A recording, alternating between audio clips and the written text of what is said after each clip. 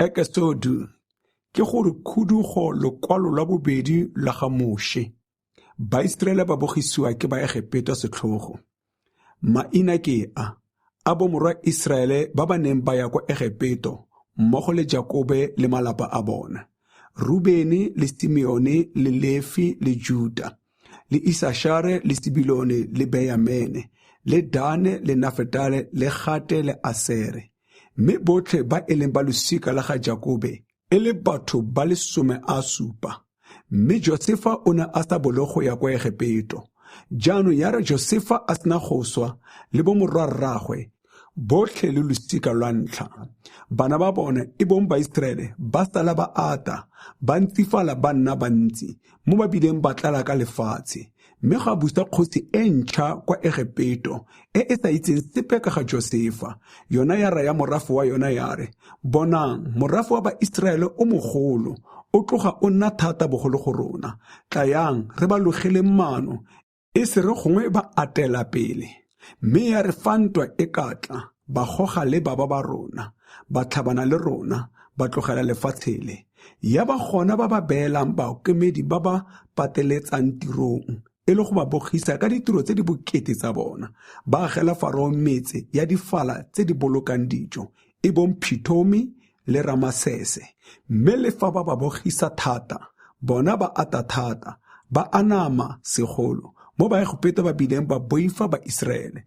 Ke fa baegipeto ba dira Baiseraele ba thanka ka thata, ba galakisa bophelo jwa bone ka tiro e bokete letsopeng le diakaneng le ka tiro tsa mefutafuta kwa masimo. Ditiro tsotlhe tsa bone ba di ba dirisa setlhogo. Gape kgosi ya Egipeto ya laela babelegisi ba basadi ba Bahebere e bong Sifera le Phua, ya re, fa lo belegisa basadi ba Bahebere lebe ngwana fa e le mosimane molaeng fa e le mosetsana a phele. Mme babelegisi bao ba boifa Modimo ba seke ba dira ka fa kgosi ya Egipeto e ba laetseng ka teng, ba leseletsa basimane go phela. Ke fa kgosi ya Egipeto e bitsa babelegisi e ba botsa e re, ke ka ntlha ya eng fa lo dirile jalo lwa phidisa basimane? Babelegisi ba fetola Farao ba re, kana basadi ba Bahebera ga ba tshwane le basadi ba Egipeto, mme bona ba thata. Ya tle e re mmelegisi a ise a fitlhe kwa go bona, ba bo ba setse babelegi. Babelegisi bao Modimo wa ba phidisa sentle, mme morafe wa Baiseraele wa ata wa tia thata. Mme ya re ka babelegisi ba boifa Modimo, ona wa ba naya malapa a tletseng bana. Ke fa Farao a laela morafe otlhe wa gagwe a re, basimane botlhe ba Bahebere ba ba tla tsalwang lo ba latlheleng mo nokeng ya Nile, mme basetsana botlhe le ba lese ba phele. Kgaolo ya bobedi. Botsalo jwa ga Moshe. Monna mongwe wa lotso la ga Lefi a ya a tsaya mosadi mo go bomoradi ya Lefi. Mosadi yo a ithwala, a tshola ngwana wa mosimane. Ya re a bona a le montle, a mo fitlha dikgwedi di le 3. Ya re a sa tlhole a kgona go mo fitlha, a mo tseela seroto sa letlhaka, a se thiba ka boroko jwa mmu le boka, a baya ngwana mo go sona, a ba a se fitlha mo motlhakeng fa losing lwa noka ya Nile. Mme kgaitsedi a ema kgakalanyana gore a tle a bone fa sengwe se mo dirafalela. Ke fa morwadi a Farao a fologela kwa nokeng ya Nile go tlhaba. Basetsana ba gagwe ba ntse ba tsamaya fa losing la noka ya Nile. Jaanong ya re a bona seroto seo mo motlhakeng, a roma lelata la gagwe la ya la se tsaya. Ya re a se khurumolola, a bona ngwana e le mosimanyana yo o lelang, a mo tlhomogela pelo a re, ke ngwana mongwe wa Bahebere. Ke fa kgaitsedi a botsa morwadi ya Farao a re, a ke ye go go biletsa mosadi yo a musang wa Bahebere gore a go amusetse ngwana yo? Morwadi ya Farao a mo araba a re, ea, dira jalo. Ke fa lekgarebe leo Lea le bitsa mmagwe ngwana.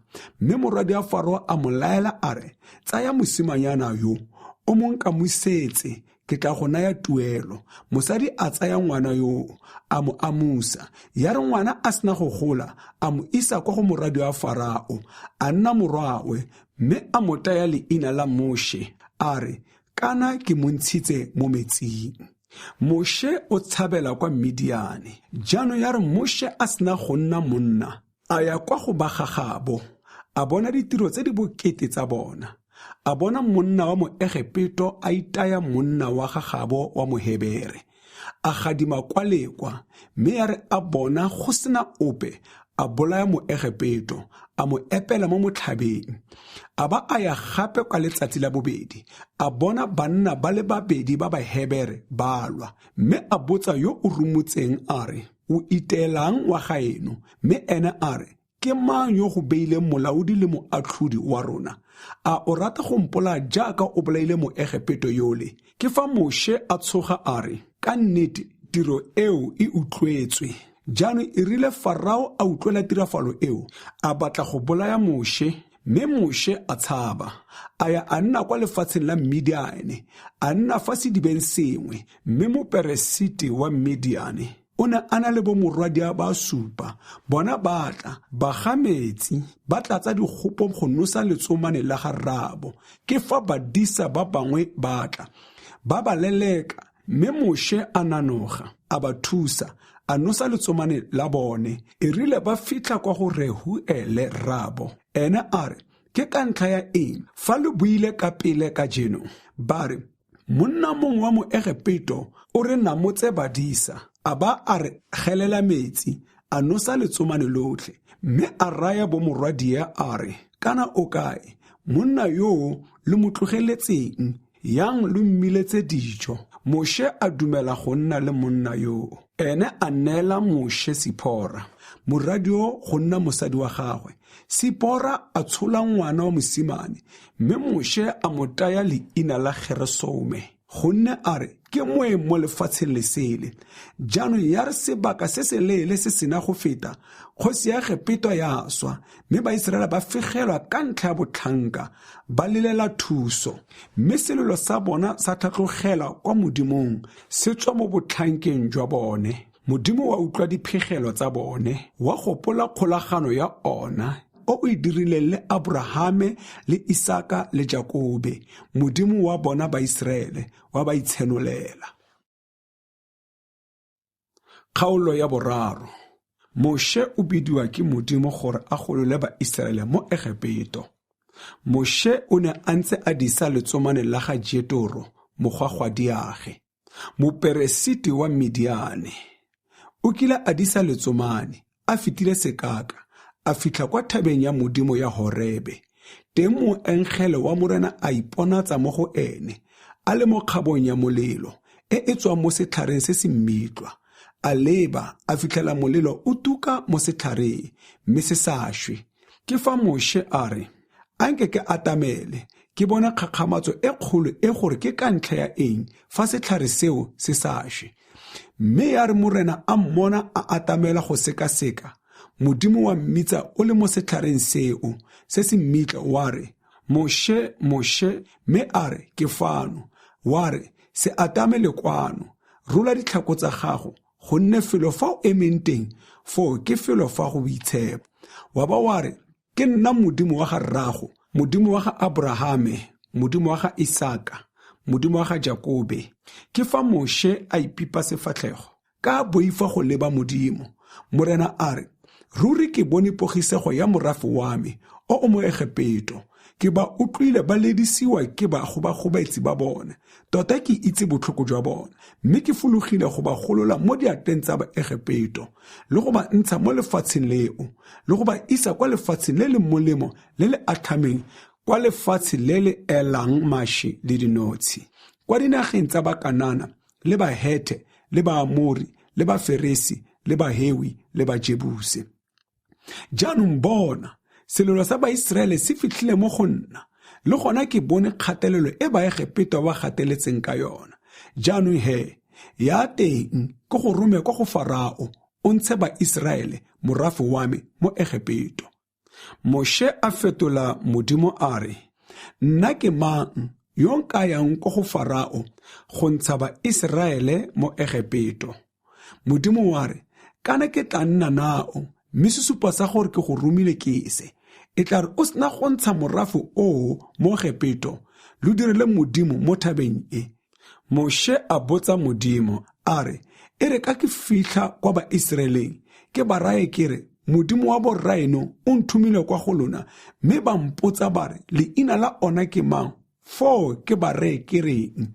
Modimo wa raya Moshe wa re, ke nna yo ke leng ene, wa ba wa re raya Baisraele jaana o re ene ke nna o nthumile kwa go lona. Modimo wa bua gape le Moshe wa re o re Baisraele jaana o re Morena Modimo wa borraeno, Modimo wa ga Abrahame le Isaka le Jakobe, ke ona o nthumileng kwano go lona, ke lona leina la me ka bosakhutleng, ke lone le ke bidiwang ka lone ke ditshika tsotlhe. Ya he, o phute bagolo ba Baisraele, o ba reye o re Morena Modimo wa borraeno o iponaditse mo go nna, Modimo wa ga Abrahame le Isaka le Jakobe wa re ruri ke lo etse tlhoko le tso le di diretsweng mo Egepeto, ka re ke tla lo ntsha mo pogisegong ya Egepeto ke lo isa kwa lefatsheng la Bakanana le Bahete le Baamori le Baferesi le Bahewi le Bajebusi, kwa lefatsheng le le elang maši le dinotshi. Ba tla utlwa lentswe la gago mme wena o ya kwa kgosing ya Egepeto o na le bagolo ba Baisraele, lo e reye lore Morena Modimo wa Baheberwe o kgatlane le rona. Jaanong ge a ko re letlelele go ya kwa sekakeng ka leeto la malatsi a le 3 re ya go direla Morena Modimo wa rona ka ditlhabelo. Fela ke itse gore kgosi ya Egepeto ga e ka ke ya le dumelela go tsamaya fa e sa patelediwe ke thata, mme ke tla le otlolola letsogo ke itaya Egepeto ka dikgakgamatso tsa me tsa mefutafuta tse ke tla di dirang teng. Morago ga moo kgosi e tla le rebola, le gone ke tla naya morafe o go bona bopelotlhomogi mo matlhong a Baegepeto. E tla re fa le huduga lo seke le huduge le iphutlere fela, mme a mosadi mongwe le mongwe a kope dilo tsa selefera le tsa gouta le diaparo mo mosading wa Moegepeto yo o bapileng nae le mo go ene yo e leng moeng mo lapeng la Moiseraele. Le di apese bomorwa lona le bomoradi a lona le thukute Baegepeto jalo. Kgaolo ya 4. Moshe o fiwa thata go ka dira metlholo. Moshe a fetola a re, fa ba sa ntumele ba sa utlwe lentswe la me ba re Morena ga a ka a iponatsa mo go wena, ke tla dirang. Morena a moraya a re, ke eng se o se tshotseng ka letsogo? A re, ke thobane. Morena a re, e latlhele fa fatshe. A e latlhela fa fatshe, ya fetoga noga. Moshe a ba a tshaba. Morena a raya Moshe a re, ntsha letsogo o e tshware ka mogatla. A ntsha letsogo a e tshwara, mme ya boa ya nna thobane gape mo letsogong la gagwe. O dire jalo gore batle ba dumele fa Morena Modimo wa borrabo, Modimo wa ga Abrahame le Isaka le Jakobe o iponeditse mo go wena. Morena a ba a moraya a re, a ko o tsenye seatla mo sehueng sa gago. A tsenya seatla mo sehueng sa gagwe, ya re a sentsha a fitlhela seatla sa gagwe se tletse lepero, se le sesweu jaaka semathane. A laola a re, tsenya seatla gape mo kubong ya gago. A se busetsa mo kubong ya gagwe, ya re a sentsha a fitlhela se tshwana gape le nama ya gagwe. Mme fa ba sa go dumele, ba sa utlwe thuto ya sesupo sa ntlha, ba tla dumela thuto ya sesupo sa bobedi. Mme fa ba sa dumele ditshupo tsoopedi, ba sa utlwe lentswe la gago, o ge metsi mo nokeng ya Nile, o a tshololele fa go omileng. Fo metsi ao a o agileng mo nokeng a tla fetoga madi teng go. Mme Moshe a raya Morena a re, ao Morena, ga ke itse go bua sentle fa e sa le ke tswalwa go fitlhela ka jeno. O ntse o bua le motlhanka wa gago, gonne ke molomo o bonya, ke loleme lo bonya. Ke fa Morena a mmotsa a re, ke mang yo o fileng motho molomo? Ke mang yo o dirang motho semumo? Gongwe susu, gongwe mmoni, gongwe sefofu? A ga se nna Morena, tsamaya he o ye, nna ke tla nna le molomo wa gago, ke go ruta tseo o tla di buang. Mme Moshe a re, ao Morena, Roma o sele yo ka kgonang, e se nna. Ke fa Morena a tukela Moshe bogale a re, a ga ke re Aron mogolo wa Molefi o teng. Ke itse gore ene o itse go bua sentle, ebile o etla, o tsile go kgatlantsha, mme e tla re a go bona, a itumele ka pelo yotlhe. Bua nae, o tsenye mafoko mo molomong wa gagwe, mme ke tla nna le molomo wa gago, le molomo wa gagwe, ke lo ruta tse lo tla di dirang. Ene o tla nna mmueledi wa gago mo bathong, ene e le molomo wa gago, mme wena o le modimo wa gagwe, mme thobane eo e o tla dirang ditshupo ka yona, o itshole ka letsogo. Moshe o boela ko Egepeto. Moshe a tsamaya, a boela ko go Jethro, mogwagwadiagwe. A mo raya a re, a ko ntetlelele gore ke boele kwa go bagaetsho ba ba nnang ko Egepeto, ke ye go bona gore a ba sentse ba phela. Jethro a raya Moshe a re, ya ka kagiso.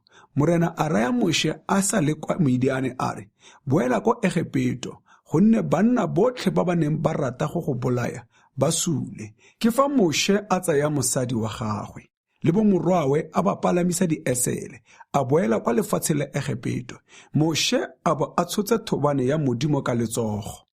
Morena a laela Moshe jaana a re, e re ka o le mo tseleng go boela kwa Egepeto, o tlhokomele gore o dire dikgakgamatso fa pele ga Farao tse ke di tsentseng mo diatleng tsa gago.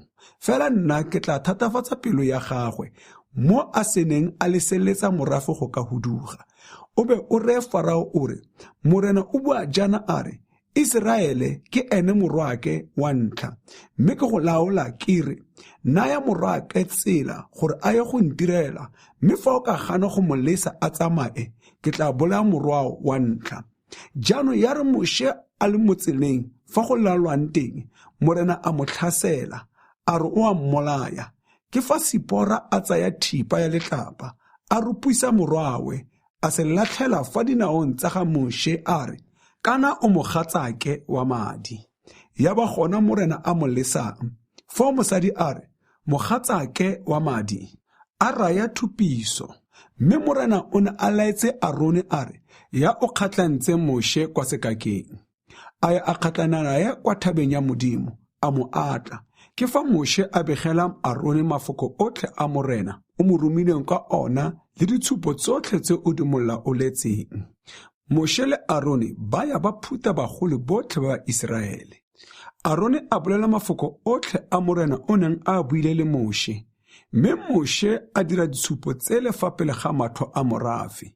Morafe wa dumela, ya re ba sena go utlwa gore morena o etse ba Iseraele tlhoko, o bone pogisego ya bona, ba inama ba obamela modimo. Kgaolo ya 5. Moshe le Aron ba ya go Farao. Morago ga moo Moshe le Aron ba ya go Farao, ba moraya ba re, morena, modimo wa Iseraele, o bua jaana a re, lesa morafe wa me o ye go ntirela moletlo mo sekakeng. Farao a fetola a re, morena ke mang yo ke tshwanetseng go mo utlwa? Ka naya ba Iseraele tsela, ga ke itse morena. Le gona ga nkake ka lesa ba Iseraele go tsamaya. Bone ba re, modimo wa Bahebere o kgatlane le rona, nte re ye kwa sekakeng ka leeto la malatsi a le 3, re direle morena modimo wa rona ditlhabelo, e se re gongwe a re wela ka leroborobo gongwe ka tšhaka. Kgosi ya Egepeto ya baraya ya re, lona Moshe le Aron lo dielang batho mo ditirong tsa bona, yang kwa ditirong tsa lona. Farao a ba a re, bonang, ba setse ba atile thata mo lefatsheng la rona. Jaanong a lona lo rata go ba ikhutsisa mo ditirong tsa bone. Ka lona letsatsi leo, Farao a laela bagobagobaetsi ba ba mo morafeng le baokomedi ba ona a re, lo seke la tlhola lo naya morafe lo tlhaka la go bopa diekane jaaka pele. A ba ye ka bosi ba ikgobokanyetse lo tlhaka, mme palo ya diekane e ba e dirileng pele lo e batle mo go bona, lo seke la e fokotsa, gonne bona ke ditshwakga. Ke ka moo ba goang ba re, re lese re direle modimo wa rona ditlhabelo. A tiro e imele banna bao tota, gore ba itapise ka yona, mme ba seka ba tlhokomela mafoko a maaka. Ke fa bagobagobetsi ba morafe le baokamedi ba ona ba tswa ba raya morafe ba re, Farao o bua jaana a re, ga nka ke ka lona ya lotlhaka ya nka losi le ipatlele lotlhaka kwa lo ka lo bonang teng mme tiro ya lona ga ene e fokodiwa ka gope ke fa morafe o phatlalala le lefatshe lotlhe la Egepeto go kgobokanya dirite boemong jwa lotlhaka mme ba gobagobetsi ba ba potlakisa ba re fetsang ditiro tsa lona tsa letsatsi ka nako ya tsona jaaka pele fa lo sentse lo fiwa letlhaka baokomedi ba e leng ba Iseraele ba ba neng ba beilwe ke bagobagobetsi ba ga Farao mo go bona ba itewa ba bodiwa gwate ke ka ntlha ya eng fa maabane le kajeko lo sa fetsa palo ya diekana elo e laetsweng jaaka gale ke fa baokomedi ba e leng ba Iseraele ba ya go Farao ba mogwela ba re ke ka ntlha ya eng fa o direla batlhanka ba gago jaana batlhanka ba gago ga ba fiwe lotlhaka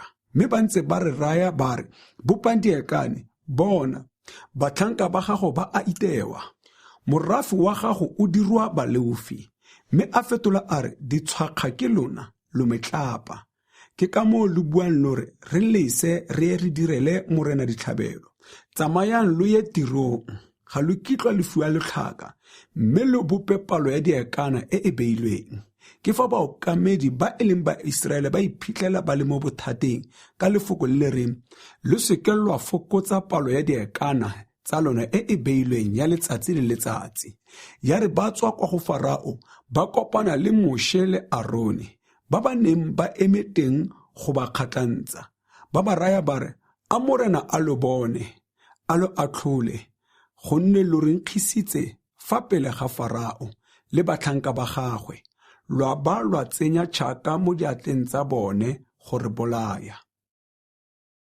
Moshe o ngongorega mo go morena Moshe a boela kwa moreneng a re morena ke ka ntlha ya eng fa o direla morafe o bosula a o nthumetse gona fa e sale ke tsena kwa go Farao go bua ka leina la gago a simolola go direla morafe o bosula le gona ga o ise o golole morafe wa gago gope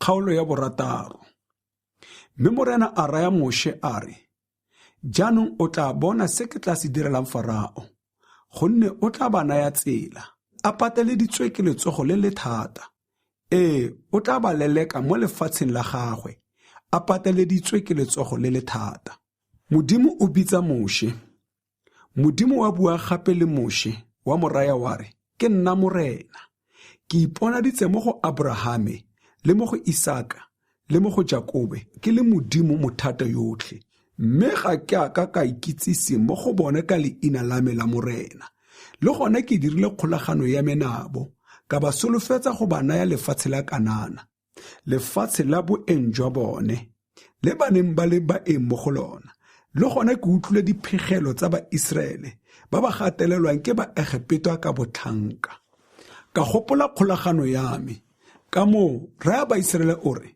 ke nna morena ke tla lo ntsha mono ke lo rola morwalo wa go direla ba Egepeto ke lo golola mo botlhankeng jwa lona ke lo pholosa ka letsogo le le otlologileng le ka dipetso tse dikgolo ke tla lo tshola gore lo nne morafe wa me ke tla nna Modimo wa lona mme lo tla itse gore ke nna morena Modimo wa lona yo lo ntshang mono a lo rola morwalo wa go direla ba Egepeto le ke le tsholeleditseng letsogo ka ikano gore ke tla le naya Abrahame le Isaka le Jakobe ke tla le lo naya go nna boswa Moshe a bolelela ba Iseraele jalo mme ba seka ba mo reetsa ka ntlha ya go fela pelo ka botlhanka jo bo setlhogo ke fa morena a bua le Moshe a re ya o bue le Farao kgosi ya Egepeto gore a lese ba Iseraele ba huduge mo lefatsheng la gagwe mme Moshe a bua fa pele ga morena a re bona fa ba Iseraele ba sa nkutlwe Farao ene o tla nkutlwa jang ke le yo o sa itseng go bua sentle ke fa morena a bua le Moshe le Arone a ba laela go ya kwa ba Iseraeleng le kwa go Farao kgosi ya Egepeto go ba bolelela gore re romilwe go ntsha ba Iseraele mo lefatsheng la Egepeto losika la ga Moshe le Arone ditlhogo tsa malapa a borrabo ketse bo morwa Rubene motswala pele wa ga Iseraele ke Henoge le Phalo le Hesrone le Karemi ke tsona ditso tsa ga Rubene. Bomorwa Simeone ke Jemuele le Jamine le Ohate le Jagine le Sohare le Saule morwa mosadi wa Mokanana. Ke tsona ditso tsa ga Simeone. Maina a bomorwa Lefi ka go tlhomagana ga bona ke a: Geresone le Kahate, Merari. Dinyaga tsa bophelo jwa ga Lefi di ne di le 137. Bomorwa Geresone ke Libeni le Simei ka fa ditsong tsa bone. Bomorwa Kahate ke Amarame le Isahare le Hebrone le Usiele. Dinyaga tsa bophelo jwa ga Kahate di ne di le 133. Bomorwa Merari ke Magedi le Mushi ke tsona ditso tsa ga Lefi le go tlhomagana ga tsona. Amerame a tsaya Jogobete, rakgadiagwe, go nna mosadi wa gagwe, ene a mo tsalela Arone le Moshe. Dinyaga tsa botshelo jwa ga Amerame di ne di le 137. Bomorwa Isahare ke Kora le Segeri. Bomorwa Usiele ke Mishaele le Elisefane le Siteri. Arone a tsaya Eliseba, morwadi a Aminatabe, kgaitsadi a Nasone, go nna mosadi wa gagwe. A tsala Natabe le Ebulu le Abihu le Eliasare le Itamare. Bomorwa Kora ke Asire le Elekana le Abjasafe ke tsona ditso tsa ga Kora. Eliasare morwa Arone a tsaya mosadi mo go bomorwadi wa Phutiele, a tsala Phinehase nae. Ke tsona ditlhogo tsa borra ba Lefi ka fa ditsong tsa bone. Arone le Moshe ke bona ba morena o ba laetseng a re, ntshang ba Israele mo lefatsheng la Egepeto. Ba rulagantswe ka fa mephatong ya bona. Ke bona ba ba buileng le Farao kgosi ya Egepeto go hudisa ba Israele mo Egepeto. E bong Moshe le Arone. E rile ka letsatsi le morena o buileng le Moshe mo lefatsheng la Egepeto ka lone. Morena a raya Moshe a re, ke nna morena, bolelela Farao kgosi ya Egepeto dilo tsotlhe tse ke tla di buang nao. Mme Moshe a bua fa pele ga morena a re, kana ga ke itse go bua sentle, Farao o tla nthetsa jang. Kgaolo ya bosupa. Morena a raya Moshe a re, bona ke go dirile modimo wa ga Farao, mme Arone mogolo o tla nna moporofete wa gago. Wena o mmolelele tsotlhe tse ke di go laelang, mme Arone mogolo o tla di bua le Farao mo lefatsheng la gagwe. Fela nna ke tla thatafatsa pelo ya ga Farao, ke ntsifatsa ditshupo tsa me le dikgakgamatso tsa me mo lefatsheng la Egepeto. Farao ga a ka ke a le utlwa, mme ke tla baya seatla sa me mo Egepeto, ke hudisa mephato ya me, e bong morafe wa me wa ba Israele mo lefatsheng la Egepeto ka dipetso tse dikgolo. Motlhang ke otlolelang ba Egepeto letsogo la me, ke ntsha ba Israele mo gare ga bona, foo ba Egepeto ba tla lemoga gore ke nna morena. Moshe le Arone ba dira ka fa morena a ba laetseng ka teng. Ba dira fela jalo. E rile ba bua le Farao, Moshe a ba a le dinyaga di le 80, mme Arone a le dinyaga di le 83. Thobane ya ga Arone. Jaanong morena a bua le Moshe le Arone a re, fa Farao a bua le lona a re, itshupeng ka kgakgamatso. O re Arone o re, tsaya thobane ya gago o e latlhele fa pele ga Farao, e tla fetoga noga. Ke fa Moshe le Arone ba ya kwa go Farao, ba dira ka fa morena a ba laetseng ka teng. Arone a latlhela thobane ya gago fa pele ga Farao, le fa pele ga batlhanka ba gagwe, ya fetoga noga. Jaanong Farao a bitsa batlhalefi le baitsanape, mme dingaka tsa Egepeto le tsona tsa dira jalo ka mereo ya tsona. Mongwe le mongwe a latlhela thobane ya gago fa fatshe, tsa fetoga dinoga, mme thobane ya ga Arone ya metsa dithobane tsa bone. Fela pelo ya ga Farao ya thatafala, a seke a ba utlwa fela jaaka morena a boletse. Petso ya ntlha, metsi a fetoga madi. Ke fa morena a raya Moshe a re, pelo ya ga Farao ga e ineele, o gana go naya morafe tsela ya kwa go Farao ka masa. Bona, o tla ya kwa nokeng, o eme fa losing la noka ya Nile, go mo kgatlantsa gona. O tseye thobane e fetogileng noga ka letsogo. O mo reye o re, morena modimo wa Bahebere o nthumile kwano go wena a re, ke sale ke go raya kere, le sa morafi wa me gore o ye go ntirela mo sekakeng. Mme bona, ga o se o utlwe go fitlhelela jaanong. Morena o bua jaana a re, se o tla lemogang ka sona gore ke nna morena, ke se, ke tla itaya metsi a noka ka thobane e ke e tshotseng, mme a tla fetoga madi. Ditlhapi tse di mo nokeng di tla swa, noka e be e nkge sebodu, mme Baegipito ba tla bifelwa ke go nwa metsi a noka.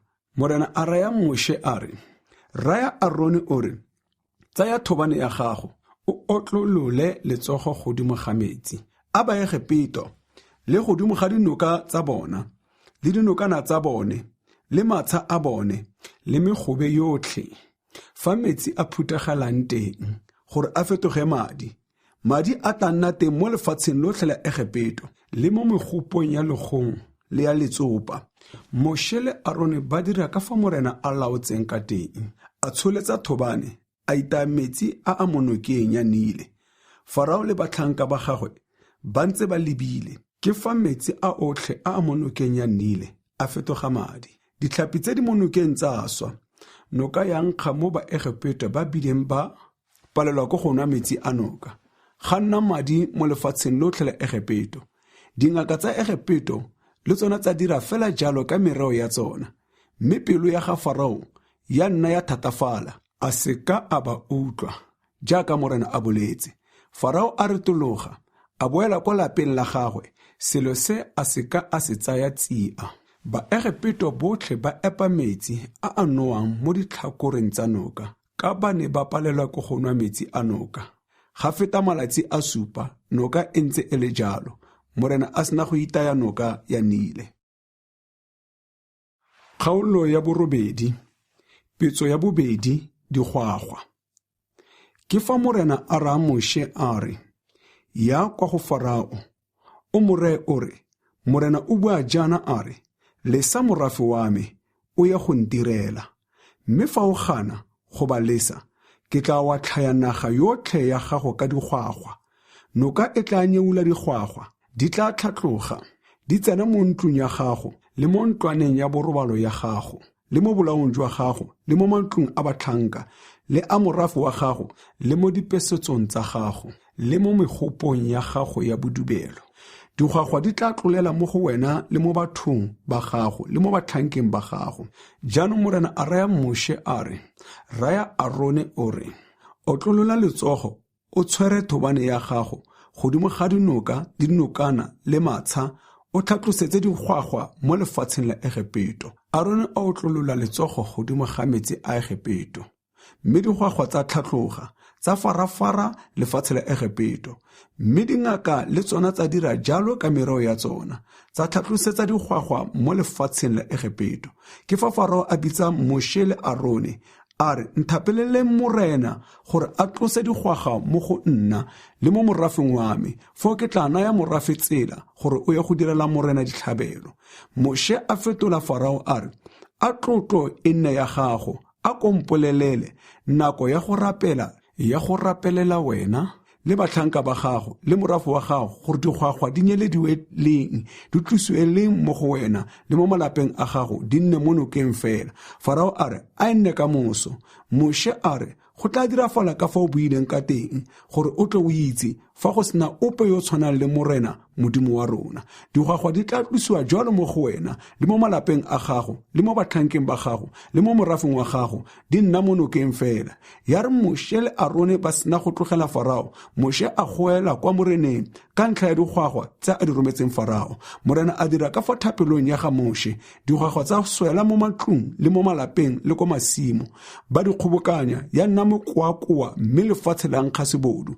Ya re Farao o bona fa a imologile, a boela a thatafatsa pelo ya gagwe gape, a seka a ba utlwa, fela jaaka morena a boleletse pele.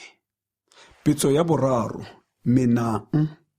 Jaanong morena a bua le Moshe a re, raya Aron o re, tsholetsa thobane ya gago, o iteye lerole la lefatshe gore le fetoge menang mo lefatsheng lotlhe la Egipito. Ba dira jalo. Arone a tsholetsa letsogo a tshwere thobane ya gagwe, a itaya lerole la lefatshe, ke fa menang e tlela batho le diruiwa.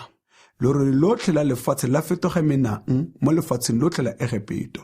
Dingaka le tsona tsa leka jalo ka mereo ya tsona go di dire menang, mme tsa palelwa. Menang ya tlala mo bathong le mo diruiweng.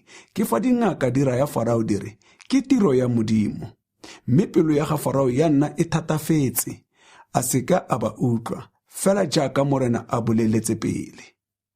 Pitso ya bone, diboba. Ke fa morena a raya Moshe a re, phakela ka masa, o eme fa pele ga Farao. Bona, o tla ya kwa nokeng.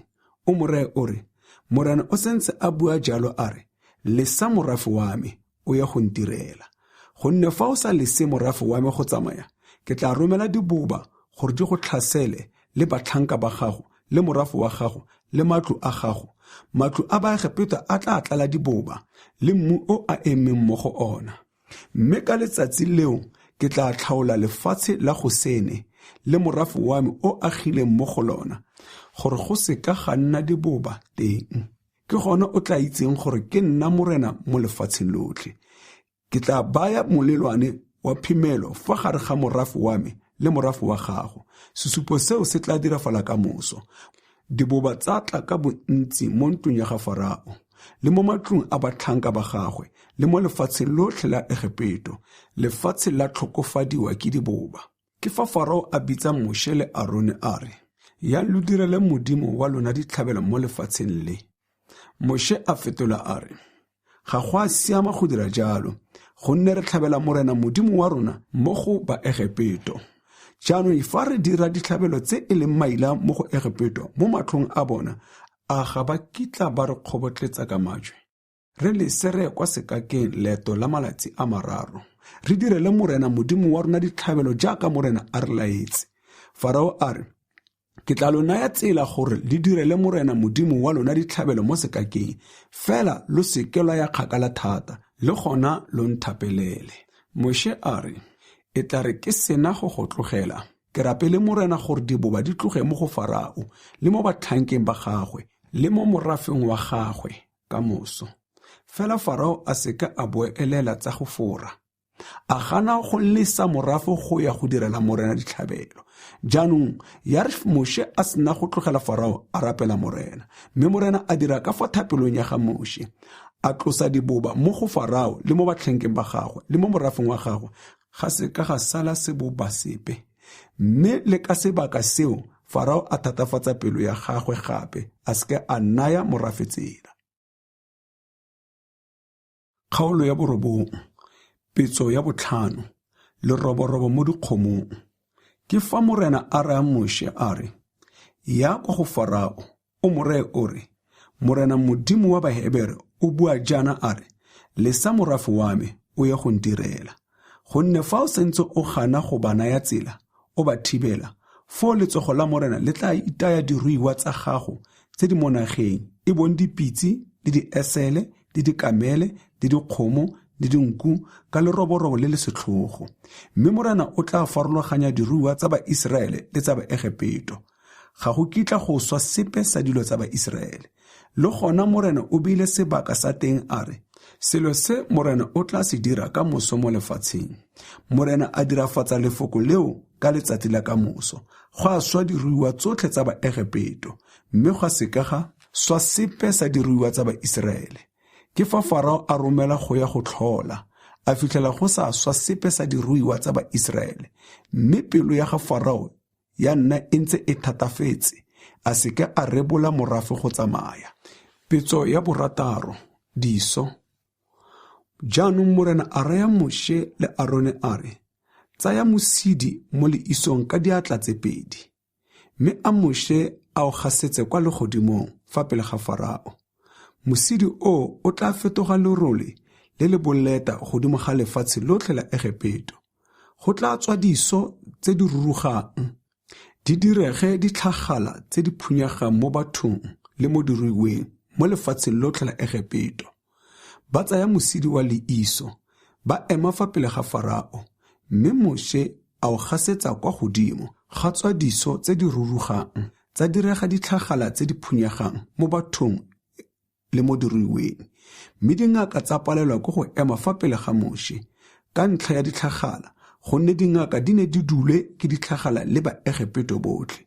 Mme morena a thatafatsa pelo ya ga Farao gore a seke a ba utlwa fela jaaka morena a boleletse Moshe. Pitso ya bosupa, sefako.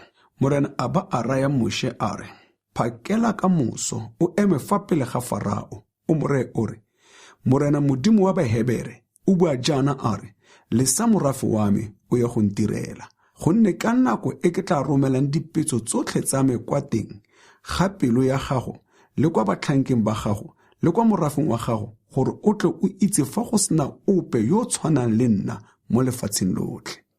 Gonne nka bo ke ntshitse letsogo ka go bolaya le morafe wa gago ka leroborobo mo o ka bong o fedisitswe mo lefatsheng. Mme se ke go boloketseng bophelo ka ntlha ya sona ke gore ke go bontshe thata ya me gore ba tumise leina la me mo lefatsheng lotlhe. O santse o thibela morafe wa me, o sa o lese go tsamaya. Bona, ka moso go lekana ke tla nnesa sefako se se boitshegang thata, se go iseng go ke gone se se tshwanang naso mo Egepeto go tloga tshimologong ya Egepeto go fitlhelela ka jeno. Jaanong Roma o femele diruiwa tsa gago le tsotlhe tse e leng tsa gago tse di kwa nageng, gonne batho botlhe diruiwa tse di fitlhelwang kwa nageng di sa tshabelwa kwa matlong di tla bolawa ke sefako di swa. Jaanong yo neng a boifa lefoko la morena mo batlhankeng ba ga Farao a tshabisetsa ba lapa la gagwe le diruiwa tsa gago matlong, mme yo o neng a sa ele lefoko la morena tlhoko ka pelo a lesa ba gagwe le diruiwa tsa gagwe kwa nageng. Jaanong morena a raya Moshe a re, tsholeletsa letsogo kwa godimo gore go nne sefako mo lefatsheng lotlhe la Egepeto, se re thote batho le diruiwa le dijalo tsotlhe tsa masimo mo lefatsheng la Egepeto. Moshe a tsholetsa thobane ya gagwe kwa godimo, mme morena a dumisa maru a nesa sefako le ditladi tsa ratha lefatshe. Morena a nesa sefako jalo mo lefatsheng la Egepeto. Sefako sana magadima a ntse a gadima mo gare ga sefako mo go boitshegang thata, e le sefako se se iseng se ke sene se le kalo mo lefatsheng lotlhe la Egepeto, fa e sa le setšhaba se simolola go nna mo go lone. Mo lefatsheng lotlhe la Egepeto, sefako sa bolaya dilo tsotlhe tse di neng di le kwa nageng, batho le diruiwa, le gona sefako sa senya dijalo tsotlhe tsa masimo, sa roba ditlhare tsotlhe tsa naga. Fela mo nageng ya Gosene, fa Baiseraele ba neng ba nna teng, sefako sa se ka sana.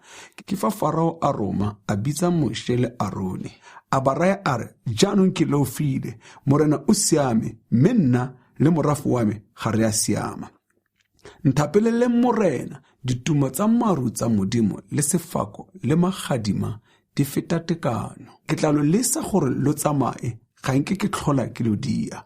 Moshe a mo raya a re, Moshe a mo fetola a re, e tla re ke sena go tswa mo motseng ke tsholetse mabogo kwa moreneng, ditumo tsa maru di tla khutla, sefako se kgaotsa gore o tle o itse fa lefatshe e le la morena, mme ke itse gore wena le batlhanka ba gago ga lo iso lo boifi morena Modimo. Letseta le garase tsa bo di sentswe, gonne garase e ne e tsetse le letseta le ne di thunya, mme mabele le lebelebele tsa seke tsa sengwa ka e le dijwalo tsa morago. Jaanong ya re Moshe a sena go tlogela Farao le go tswa mo motseng, a tsholeletsa mabogo kwa moreneng, a rapela. Mme ditumo tsa maru le sefako tsa khutla, pula e sa tlhole e tshologela mo lefatsheng. Mme ya re Farao a bona gore pula le sefako le ditumo tsa maru di khutlile, a laofela pele, a thatafatsa pelo ya gagwe ene le batlhanka ba gagwe. Pelo ya ga Farao ya thatafala jalo, mme a seka a lesa Baiseraele gore ba tsamaye jaaka morena a boleletse pele ka Moshe. Kgaolo ya bolesome, petso ya borobedi, tsie. Morena a ba a raya Moshe a re, ya kwa go Farao, gonne ke thatafaditse pelo ya gagwe le dipelo tsa batlhanka ba gagwe, gore ke dirafatse ditshupo tsa me tseo mo gare ga bone. Le gona o bolelele bana ba gago le bana ba gago ka fa ke bonaditseng thata ya me mo go Baegepetwa ka teng le ditshupo tsa me tse ke di dirileng mo go bone gore lo tle lo itse fa e le nna morena. Moshe le Arone ba ya kwa go Farao ba mo raya ba re, morena Modimo wa Bahebere o bua jaana a re, o tla gana go le kae go ikokobetsa fa pele ga me, le sa morafe wa me o ye go ntirela. Gonne fa o gana go naya morafe wa me tsela, ke tla tlisa tsie mo nageng ya gago ka moso. E tla khurumetsa lefatshe lotlhe. Fa motho a tla beng a palelwa ke go bona mmu, e tla ja masalela a setseng a lo a tlogiletsweng ke sefako, e ja ditlhare tsotlhe tse di ungwelang kwa nageng. E tla tlala mo matlong a gago le mo matlong a batlhanka botlhe ba gago le mo matlong a Baegepetwa botlhe. E le tsie e borrago le borrago mogolo ba iseng ba ke ba e bone, fa e sale banna mo lefatsheng go fitlha letsatsi la kajeno. Ke fa a retologa, a tswa, a tlogela Farao. Batlhanka ba ga Farao ba sala ba mo raya ba re, monna yo o tla re isa mo tatlhegong go le kae. Le sa batho bao ba direle morena, Modimo wa bone. A ga o se o lemoge gore Egepetwa o tla wela mo tatlhegong. Moshe le Arone ba busediwa gape kwa go Farao, mme a ba raya a re, yang lo direle morena Modimo wa lona, mme go tla tsamaya bomang. Moshe a araba a re, re tla tsamaya le bana ba rona le batsofe ba rona, re tsamaya le bomorwa rona le bomorwadi a rona, re na le matsomane a rona le metlhape ya rona, gonne ke moletlo wa morena mo go rona. Farao a ba raya a re, a morena a nne le lona, fa nka lo lesa go tsamaya, lona le bana ba lona itiseng, lo ikaeletse go dira bosula le kgoka a go tsamaye lona banna fela. Lo direle morena, gonne ke sona se lo se eleditseng. Mme ba lelekwa fa pele ga Farao. Morena a raya Moshe a re, tsholeletsa lefatshe la Egepetwa letsogo, gore tsie e tle mo go lone, e ja dimela tsotlhe tsa lefatshe tse sefako se di sadisitseng. Moshe a tsholeletsa lefatshe la Egepetwa thobane ya gagwe. Ke fa morena a fokisa phefo ya botlhabatsatsi mo lefatsheng ka letsatsi leo le bosigo jotlhe. Ya re bosa, phefo ya botlhabatsatsi ya tlisa tsie. Tsie ya tlala ka lefatshe lotlhe la Egepetwa. Ya nna mo nageng yotlhe eo, e le segopa se segolo thata. Se pele ga sona go ise go ke go tle tsie e kana ka yona. Le gona morago ga sona, ga e kitla e tlhola e tla gape e le kalo. Ya khurumetsa lefatshe lotlhe, mo lefatshe le sekeng la tlhola le bonala. Ya ja dimela tsotlhe tsa lefatshe le maungo otlhe a ditlhare tse di sadisitsweng ke sefako. Ga seka ga sala botala bope mo ditlhareng le mo go tse di medileng tsa naga mo lefatsheng lotlhe la Egepetwa. Ke fa Farao a bitsa Moshe le Arone ka botlako a re, ke leofetse morena, Modimo wa lona, le lona ke le leofetse. Mme jaanong a ko lo itshwarele boleo jwa me, gangwe fela e le la bofelo. Lo rapele morena Modimo wa lona gore a tlose loso loo mo go nna. Jaanong Moshe a tswa, a tlogela Farao, a rapela morena.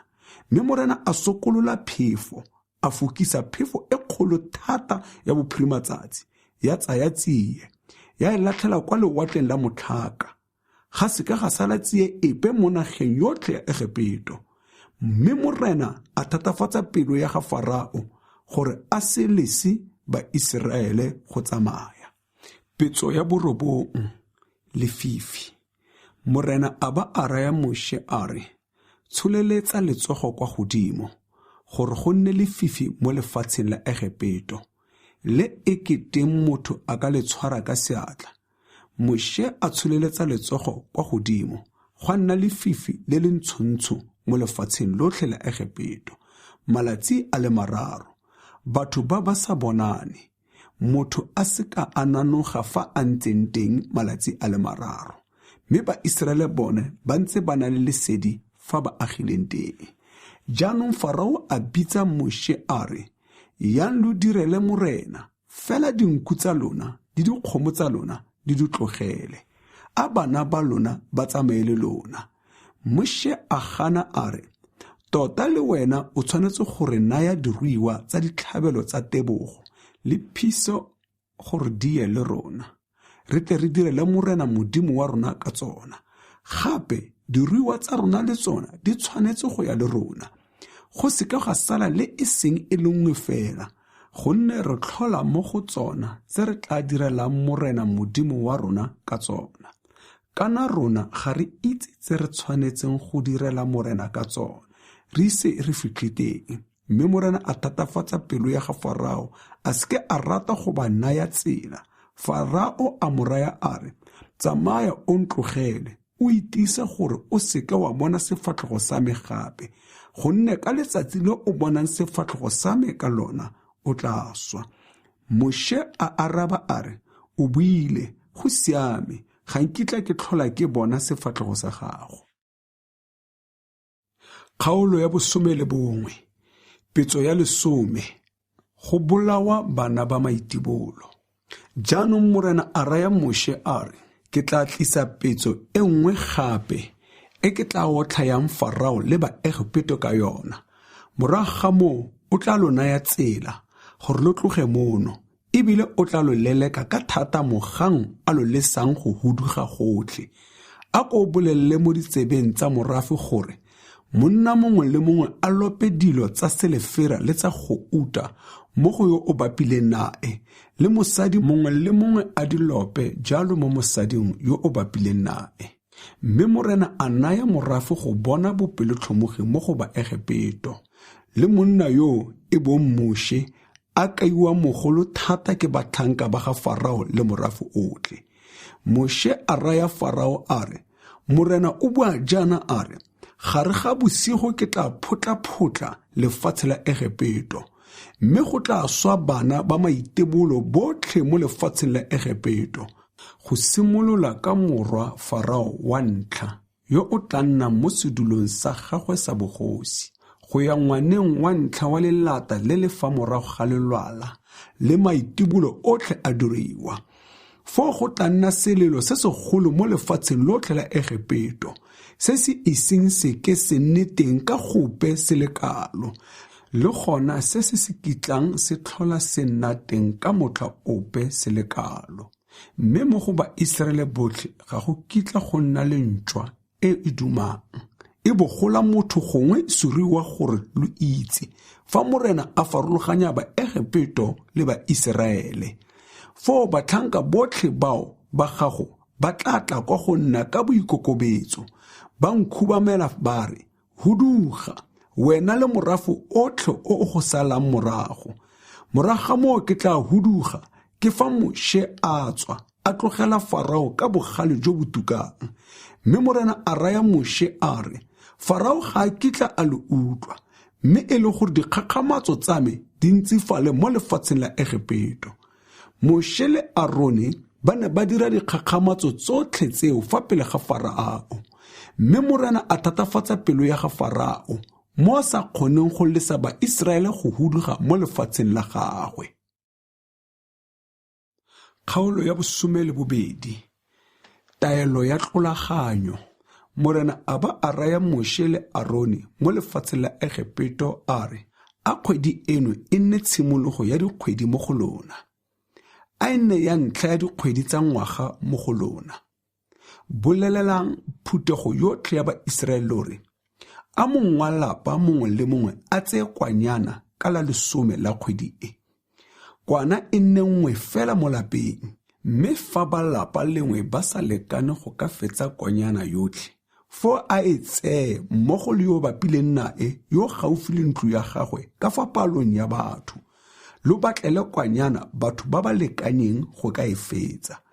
Kwanyana a nne e tonanyana e itekanetseng ya ngwaga o le mongwe, lo e tseye mo dinkung gongwe mo dipoding, e tlhatlheleng go be go fitlhe letsatsi la 14 la kgwedi eno. Fo bontsi jotlhe jwa phutego ya Baiseraele ba e tlhabe mantsiwa ka lotlatlana. a ba tseye madi a yona ba tshase mo dintlheng tso pedi tsa mojako le mo mophakerogong mo mantlong a ba e jelang mo go ona. Nama ya yona a ba e je bosigo jo e besitsweng mo molelong, ba e je le dinkgwe tse di sa bidisiwang le merogo e e galakang. Lo seke la e ja e le tala, le gone a seke ya apewa ka metsi, mme a e besiwe ka molelo, le tlhogo le memomo le mateng a yona mmogo. Lo seke la sadisa sepe sa yona go ya mosong. Fa go setse sengwe sa yona sa selwa, lo se fise ka molelo.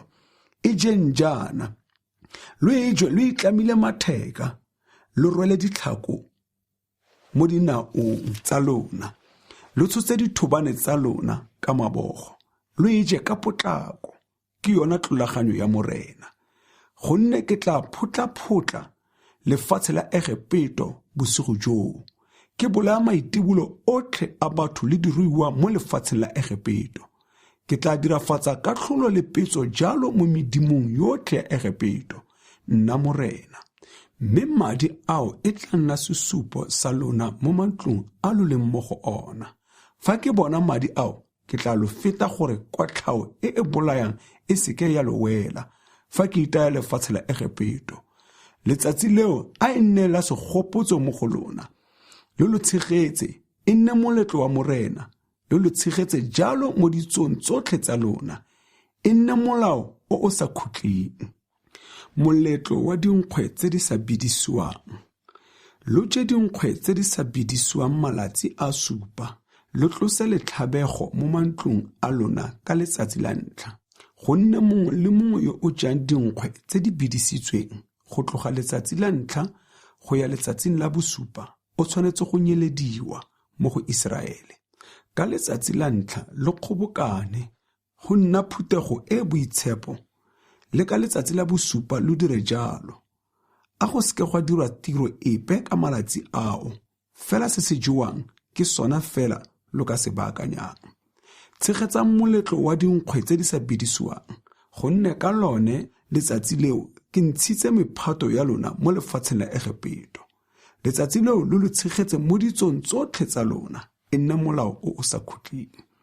Lo je dinkgwe tse di sa bidisiwang ka mantsiboa a letsatsi la 14 la kgwedi ya ntlha go ya mantsiboeng a letsatsi la 21 la kgwedi ya yona eo. A go seke gwa fitlhelwa letlhabego mo matlong a lona ka malatsi a supa. Gonne mongwe le mongwe yo o tla jang dinkgwe tse di bidisitsweng ka ona o tshwanetse go nyelediwa mo phuthegong ya Israele. Le fa e le moeng gongwe wa mogae, lo seke la ja sepe se se bidisitsweng, lo je dinkgwe tse di sa bidisiwang fela gongwe le gongwe fa lo nnang teng. Tlolaganyo ya ntlha.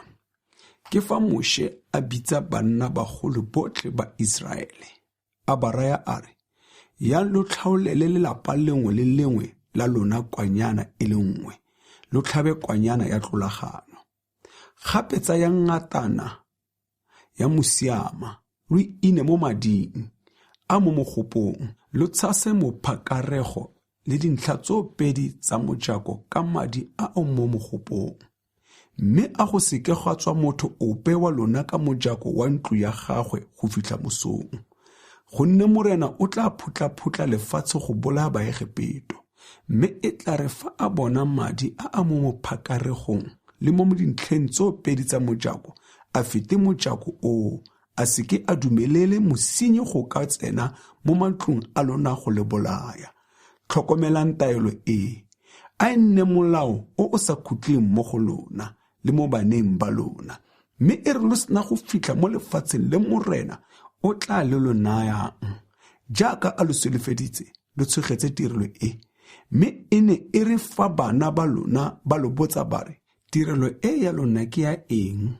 Lore, ke setlhabelo sa tlolagano ya morena, yo kileng a feta matlo a ba Israele kwa Egepeto, motlhang a bolayang ba Egepeto.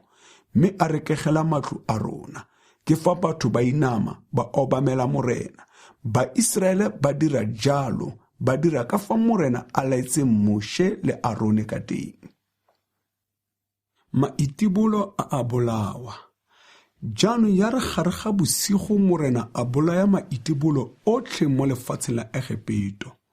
A simolola ka ngwana wa ntlha wa ga Farao, yo o tla nna mo sedulong sa gagwe sa bogosi.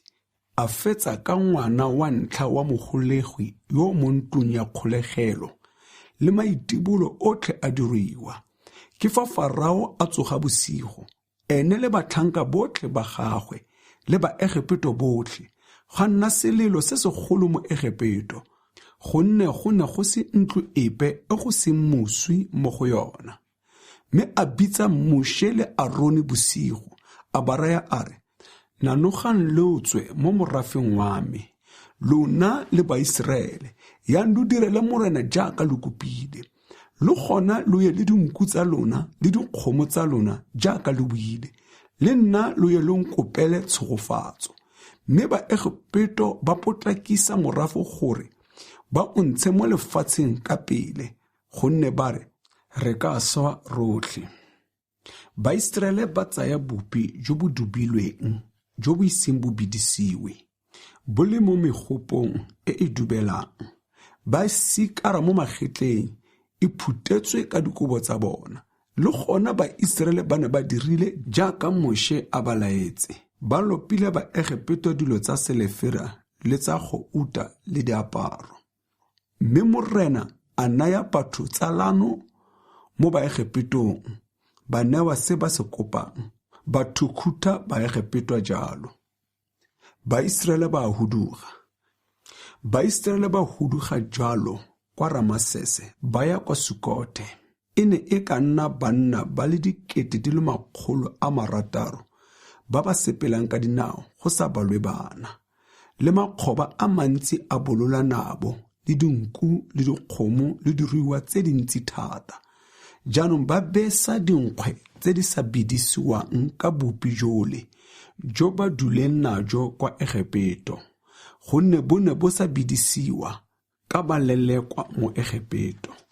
Ba sa kgone go diega, le gona ba ne ba sa itirela mefago. Mme sebaka se Baiseraele ba neng ba le kwa Egepeto ka sona ke dinyaga di le 430.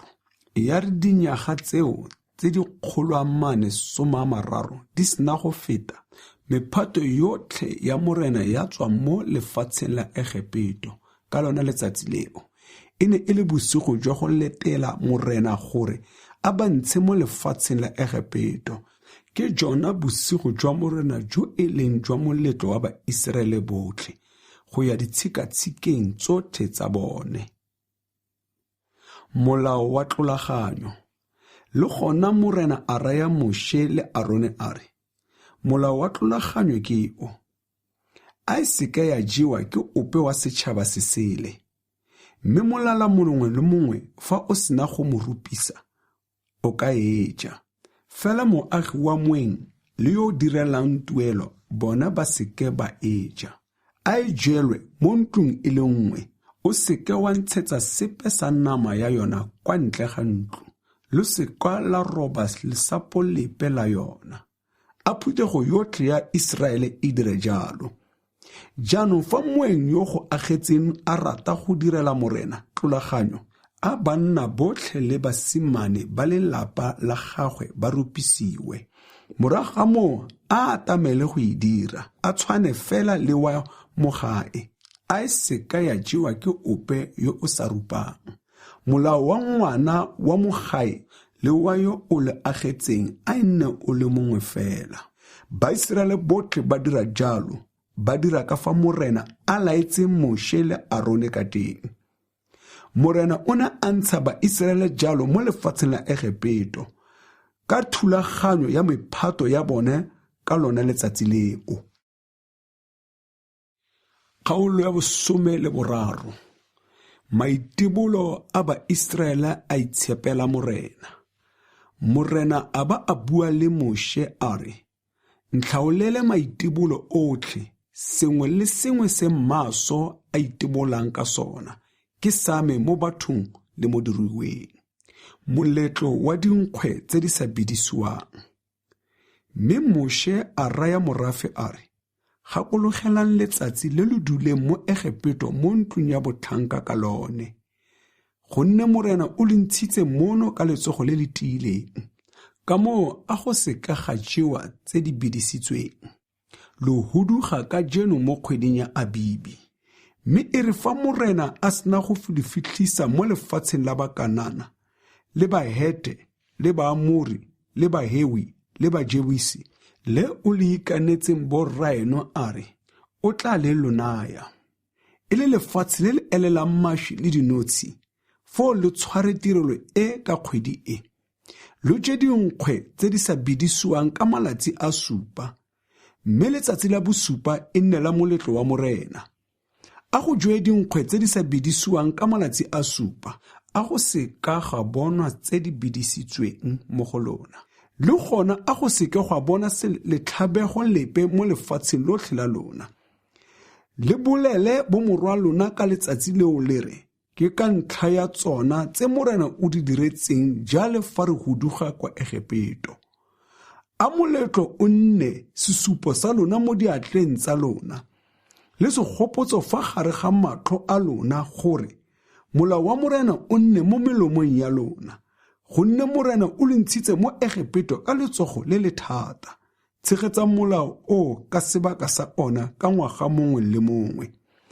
Jaanong e re morena a sena go le fitlhisa mo lefatsheng la Bakanana, jaaka a lo ikanetse le borraeno le go le lonaya. Lo neele morena sengwe le sengwe se maso a itibolang ka sona. Ditsalwa pele tsotlhe tsa diruiwa tse e leng tsa gago tse di tonanyana ke tsa morena. Le itibolelongwe le lengwe la esele le lo rekolole ka kwana. Mme fa lo sa rate go le rekolola, lo robe molala. Mme lo rekolole le maitibolo otlhe a batho, e bong bo morwa lona ba ntlha. Jaanong e re fa bo morwa lona ba lo botsa ka moso ba re, ke goreng lo ba le ruri? Morena o re ntshitse ka letsogo le le tiileng mo Egepeto mo ntlong ya botlhanka.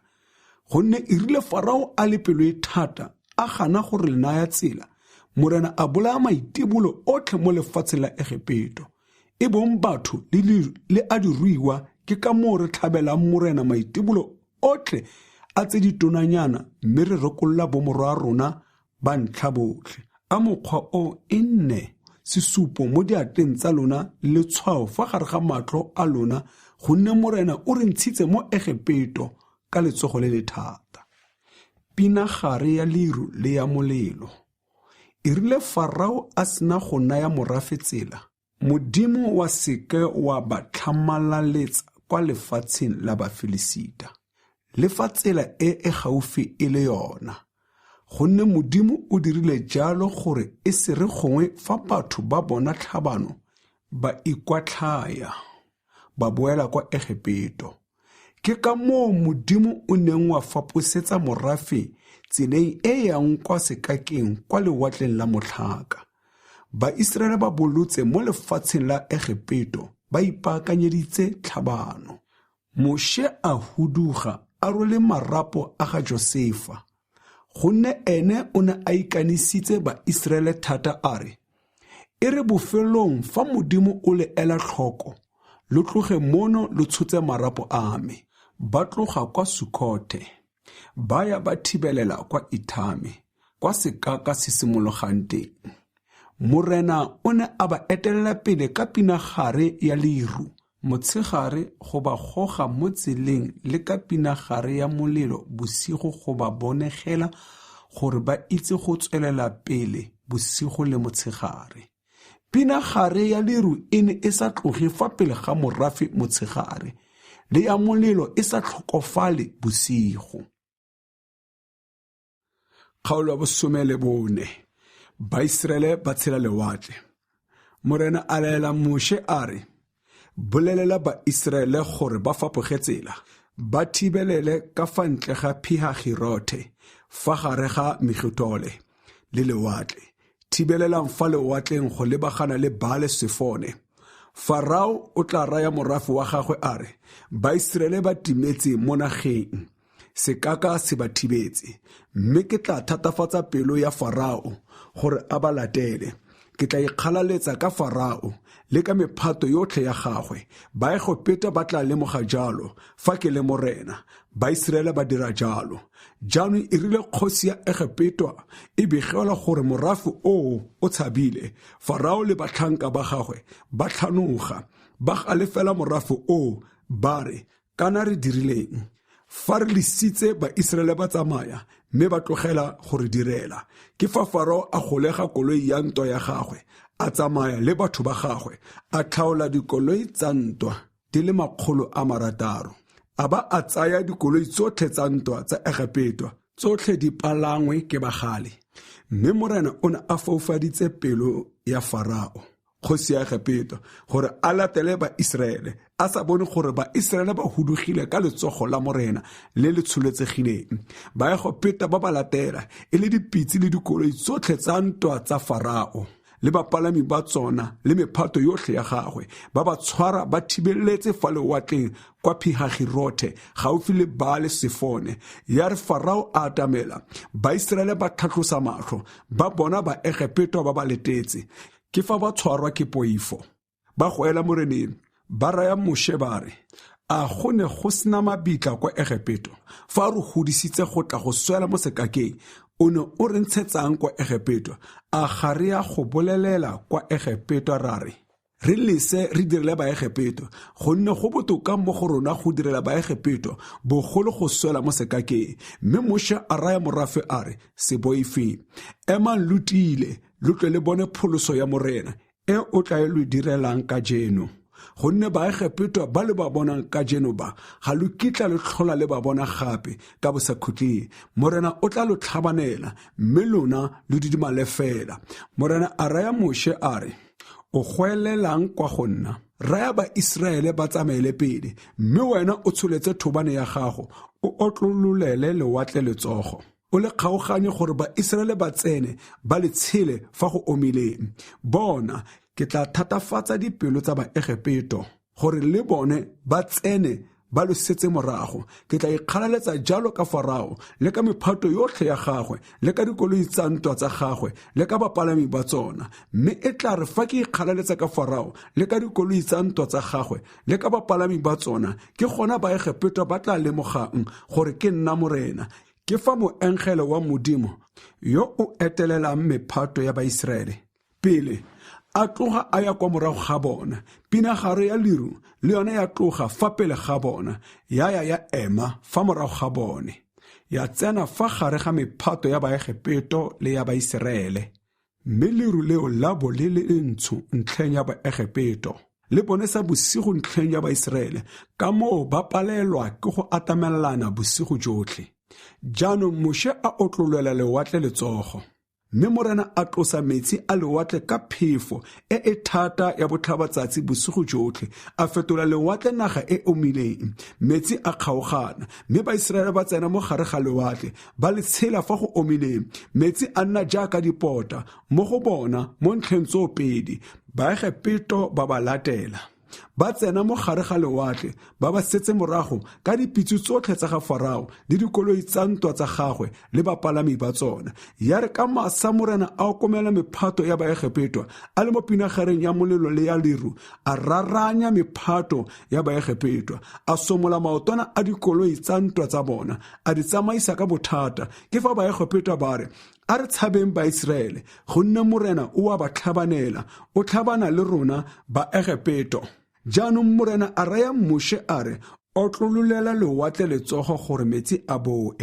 A khurumetsa Baegepetwa le dikoloi tsa ntwa tsa bona le bapalami ba tsona. Ya re Moshe a otlololela lewatle letsogo, metsi a lewatle a boela mo mannong a ona ka mahube a moso, mme Baegepetwa ba tshaba ba tlhabagane nao.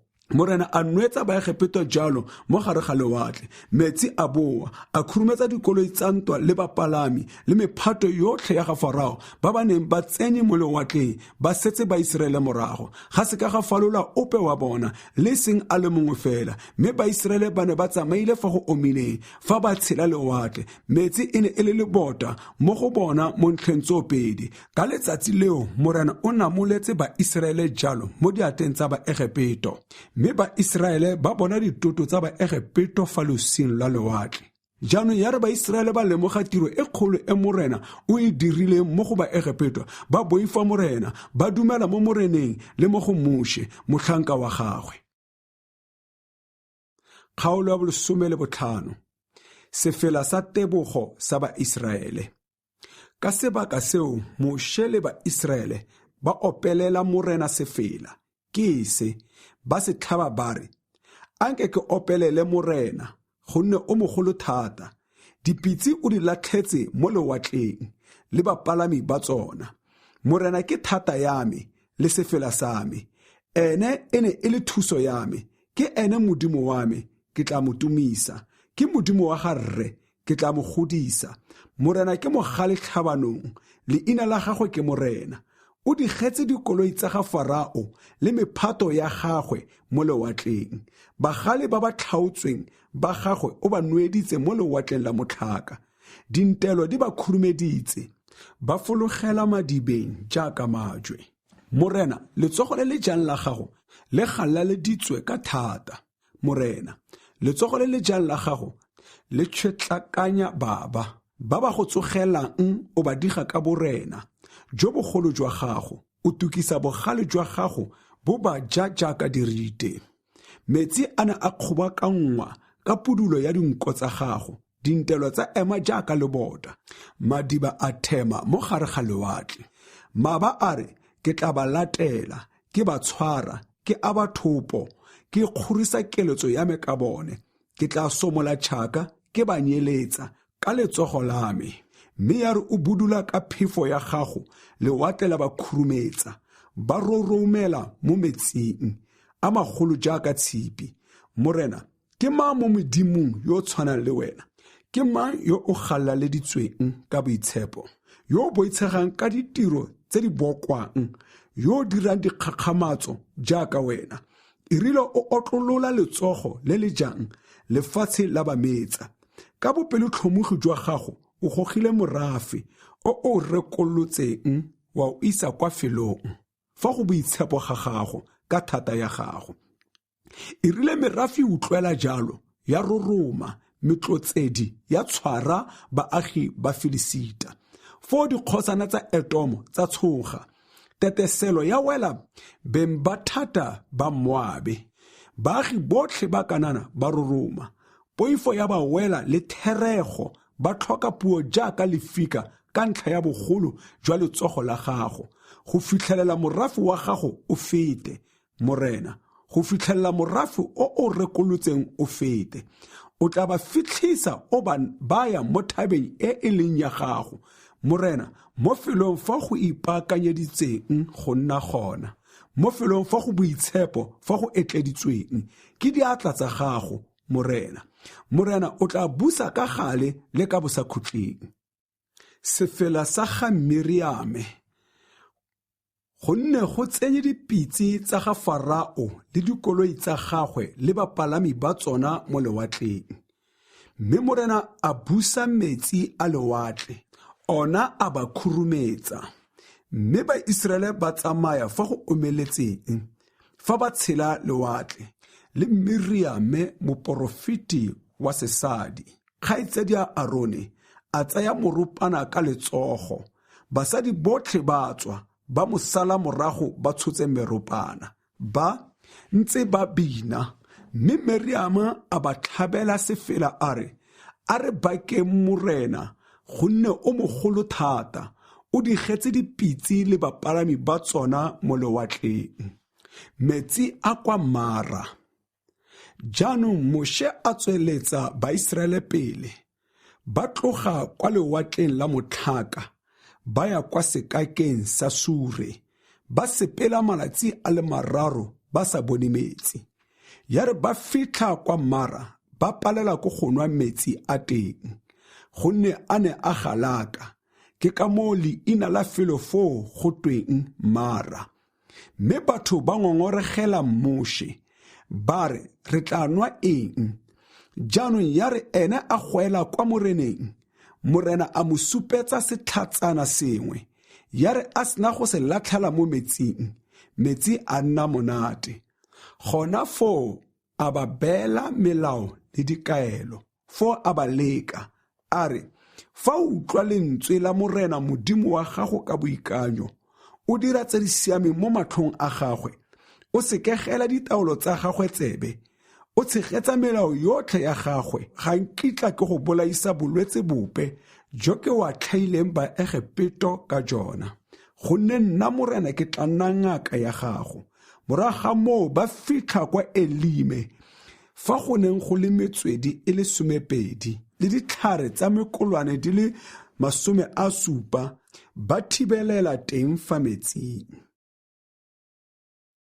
Kgaolo ya 16. Maphurwana le mana. Ba tloga ko Elime, mme morafe otlhe wa Baiseraele wa fitlha kwa sekakeng sa Sine, se se fa gare ga Elime le Sinai, ka letsatsi la 15 la kgwedi ya 2. Ba sena go huduga mo lefatsheng la Egipeto. Ke fa morafe otlhe wa Baiseraele o ngongoregelela Moshe le Aroni mo sekakeng. Baiseraele ba ba raya bare, ao, bogolo re ka bo re swetse kwa lefatsheng la Egipeto ka seatla sa Morena, metlheng ele fa re santse re le fa dipitseng tsa dinama, re ja bogobe, re kgora.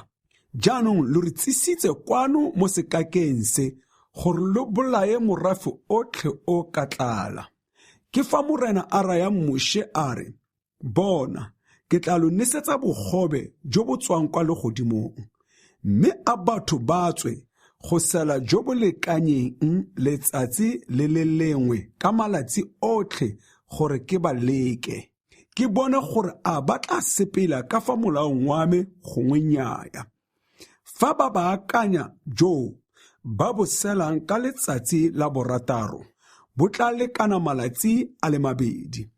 Jaanong Moshe le Arone ba raya Baiseraele botlhe ba re, maitseboa a ka jeno lo tla lemoga gore ke Morena yo o le ntshitseng kwa lefatsheng la Egipeto. Ka moso lo tla tsoga lo bona kgalalelo ya Morena, gonne o utlwile dingongorego tsa lona tsa go mo ngongoregela. Kana rona re eng fa lo ngongoregela rona? Moshe a ba a re, go tla dirafala jalo fa Morena a lo naya nama maitseboa gore lo je, le bogobe mo mosong gore lo kgore, gonne Morena o utlwile dingongorego tsa lona tse le mo ngongoregetseng ka tsona. Rona re eng ga lo ngongoregele rona, lo ngongoregela Morena. Jaanong Moshe a laela Arone a re, raya morafe otlhe wa Iseraele o re, atamelang fa pele ga Morena, gonne o utlwile dingongorego tsa lona. Ya re Arone a bua jalo le morafe otlhe wa Baiseraele, bona ba leba kwa sekakeng, ba bona kgalalelo ya Morena e bonala mo lerung. Mme Morena a raya Moshe a re, ke utlwile dingongorego tsa Baiseraele. Ba re o re, maitseboa lo tla ja nama, maitseboa lo tla ja nama, ka moso lo tla tsoga lo kgora bogobe, lo tla lemoga jalo fa ke le Morena Modimo wa lona.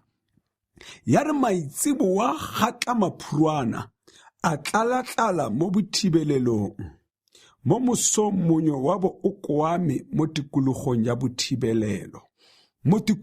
bothibelelo. Ya re monyo o sena go phaphalala, ba fitlhela go tletse fa fatshe go dipapetlana jaaka kgogotshwane. Fa Baiseraele ba di bona, ba botsana ba re, dilo tse ke eng? Gonne bana ba sa di itse. Moshe a ba araba a re, ke jona bogobe jo Morena o bo lo nayang go nna dijo tsa lona. Jaanong se Morena o se laolang ka ga tsona ke se, di seleng mongwe le mongwe ka fa ka jang ka teng, e bong gomere e le nngwe ka fa palong ya batho ba lona, mongwe le mongwe a selele ba lapa la gagwe. Baiseraele ba dira jalo, mongwe a sela tse dintsi yo mongwe go le gonnye. Mme ya re ba di lekanya ka gomere, ba fitlhela yo phutileng tse dintsi a seke a fetisa selekanyo, le yo sedileng go le gonnye a seke a tlhaetsa. mongwe le mongwe a sedile ka fa a ka kgorang ka teng. Ke fa Moshe a ba raya a re, a go se nne ope yo sa di setsang letsatsi la kamoso, mme ba seke ba reetsa Moshe. Banna bangwe ba di bolokela kamoso, mme tsa tswa dibuku tsa nkga. Ke fa Moshe a omanya thata, ba di sela mo mesong yotlhe, mongwe le mongwe ka fa ka jang ka teng. E ne ya re fa letsatsi le fisa di gakologe, mme ka letsatsi la borataro ba sela dijo tsa malatsi a le 2, e bong dikgamelo di le 2, tlhogo ya motho. Ke fa bagolo botlhe ba morafe batla ba begela Moshe jalo. Ene a ba raya a re, se morena o se buileng ke se, ka moso ke la go ikhutsa. Ke Sabata yo o boitshepo wa morena, tse le ratang go di besa di beseng, tse le ratang go di apaya di apeng, le ipolokele tsotlhe tse di setseng, le di sadisetse ka moso. Ba di bolokela ka moso jaaka Moshe a ba laetse, mme tsa seka tsa nkga le seng go tlala diboko. Moshe a ba raya a re, di jeng ka jeno, gonne ka jeno ke Sabata wa morena. Ka jeno ga lo kitla lo di fitlhela kwa nageng. Lo ka di sela ka malatsi a 6, mme ka letsatsi la bosupa ke Sabata, di tla bo di seo ka lone. Mme bangwe ba morafe ba tswa ka letsatsi la bosupa, ba re ba sela, mme ba seka ba bona sepe. Ke fa morena a raya Moshe a re, lo tla gana go leele go le kae go tshegetsa ditaolo tsa me le melao ya me. Bonang, e re ka morena a lo file Sabata, ke ka moo a lo nayang dijo tsa malatsi a le 2 ka letsatsi la borataro. A mongwe le mongwe a nne mo gae, mme a go se nne ope yo o tlogang mo felong ga gagwe ka letsatsi la bosupa. Morafe wa ikhutsa jalo ka letsatsi la bosupa. Dijo tseo ba Israele ba ne ba di bitsa mana, tsa bo di tshwana le peo ya kuriantere, di le ditshweu. Moutlwalo wa tsona o tshwana le wa dinkgwe tse di nang le mafura a dinotshi. Gape Moshe a re, se morena o se laotseng ke se, a kgamelo e e tletseng mana e bolokelwe ditso tsa lona tse di tla tlang, gore ba bone dijo tse ke di lo jisitseng mo sekakeng, fa ke lo ntsha mo lefatsheng la Egepeto. Mme Moshe a raya Aron a re, tsaya sejana, o tshele mana o tletse kgamelo mo go sone, o se beye fa pele ga morena, gore mana o bolokelwe ditso tsa lona tse di tla tlang. Arone a o baya fa pele ga letlole la bosupi, gore o bolokwe jaaka morena a laetse Moshe. Baisraele ba ne ba ja mana dinyaga di le 40, ga tsamaya ba fitlha mo lefatsheng le batho ba agile mo go lona. Ba ja mana go fitlha fa molelwaneng wa lefatshe la Kanana. Gomere ke karolo ya 10 ya selo sa efa. Kgaolo ya 17, metsi a tswa mo lefikeng. Jaanong morafe otlhe wa Baiseraele wa tloga kwa sekakeng sa Sine, wa tsamaya o thibelela ka fa taolong ya morena, go ya go fitlha kwa Rafidime. Ba feta ba tlhoka metsi a a nowang, mme morafe wa lwa le Moshe wa re, re fe metsi re nwe. Mme Moshe a ba raya a re, le lwelang le nna, ke ka ntlha ya eng fa lo leka morena? Batho ba nyorola metsi gona, batho ba ngoregela Moshe ba re, ke ka ntlha ya eng fa o re ntshitse kwa Egepeto, gore o re bolae le bana ba rona le diruiwa tsa rona ka lenyora. Mme Moshe a goela moreneng a re, nka dira eng ka batho ba setse ba le gaufi le go nkgobotletsa ka majwe. Morena a raya Moshe a re, fetela kwa pele ga morafe, o ye le bangwe ba bagolo ba Baiseraele, o tshotse thobane ya gago e o neng wa itaya noka ka yona, o sepele. Bona ke tla ema fa pele ga gago teng mo Horebe fa lefikeng. E tla re fa o itaya lefika le tswe metsi gore morafe o nwe. Moshe a dira jalo fa pele ga bagolo ba Baiseraele. Filefo a go taya leina la Masa le Meriba. Gonne ba Israele ba ne ba lole, ba leka morena ba re, a morena o teng mo gare ga rona, gongwe nnyaya. Joshua o fenya ba Amaleke. E rile ba le kwa Refidime, ba Amaleke ba tla, ba tlhabana le ba Israele. Ke fa Moshe a laela Joshua a re, re tlhaolele banna, o tsoge o bolole ka moso, o tlhabane le ba Amaleke. Nna ke tla ema mo setlhoeng sa thabana, ke tshotse thobane ya Modimo ka letsogo. Joshua a dira ka fa Moshe a mo laetseng ka teng.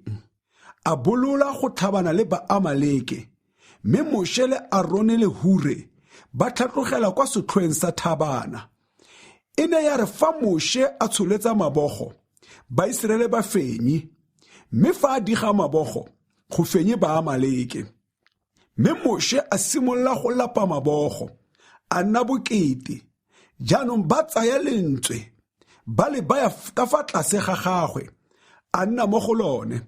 Aron le Hure ba ntse ba tshegeditse mabogo a gagwe, mongwe ka fa le yo mongwe ka fa, ba tiisa mabogo a gagwe jalo, ga tsamaya letsatsi la phirima. Joshua a fenya Amaleke le batho ba gagwe, ka bogale jwa tšhaka. Ke fa morena a raya Moshe a re, tseo di kwale mo lekwalong, gore di se lebalwe. O di tsenye mo tsebeng tsa ga Joshua gore, ruri ke tla tlosa go gopola Amaleke gotlhe fa tlase ga letsatsi. Moshe a aga aletare, a etaya leina le le reng, morena ke sefoka sa me. A ba a re, a se a tla se tshware sefoka sa morena. Morena o tla lwa le ba Amaleke, go tswa losikeng go ya losikeng. Kgaolo ya 18. Jethro o etela Moshe. Jethro moperesiti wa ko Midiane, mogwagwadi a Moshe, o ne a utlwetse dilo tsotlhe tse Modimo o di diretseng Moshe le ba Israele morafe wa ona, le gore morena o ntshitse ba Israele mo Egepeto. Jaanong Jethro mogwagwadi a Moshe a tsaya Sipora, mosadi wa ga Moshe, yo neng a mmuseditse kwa ga gabo, le bo morwawe ba babedi. Leina la mongwe e ne e le Geresome, gonne o ne a re, ke moeng mo lefatshe le sele.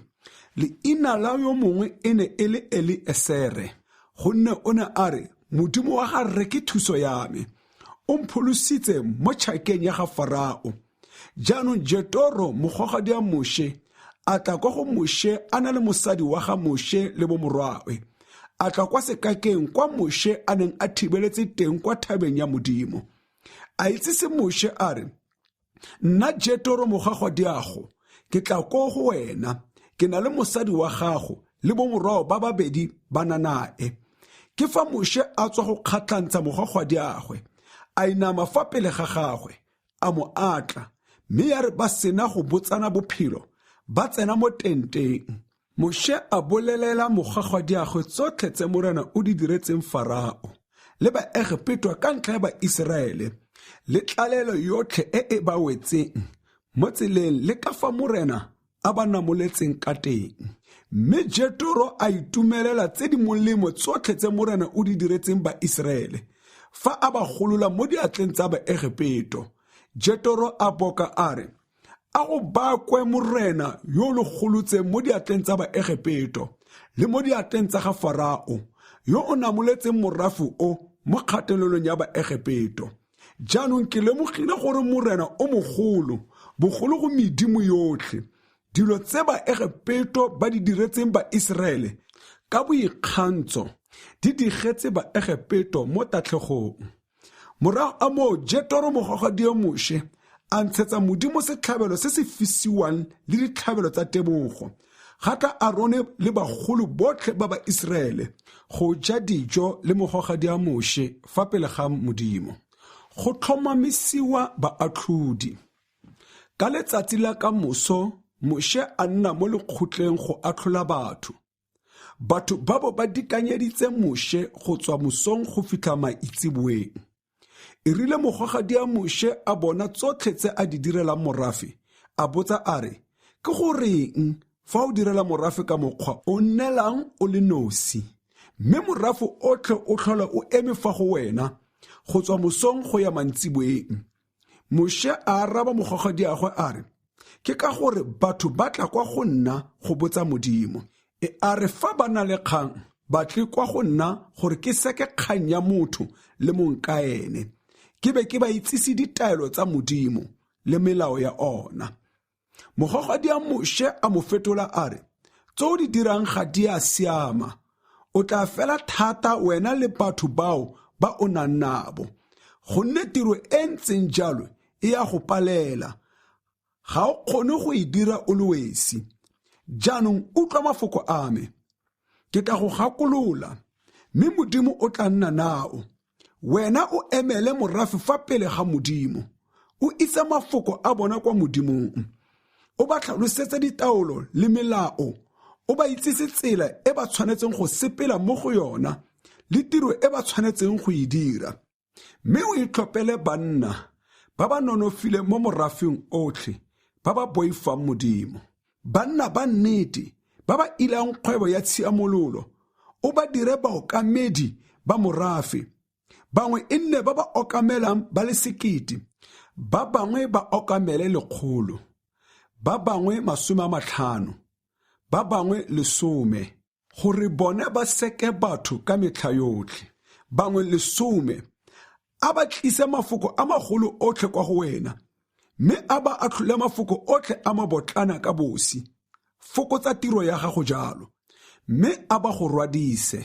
Fa o ka dira jalo, e le ka fa thatong ya Modimo, o tla kgona go itshoka, le gona batho botlhe ba tla boela kwa gae ka kagiso. Moshe a utlwa mafoko a ga mogogadiagwe, a dira tsotlhe tse a di buileng.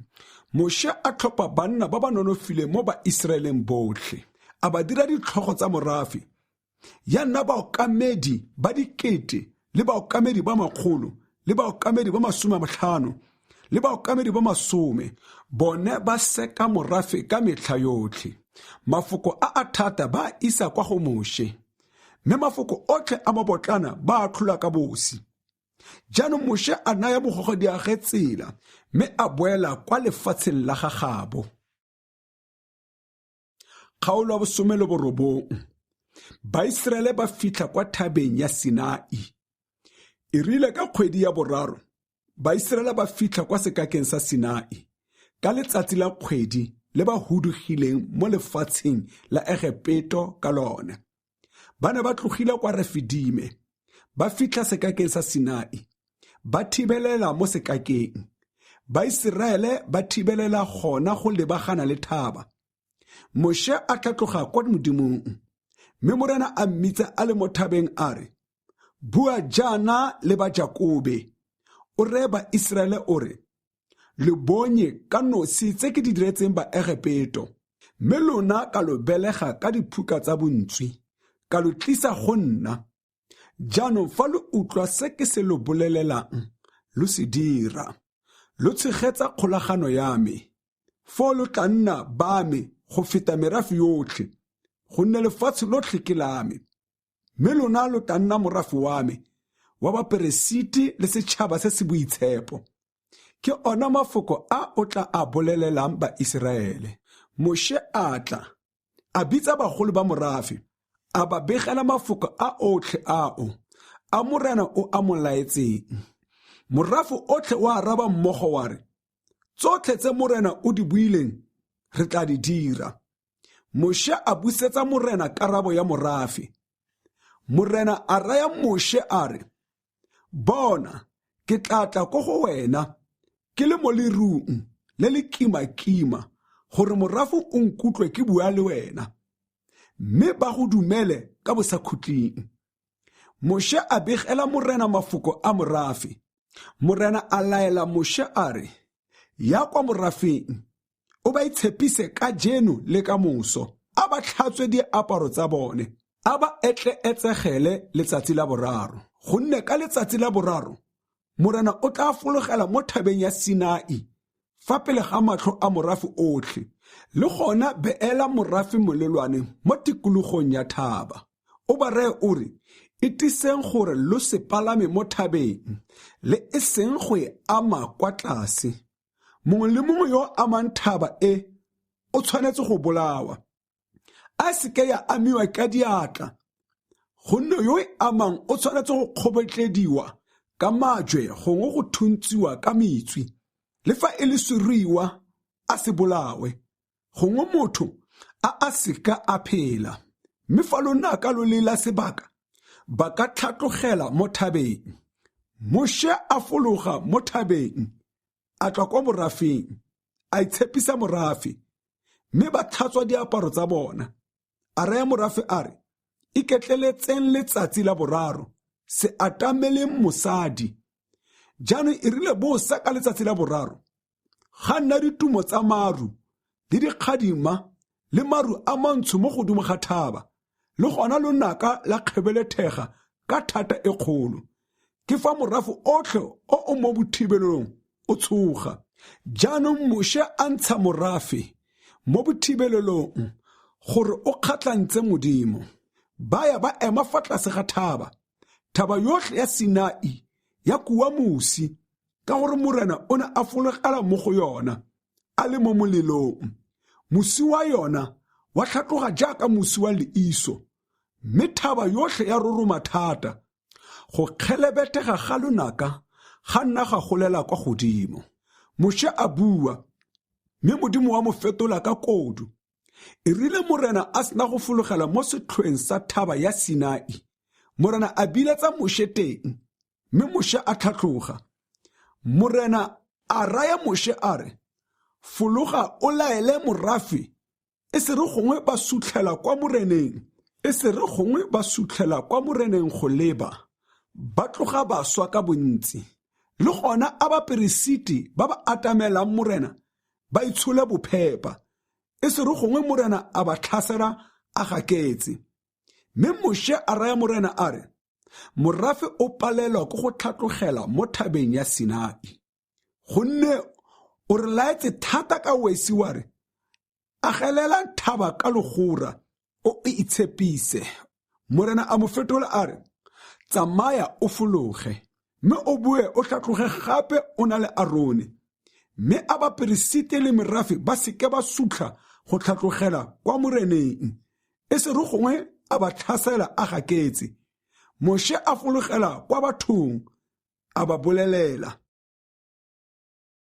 Kgaolo 20, ditaolo tse 10 tse di boitshepo. Ya ba gona Modimo o buang mafoko a otlhe a, wa re, ke nna morena Modimo wa gago, yo ke go ntshitseng mo lefatsheng la Egepeto, mo ntlong ya botlhanka. O se nne le medimo epe e sele kwa ntle game, o se ka wa itirela modimo wa seseto, le fa e le setshwantsho sepe sa tse di kwa godimo mo legodimong, le fa e le sa tse di mo lefatsheng, gongwe sa tse di mo metsing a kwa tlase ga lefatshe. O se ka wa obamela le seng go e direla, gonne nna morena Modimo wa gago ke modimo o lefufa, o ke beletsang bana tshiamololo ya borrabo go ya losikeng lwa boraro le lwa bone lwa bona ba ba ntlhwang, mme ba tshika di le dikete ba ba nthatang le go tshegetsa ditaolo tsa me ke ba direla ka bopelotlhomogi. O se ka wa bolela leina la morena Modimo wa gago mo go sa tshwanelang, gonne yo o bolelang leina la gago mo go sa tshwanelang, morena ga a kitla a mo lesa a sa mo otle. Gakologelwa letsatsi la Sabata, o le itshepise, dira ka malatsi a 6, o fetse tiro yotlhe ya gago. Mme letsatsi la bosupa ke Sabata wa morena Modimo wa gago.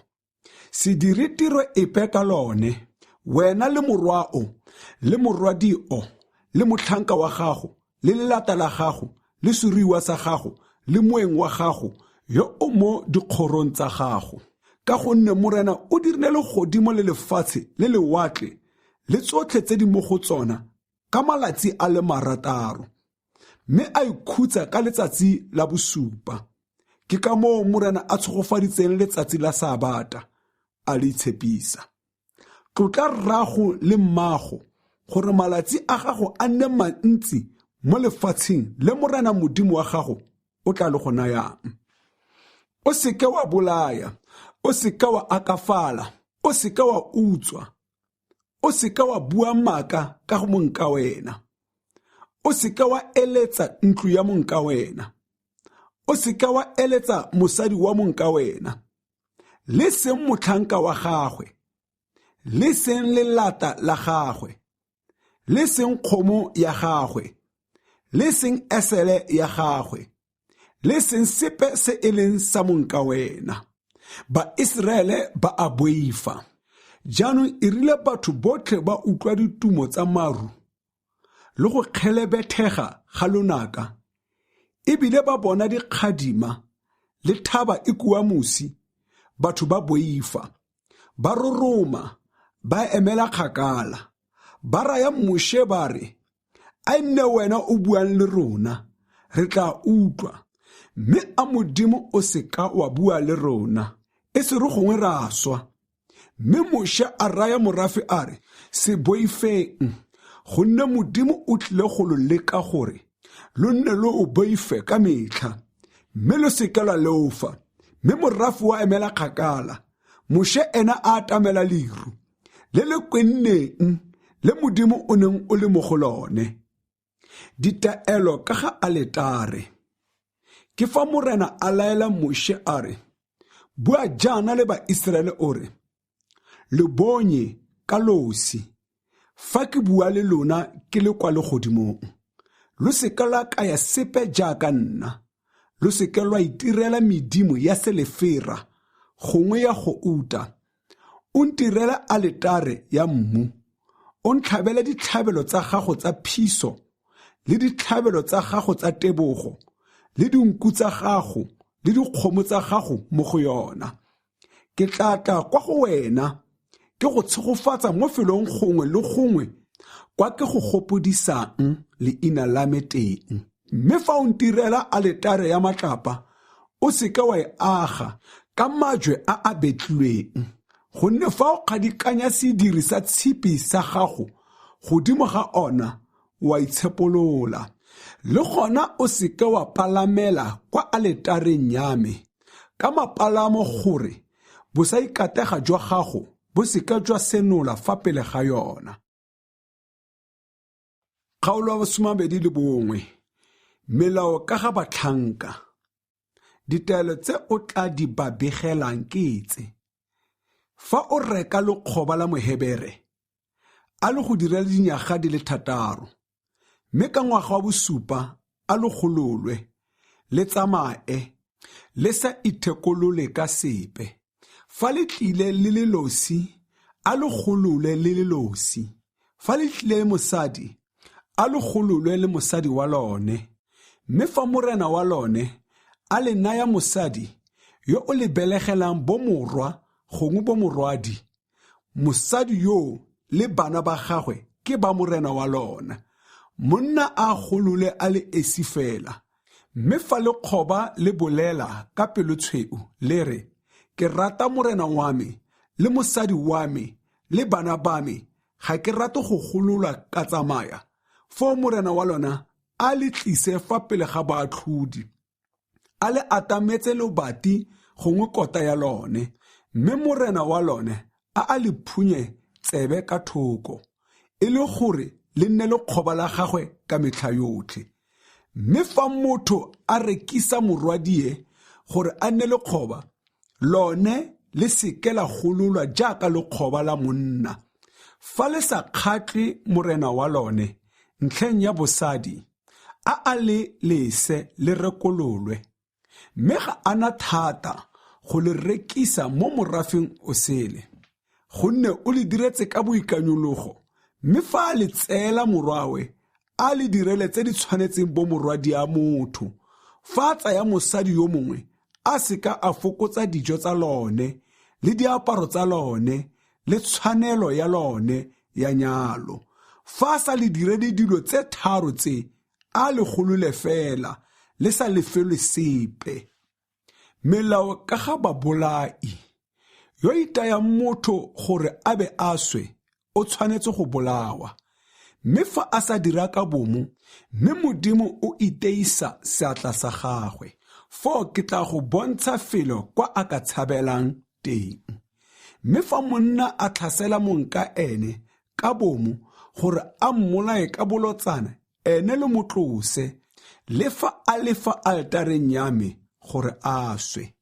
Yo itayang ragwe gongwe mmagwe a bolawe, yo utswang motho a mo rekisa gongwe a fitlhelwa a mo tshotse o tshwanetse go bolawa. Yo hutsang ragwe gongwe mmagwe o tshwanetse go bolawa. Fa banna balwa mme mongwe a itaya yo mongwe ka lentswe gongwe ka letswele mme e se mo a ka swang mme a robala a ikoka, jaanong fa a tsoga gape a itsamele kwa ntle ka thobane ya gagwe fo yo mo iteileng a se ka otlwa fela a mo lefele ditshenyegelo tsa go lwala ga gagwe le dikalafo go ya a be a fole. Fa monna a itaya motlhanka wa gagwe gongwe lelata la gagwe ka thobane gore a be a swele mo diatleng tsa gagwe o tshwanetse go bidiwa. Fela fa moitewa a phela letsatsi gongwe malatsi a le mabedi fo a se ka a bidiwa ka mo rekile. Fa banna balwa mme ba thula mosadi yo moimana mme a senyegelwa go sena bogolo jo bongwe, moitei o tshwanetse go lefisiwa ka fa monna wa mosadi yo a mo lefisang ka teng. Go lefiwe fa pele ga baatlhodi. Mme fa a dira falelwa ke bogolo jo bongwe o tshwanetse go lefela bophelo ka bophelo, le leitlho ka leitlho, le leino ka leino, le seatla ka seatla, le lekoto ka lekoto, le phiso ka phiso, le ntho ka ntho, le letsadi ka letsadi. Fa monna a itaya motlhanka wa gagwe gongwe lelata la gagwe mo leitlhong a le senya, a mo lese a tsamae, a mo golole ka ntlha ya leitlho la gagwe. Gongwe fa a kgola motlhanka wa gagwe gongwe lelata la gagwe leino, a mo lese a tsamae, a mo golole ka ntlha ya leino la gagwe. Boikarabelo jwa mong wa dilo. Fa kgomo e tlhaba monna gongwe mosadi gore a be a swe, fa kgomo e tshwanetse go kgobetlediwa ka majwe, nama ya yona e seke ya jewa, mme mong wa yona ga a bidiwi. Mme fa e le kgomo e e sa bolong go tlhaba, mme mong wa yona a ntse a begelwa mme a sa idisi, fa yona e bolaya monna gongwe mosadi, gona kgomo eo e kgobetlediwe mme mong wa yona le ene a bolawe. Fa a lefisiwa madi a boitshwarelo a lefe tsotlhe tsa a di lefisiwang gore a rekolole bophelo jwa gagwe. Le fa e tlhaba mosimane gongwe e tlhaba mosetsana, a mong wa yona a dirole ka fa molaong o. Fa kgomo eo e tlhaba motlhanka gongwe lelata, mong wa yona o tshwanetse go ntshetsa morena wa gagwe selefera ya dishekele di le 30, mme kgomo eo e kgobetlediwe ka majwe. Fa monna a khurumolola sediba gongwe fa monna a epile sediba a sa se khurumele mme go wela kgomo gongwe e sele mo go sona, mong wa sediba a elefe ka selefera, a e busetse mong wa yona jalo, mme setoto e nne sa gagwe. Fa kgomo ya motho e tlhaba kgomo ya mong ka ene, e be e swa, fo a ba rekise kgomo e e phelang, ba kgaogane tlhwatlhwa ya yona, le e suleng ba e kgaogane. Gongwe fa go itsiwe gore kgomo ga e bolo go tlhaba, mme mong wa yona a sa idisi, fo o tshwanetse go lefa kgomo ka kgomo, mme e suleng e nne ya gagwe. Kgaolo ya 22. Melao ka ga ditsa motho. Fa monna a utswa kgomo gong nku, a e tlhaba gongwe a e rekisa, fo a lefe kgomo eo ka dikgomo di le 5 le nku eo ka dinku di le 4. Fa legodu le bonwa le phunya ntlo le itewa, Lebeleswa moitei ga ana molato wa polao. Fa letsatsi le setse le tlhabetse, foo ke molato wa polao. Legodu le tshwanetse go lefa fa le sena sepe, a le rekisiwe ka ntlha ya bogodu jwa lone. Fa se le se utswitsweng se fitlhelwa mo diatleng tsa lona, se sa phela, le fa e le kgomo gongwe esele kampo nku, foo a le lefe ka tse pedi. Fa monna a fudisa mo tshimong gongwe mo tshimong ya moweine, mme a lesa diruiwa tsa gagwe di itaola ka go fula mo tshimong ya yo mongwe, foo a lefe ka tse dintle tsa tshimo ya gagwe le ka tse dintle tsa tshimo ya moweine ya gagwe. Fa molelo o ka fetela pele wa fisa matlhaku, ga šwa mabele a kgobakantsweng gongwe a mo letlhakeng gongwe naga, foo yo tshubileng molelo o tshwanetse go lefa tshenyo yotlhe.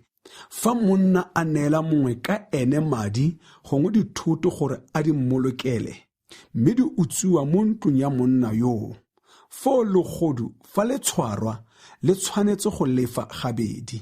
Fa legodu le sa tshwarwe, a mongwe wa ntlo a atamele fa pele ga baatlhodi, go tlhotlhomisiwe gore a ga se ene yo o tsereng dithoto tsa monkaene.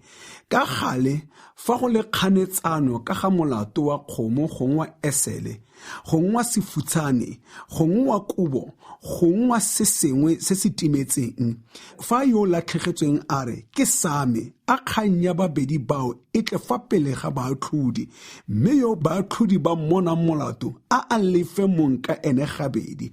Fa monna a neela monka ene esele gongwe kgomo gongwe sefutshana gongwe seruiwa se sengwe gore se nne gongwe sefutshane gongwe seruiwa se sengwe gore se nne lefisa, mme se sa swa gongwe se robega gongwe se thupiwa, go sa bone ope, fo a go ikane ka morena go fedisa kgang ya ba babedi bao ya gore a ga se ene yo o jeleng seruiwa sa monka ene, a mongwe wa sona a dumele gona, mme yole a seke a lefa, mme fa se utswile tota mo go ene a lefe mongwe wa sona.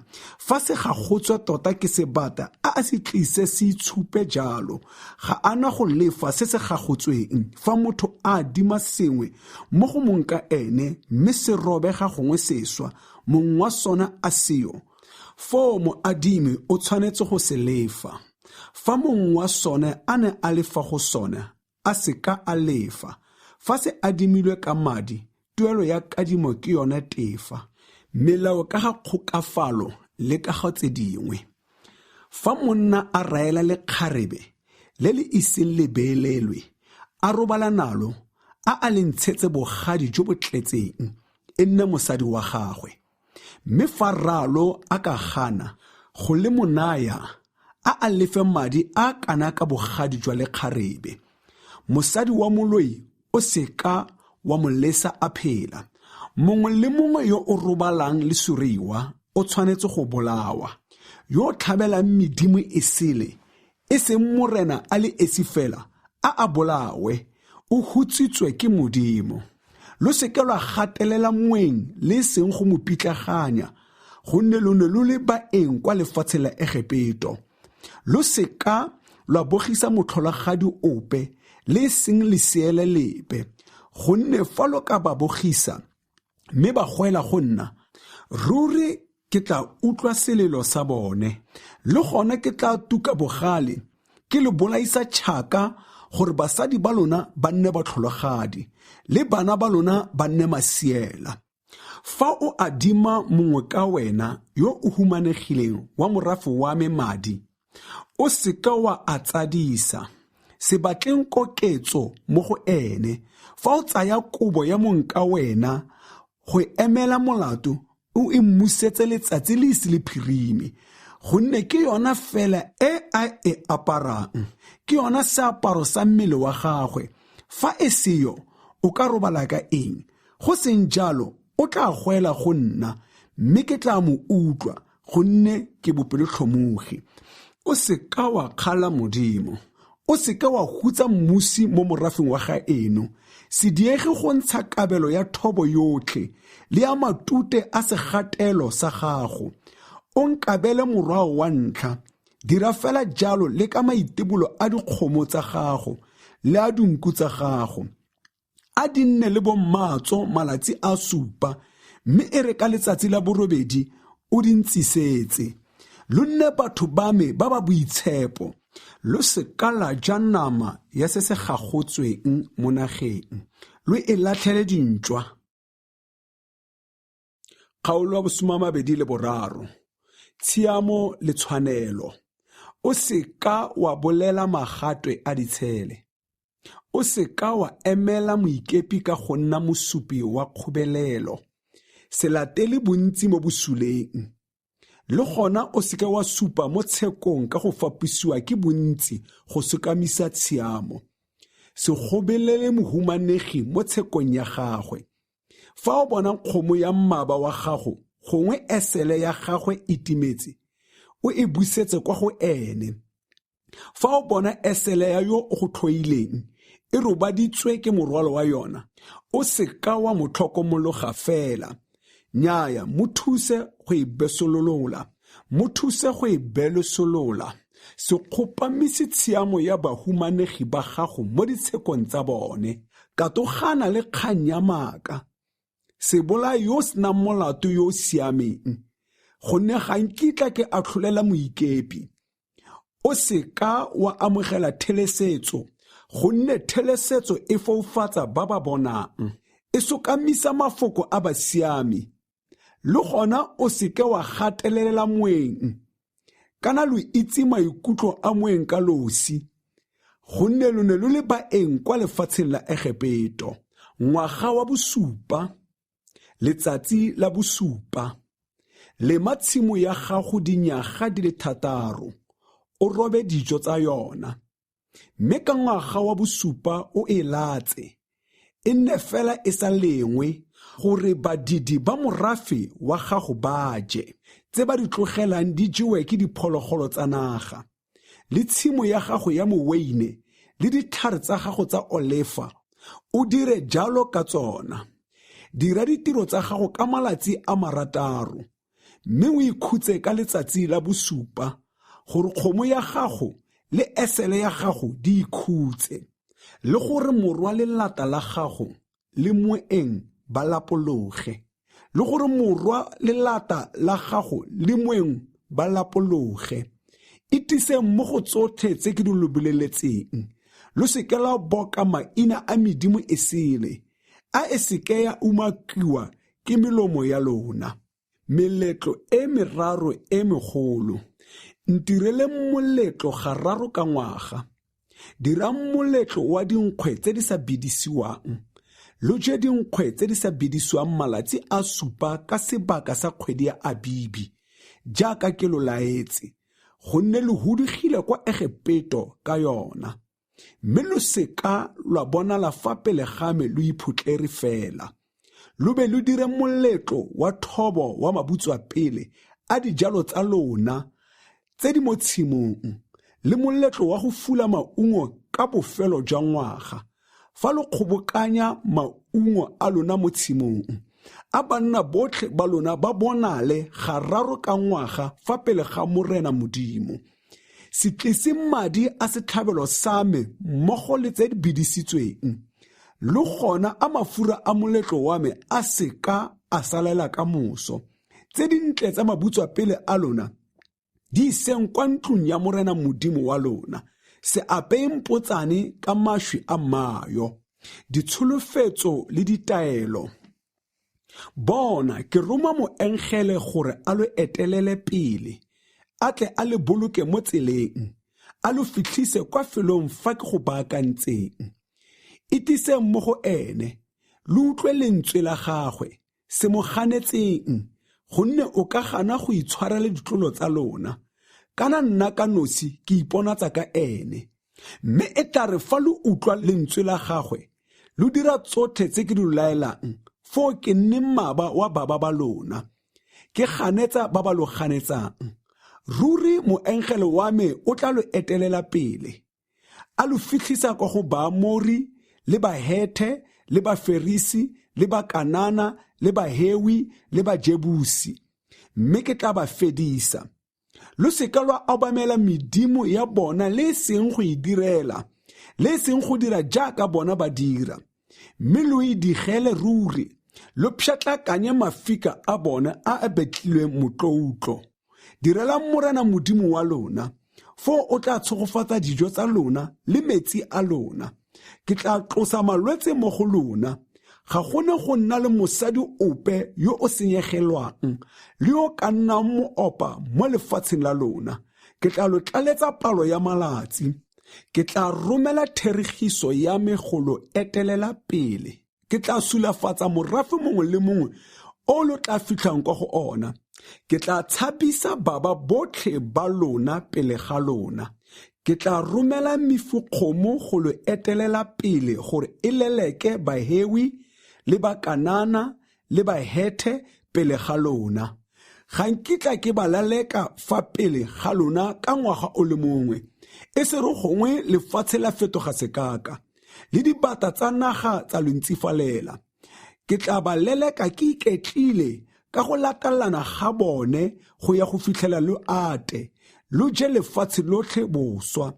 Ke tla sega molelwane wa lona go tswa lewatleng la motlhaka go fitlha lewatleng la Bafelisita le go tswa kwa sekakeng go fitlha kwa nokeng ya Feretha. Gonne ke tla neela baagi ba lefatshe leo mo diatleng tsa lona gore lo ba leleke fa pele ga lona. Lo seka la dira kgolagano nabo gongwe le medimo ya bone. A ba seke ba nna mo lefatsheng la lona, e se re gongwe ba lo nteufisetsa. Gonne fa lo ka direla medimo ya bone, ruri e tla nna siru mo go lona. Kgaolo ya 24. Go dirwa kgolagano kwa Sinai. Morena a raya Moshe a re, tlhatlogela kwano moreneng, wena le Arone le Natabe le Abihu le bagolo ba 17 ba Baiseraele, le mo obamele lo le kgakala. Mme a Moshe a atamele morena a le esi, bale ba seka ba atamela, le morafe o seka wa tlhatloganae. Ya re Moshe a sena gotla, a bolelela morafe mafoko otlhe a morena le melao yotlhe. Ke fa morafe otlhe o araba ka lentswe le le lengwe o re, mafoko otlhe a morena o a buileng re tla dirisa. Moshe a kwala mafoko otlhe a morena, a ba a phakela mo mosong, a aga aletare fa tlase ga thaba, a tlhoma majwe a motloutlo a le 12 ka fa ditsong di le 12 tsa Baiseraele. A roma makau a Baiseraele go direla Modimo ditlhabelo tsa phiso. A tlhabela morena dipoo e le ditlhabelo tsa tebogo. Jaanong Moshe a tsaya bontlhangwe jwa madi, a tshela mo megopong, a ba a kgatsang bontlhangwe jwa madi mo aletareng, a ba a tsaya lokwalo la kgolagano, a le buisa mo ditsebeng tsa morafe. Mme wa re, tsotlhe tse morena o di buileng, re tla di dira le go di utlwa. Ke fa Moshe a tsaya madi ale, a kgatsa morafe ka ona a re, bonang, ke madi a kgolagano e morena o e dirileng le lona ka mafoko otlhe ao. Moraga moo, Moshe le Arone le Natabe le Abihu le bagolo ba 17 ba Baiseraele ba tlhatlhoga, ba bona Modimo wa Baiseraele ka fa tlase ga dinao tsa ona ekete go tlhatlaganye matlapa a mawebu a safiri, go galalela jaaka le godimo. Mme wa seke wa tsholetsa batlotlegi ba Baiseraele letsogo, ya re ba sena go bona Modimo ba ja ba nwa. Morena a raya Moshe a re, tlhatlogela kwano go nna mo thabeng, o nne teng, ke tla go naya matlapa a maboti le molao le ditaelo tse ke di kwadileng go di ba ruta. Moshe a nanoga a na le Joshua, modiredi wa gagwe. Moshe a tlhatlogela kwa thabeng ya Modimo, a laela a re, re letele mfa go fitlhelela re boela kwano go lona. Bonang, Arone le Hure ba na le lona, yo nang le dikgang a tle kwa go bone. Ya re Moshe a tlhatloga kwa thabeng, leru la be le khurumeditse thaba, kgalelo ya morena ya bo e le godimo ga thaba ya Sinai. leru la ikhurumetsa malatsi a marataro, mme a bitsa Moshe ka letsatsi la bosupa a le mo teng ga leru. Kgalelo ya morena e Baiseraele ba e boneng e ne e tshwana le molelo o o tukang mo setlhoeng sa thaba. Moshe a tsena mo teng ga leru, a tlhatlogela kwa thabeng. Moshe a nna mo thabeng malatsi a 14 le masigo a ona. Go phutwa dikabelo tsa go aga tempelana. Morena a bua le Moshe a re, bolelela Baiseraele gore ba ntshetse dikabelo, phutang dikabelo mo go mongwe le mongwe yo pelo ya gagwe e ratang jalo. Dikabelo tse lo tla di phutang mo go bona ke go uta le selefera le kgotlo, le masela a mabodudu, le a bohibidu jwa bofifadu, le a bohibidu jwa madi, le a masweu le boboa jwa dipudi, le matlalo a diphelegu a hibiditsweng, le matlalo a dintja tsa lewatle le dipati tsa mokwa, le mafura a setlhomo sa dipone, le makga a monate a lokwane la tlotso le a maswalo a nkgang monate, le majwe a tlhokegang a shohama, le majwe a tlhokegang a rokelelwang mo khibeng ya boperesiti le mo pataneng ya yona. A ba ntirele ntlo e boitshepo gore ke nne mo gare ga bone. Tempelana eo le dilwana tsa yona di direng gotlhe ka fa setshwantshong sa tempelana le ka fa setshwantshong sa dilwana tsa yona se ke tla se go bontshang. Letlole la kgolagano, le gona a ba ntirele letlole ka dipati tsa mokwa. Boleele jwa lone e nne mabogo a le 2.5. Bophara jwa lone e nne letsogo le 1.5. Bogodimo jwa lone e nne letsogo le 1.5. Le manege go uta e sa pekwang. O le manege ka fa teng le ka fa ntle. O le gaole ka ga uta mo tikologong. O le bopele melepo e le mene ya go uta. O e gokelele mo maotong a 4 a lone. E le mebedi e nne mo letlhakoreng longwe la lone. E mebedi e nne mo letlhakoreng lo longwe la lone. O betle dithobane tsa morukuri. O di manege go uta. O somele dithobane tseo mo melepong e mo ditlhakoreng tsa letlole gore letlole le sikarwe ka tsona. Dithobane tseo a di nne mo melepong ya letlole, a di somolwe mo go yona. Tshupo ya matlapa a molao e ke tla e go neelang o e tsenye mo letloleng. Le gona o dire sekhurumelo sa thuano sa lone ka go uta e sa pekwang. Boleele jwa sone e nne mabogo a le 2.5. Bophara jwa sona e nne letsogo le 1.5. Le gona o dire bo kerubime ba le 2 bo go uta. O ba thule ka go uta e kwenne mo ntlheng tse 2 tsa sekhurumelo. Dira kerubime mongwe mo ntlheng eno le kerubime yo mongwe mo ntlheng ele. O dire bo kerubime mo ntlheng tse 2 tsa sekhurumelo sa thuanyo. Bona ba direlwe mo go sona ka go uta e le nngwe. Bo kerubime a nne ba ba tshwarolotseng diphuka kwa godimo, ba ba okameng sekhurumelo sa thuanyo ka diphuka tsa bone. A ba lebane ka difatlhego. A difatlhego tsa bokerubume e nne tse di lebileng sekhurumelo sa thuanyo. Sekhurumelo sa thuanyo o se beye mo godimo ga letlole. O tseye tshupo ya molao e ke tla e go neelang mo letloleng. Ke tla kopana nao gona foo. Ke bua nao ke le mo godimo ga sekhurumelo sa thuanyo. Fa gare ga bokerubime ba 2 ba ba mo godimo ga letlole la tshupo. Ke go bolelela tsotlhe tse ke tla di go laelang gore o di begele Baiseraele. Tafole e nang le dinkgwe tsa tshupo. Le gona o dire lomati lwa bojelo ka dipati tsa moka. Boleele jwa lona e nne mabogo a le 2. Bophara jwa lone e nne letsogo. Bogodimo jwa lone e nne letsogo le 1.5. O lo manege go uta e sa pekwang. O le ka go uta mo tikologong. O be o le direle losi ka legong lwa bophara jwa seatla mo tikologong. losi loo la lona o le gaole ka go uta mo tikologong, o lo direle melepo e le mene ya go uta. O gokolele melepo eo mo dikhutlong tse 4 tsa maoto a lone. A melepo eo e nne gaufi le losi. Dithobane tsa go sikara lomati loo di somolwe mo go yona. Dithobane tseo o betletsa morukuru. O di manege go uta gore lomati lo sikarwe ka tsona. Le gona o dire megopo ya lona le dijana tsa lone le dinkgwana tsa lone le digo tsa lona tse di dirisiwang mo tshupelong ya nou. O dire ka go uta e sa pekwang. O bee dinkgwe tsa tshupo mo lemating loo fa pele game ka metlha. Setlhomo sa dipone sa go uta.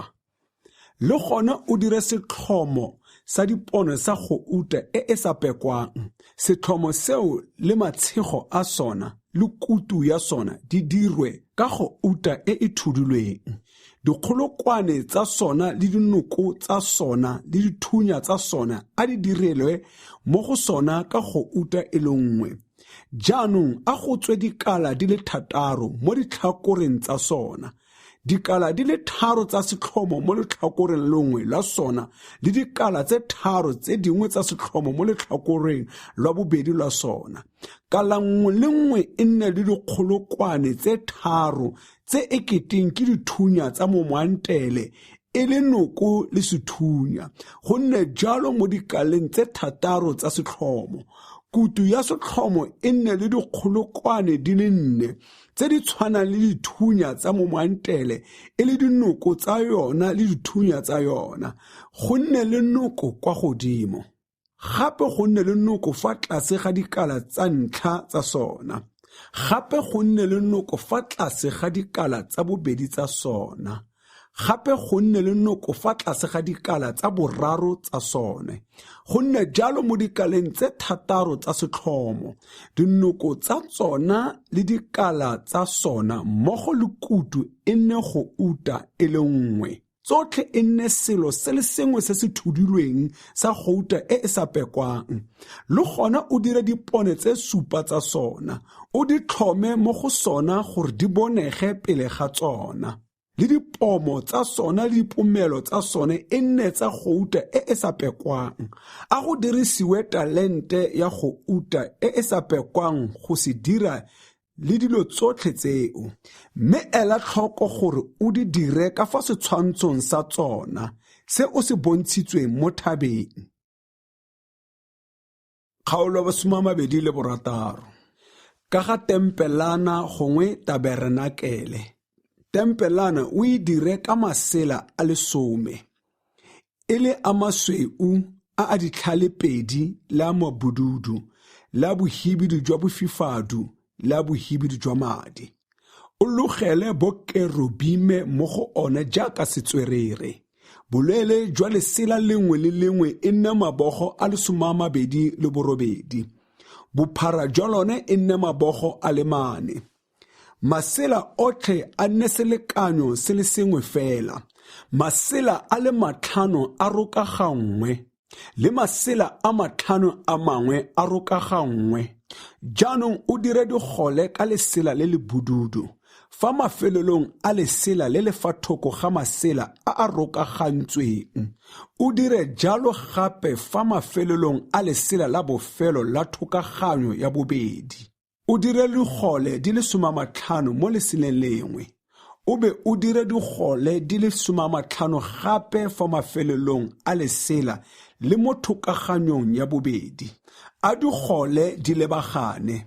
Le gona o dire dikgogetso di le 50 tsa go uta. O tshwaraganye masela a mabedi ao ka dikgogetso tseo gore e nne moago o le mongwe. Gape o dire masela a boboa jwa dipudi go nna thulelo ya tente godimo ga tempelana. Dira masela a ntseng jalo a le 11. Boleele jwa lesela nngwe e nne mabogo a le 30. Bophara jwa lone e nne mabogo a le 4. Masela a le 11 a nne selekanyo se le sengwe fela. O rokaganye masela a le 5 go sele le masela a le 6 a mangwe go sele. mme lesela la borataro o le mene fa pele ga tente. Le gona o dire dikgole di le 50 fa mafelelong a lesela la bofelo la thokaganyo ya ntlha, le dikgole di le 50 fa mafelelong a lesela la bofelo la thokaganyo ya bobedi. Gape o dire dikgwegetso tsa kgotlo di le 50, o tsenye dikgwegetso mo digoleng, o tshwaraganye thulelo ya tente jalo gore e nne e le nngwe fela. Fa e le dikarolo tsa masela tse di fetang tekanyo ya tente, a di lepelele fela. Bontlhangwe jwa lesela le le fetang tekanyo o bo lepeletse ka fa morago ga tempelana. Boleele jwa masela bo fete bophara jwa tempelana ka letsogo ka ntlha nngwe le ka ntlha e nngwe. A lepelediwe mo ditlhakoreng tsa tempelana go e bipa. O be o direle tente thulelo ya matlalo a diphelegu a hibitsweng, mme mo godimo ga yona go nne thulelo ya matlalo a dintšwa tsa lewatle. Le gona o direle tempelana lebota la dipati tsa mokgwa. Boleele jwa lebati longwe le longwe e nne mabogo a 10. Bophara jwa lone e nne letsogo le bontlhangwe. A lobati longwe le longwe lo nne lo malomelo a le 2 a lebaganyeng. O a direle dipati tsotlhe tsa tempelana. Fa e le dipati tsa tempelana o di direle letlhakore lwa borwa, dipati di le 20. Le gona o direle dipati di le 20 tseo, ditlhako tsa selefera di le 40. O direle malomelo a 2 a lobati longwe le longwe, ditlhako di le 2. Le letlhakore la bobedi la tempelana lo lo lebileng kwa bokone lo nne le dipati le 20. Le ditlhako di le 40 tsa tsona tsa selefera, ditlhako di le 2 ka fa tlase ga lobati longwe le longwe.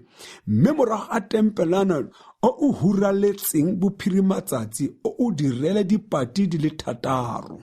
Dikhutlo tsa tempelana ka kwa morago o di direle dipati di le 2, a di nne di patagane go tswa kwa tlase di nne mmogo.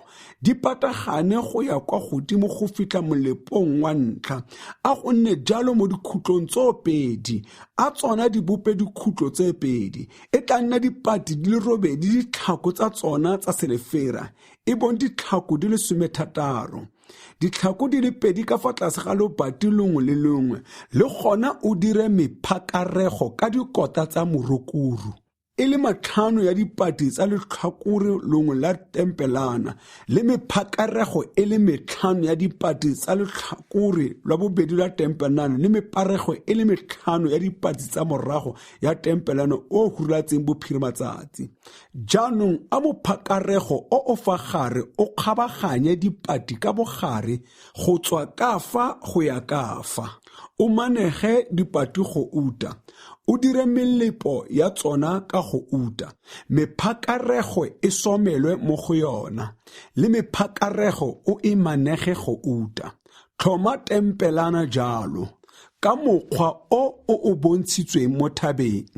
Le gona o dire lesire ka masela a mobodudu le a bohibidu jwa bofifadu, le a bohibidu jwa madi le a masweu a ditlhalepedi. O logele bokerubime mo go lona jaaka setswerere. O le pege mo maotwaneng a le 4 a mokgwa a manegilweng go uta. A dikgoge tsa one e leng tsa go uta a tlhomilweng mo ditlhakong di le 4 tsa selefera. O pege lesire mo dikgogeng, o tsenye letlole la tshupo gona ka fa teng ga lesire, mme a lesire le kgaoganyetse felo ga boitshepo le felo ga boitshepo jwa maitshepo, mme o khurumele letlole la tshupo ka sekhurumelo sa thuanyo mo felong ga boitshepo jwa maitshepo. Lomati lwa bojelo lone o le bee ka fa ntle ga lesire fa letlhakong la bokone lwa tempelana. Setlhoma sa dipone sone o se bee fa letlhakong la borwa, se lebane le lomati lwa bojelo. Le gona o direle mojako wa tente sebipo ka masela a mabududu, la bohibidu jwa bofifadu, la bohibidu jwa madi le a masweu a ditlhalepedi. Se logilwe ke mologi wa masela a marabata. Sebipo seo o se direle maotwana a le 5 a mokwa. O a manege go uta, dikgoge tsa one e nne tsa go uta. O a bopele ditlhako di le 5 tsa kgotlo. Kgaolo 27. Aletare ya ditlhabelo tsa phiso. Le gona o dire aletare ka dipati tsa mokgwa. Boleele le bophara e nne mabogo a le 5. Aletare a e lekalekane ka dikhutlo tse 4 tsa yona. Bogodimo jwa yona e nne mabogo a le 3. O dire dinaka tsa yona mo dikhutlong tse 4 tsa yona. Dikgong tsa dinaka di fetele kwa tlase go nna maoto a yona. O e manege kgotlo, le gona o dire di olola melora tsa yona, le di gopa melora tsa yona, le megopo ya yona, le di tlhabanama tsa yona, le di gokolelo tsa yona, di diri tsotlhe tsa yona o di dire ka kgotlo. O tswale fa gare ga maoto a yona ka letloa la kgotlo. O dire melepo e le 4 ya kgotlo mo letloeng leo, mo dikhutlong tse 4 tsa yona. O e tswale ka lona ka fa tlase ga maemo a aletare. Letloa leo le simologe fa fatshe go kgaola aletare ka bogare. Le gona o direle aletare dithobane tsa morokuru, o di manege kgotlo. Dithobane tseo tsa yona di somolwe mo melepong ya yona go dithobane di nne mo ditlhakoreng tse 2 tsa aletare. Fa e sikarwa, o e dire ka dipati e nne logapa mo teng, a e dirwe jaaka o e bontshitswe mo thabeng. Lelapa. Le gona o dire lelapa la tempelana eo. Mo ntlheng ya borwa, lelapa le nne le masela a lepeletseng a masweu a ditlhalipedi. Boleele jwa letlhakore lo le longwe e nne mabogo a le 100. Maotwana a lone a nne 20, le ditlhako tsa ona tsa kgotlo di nne 20. Dimapo tsa maotwana le dikgoge tsa one e nne tsa selefera, le mo letlhakoreng la bokone lo lo mabogo a 100 go nne masela a lepeletseng le maotwana a 20, le ditlhako tsa one di 20 tsa kgotlo. Dimapo tsa maotwana le dikgogo tsa ona e nne tsa selefera, le bophara jwa lelapa jo bo ntlheng ya bophirimatsatsi bo nne le masela a lepeletseng a mabogo a 50. Le maotwana a ona a 10 le ditlhako tsa one di 10, le bophara jwa lelapa mo ntlheng ya botlhabatsatsi e nne mabogo a 15, go nne masela a lepeletseng a mabogo a 15 ka fa. A nne le maotwana a ona a le 3 le ditlhako tsa ona di le 3, le ka fa go nne masela a lepeletseng a mabogo a 15. A nne le maotwana a one a le 3 le ditlhako tsa one di le 3, mme kgoro ya lelapa e fa gare e nne le sebipo sa mabogo a le 20 sa masela a mabududu le a bohibidi jwa bofifadu le a bohibidi jwa madi le a masweu a ditlhalepedi, e le tiro ya mologi wa masela a marabatha. Maotwana a ona a nne a 4 le ditlhako tsa one e nne tse 4. Maotwana otlhe mo tikologong ya lelapa a nne le dikgoge tsa selefera.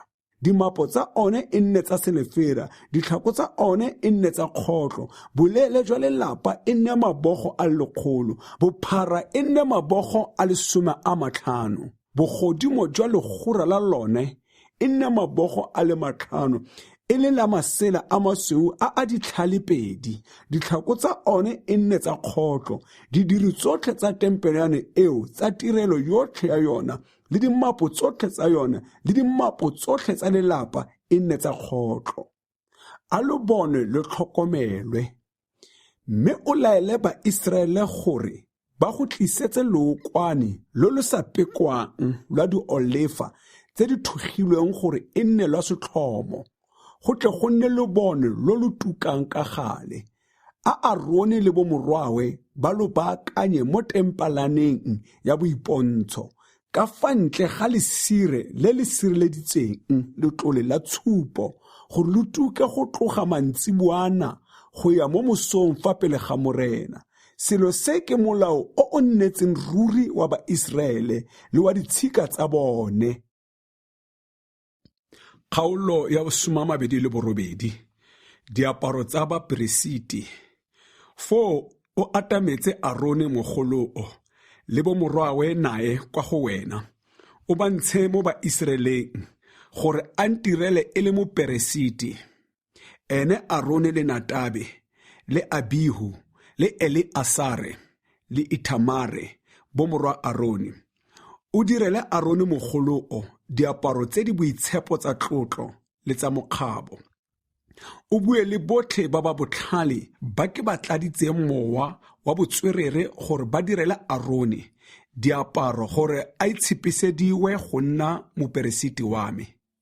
Diaparo tse ba tshwanetseng go di dira ke tse: kgwatlana ya sehuba le khiba le kobo e kgolo le hempe e logilweng ka botswerere le serwalo le moitlamo. A ba direle Arone mogoloo le bomorwawe diaparo tse di boitshepo jalo gore a ntirele e le moperesiti. A ba tseye go uta le masela a mabududu le masela a mobodudu le a bohibidu jwa bofifadu le a bohibidu jwa madi le a masweu. Ba dire khiba ka go uta le ka masela a mobodudu le a bohibidu jwa bofifadu le a bohibidu jwa madi le a masweu a ditlhale pedi a logilweng ka botswerere. A nne le dibata tse pedi tsa magetla tse di tshwaragantsweng. A e kopangwe natso fa dintlheng tse pedi tsa yona. A moitlamo wa yona o segwe ka masela a yona. E nne wa go uta le wa masela a mabududu le a bohibidu jwa bofifadu le a bohibidu jwa madi le a masweu a ditlhale pedi. O tseye majwana a tlhokegang a le mabedi a shohama. O gae maina a bomorwa Iseraele mo go ona. Maina a le marataro a bone mo lentswaneng lengwe le a marataro a setseng mo lentswaneng la bobedi ka fa ba tlhomaganang ka teng. O gae maina a bomorwa Iseraele mo majwaneng a mabedi ao, e le tiro ya ba ba gabang mafika, ba ba gwayang sekano. O a tsenye mo khuparelong ya go uta.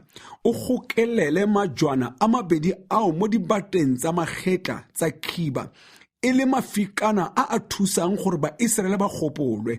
A Arone a sikare maina a bone fa pele ga morena mo magetleng a mabedi a gagwe gore morena a ba gopole. O dire dikhuparelo tsa go uta le diketane di le pedi tsa go uta e sa pekwang. O di dire ka go di tshopa jaaka megala. O gokelele diketane tse di tshopilweng mo dikhuparelong tsele. Kgwatlhana ya katlholo. Le gona o dire kgwatlhana ya katlholo e logilwe ka botswerere. O e dire jaaka go dirilwe khiba. O e dire ka go uta le ka masela a mabududu le a bohibidu jwa bofifadu le a bohibidu jwa madi le a masweu a ditlhale pedi. A nne le dikhutlo di le 4 e patagane. Boleele le bophara jwa yona bo lekane le seatla. Gokelela dikhuparelo tse di nang le majwana mo go yona. O dire methalo e le 4 ya majwana.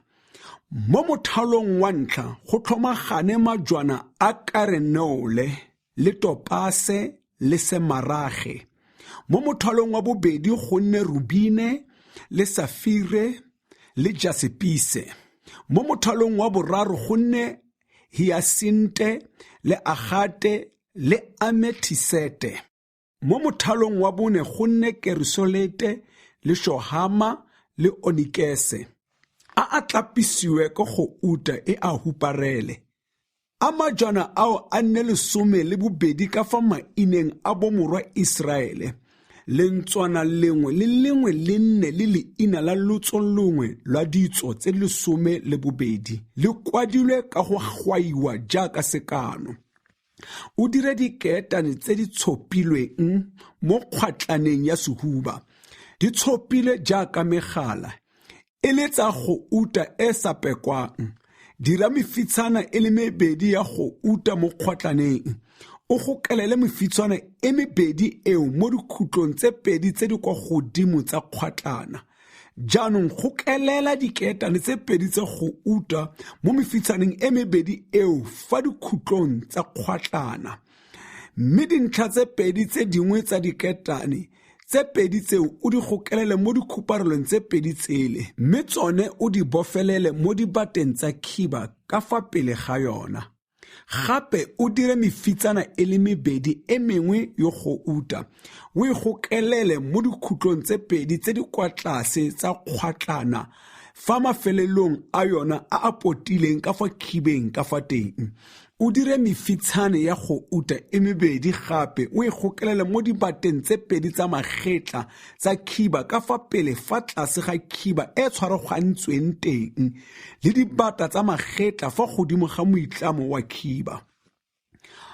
A go gokelelwe kgwatlana ka mogala o mobududu o tswa mefitshwaneng ya yona. O ya kwa mefitshaneng ya khiba gore kgwatlana e pote ka fa godimo ga moitlamo wa khiba, mme e seke ya suta le seng go tloga mo khibeng. Arone a rwale maina a bomorwa Israele jalo mo kgwatlaneng ya katlholo fa pelong ya gagwe. Fa a tsena mo felong ga boitshepo fa pele ga morena gore a tle a ba gopole ka gale. Gape dira ditengwa tse di bidiwang lesedi le tshiamo. O di tsenye mo kgwatlaneng ya katlholo gore di nne fa pelong ya ga Arone. Fa a tsena go ema fa pele ga morena, Aron o tla rwala katlholo ya Baiseraele jalo fa pelong ya gagwe fa pele ga morena ka gale. Diaparo tse dingwe tsa Baperesiti. Kobo e kgolo e ka fa teng ga khiba o e dire yotlhe ka lesela le le bududu. A go nne phatla ya go somela tlhogo mo go yona. Phatla ya yona e nne le momino mo molaleng o logilwe.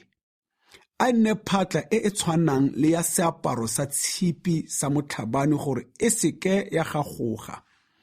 Le gona o dire digaranata mo mafelelong a kobo ka masela a mabududu le a mahibidu jwa bofifadu le a bohibidu jwa madi.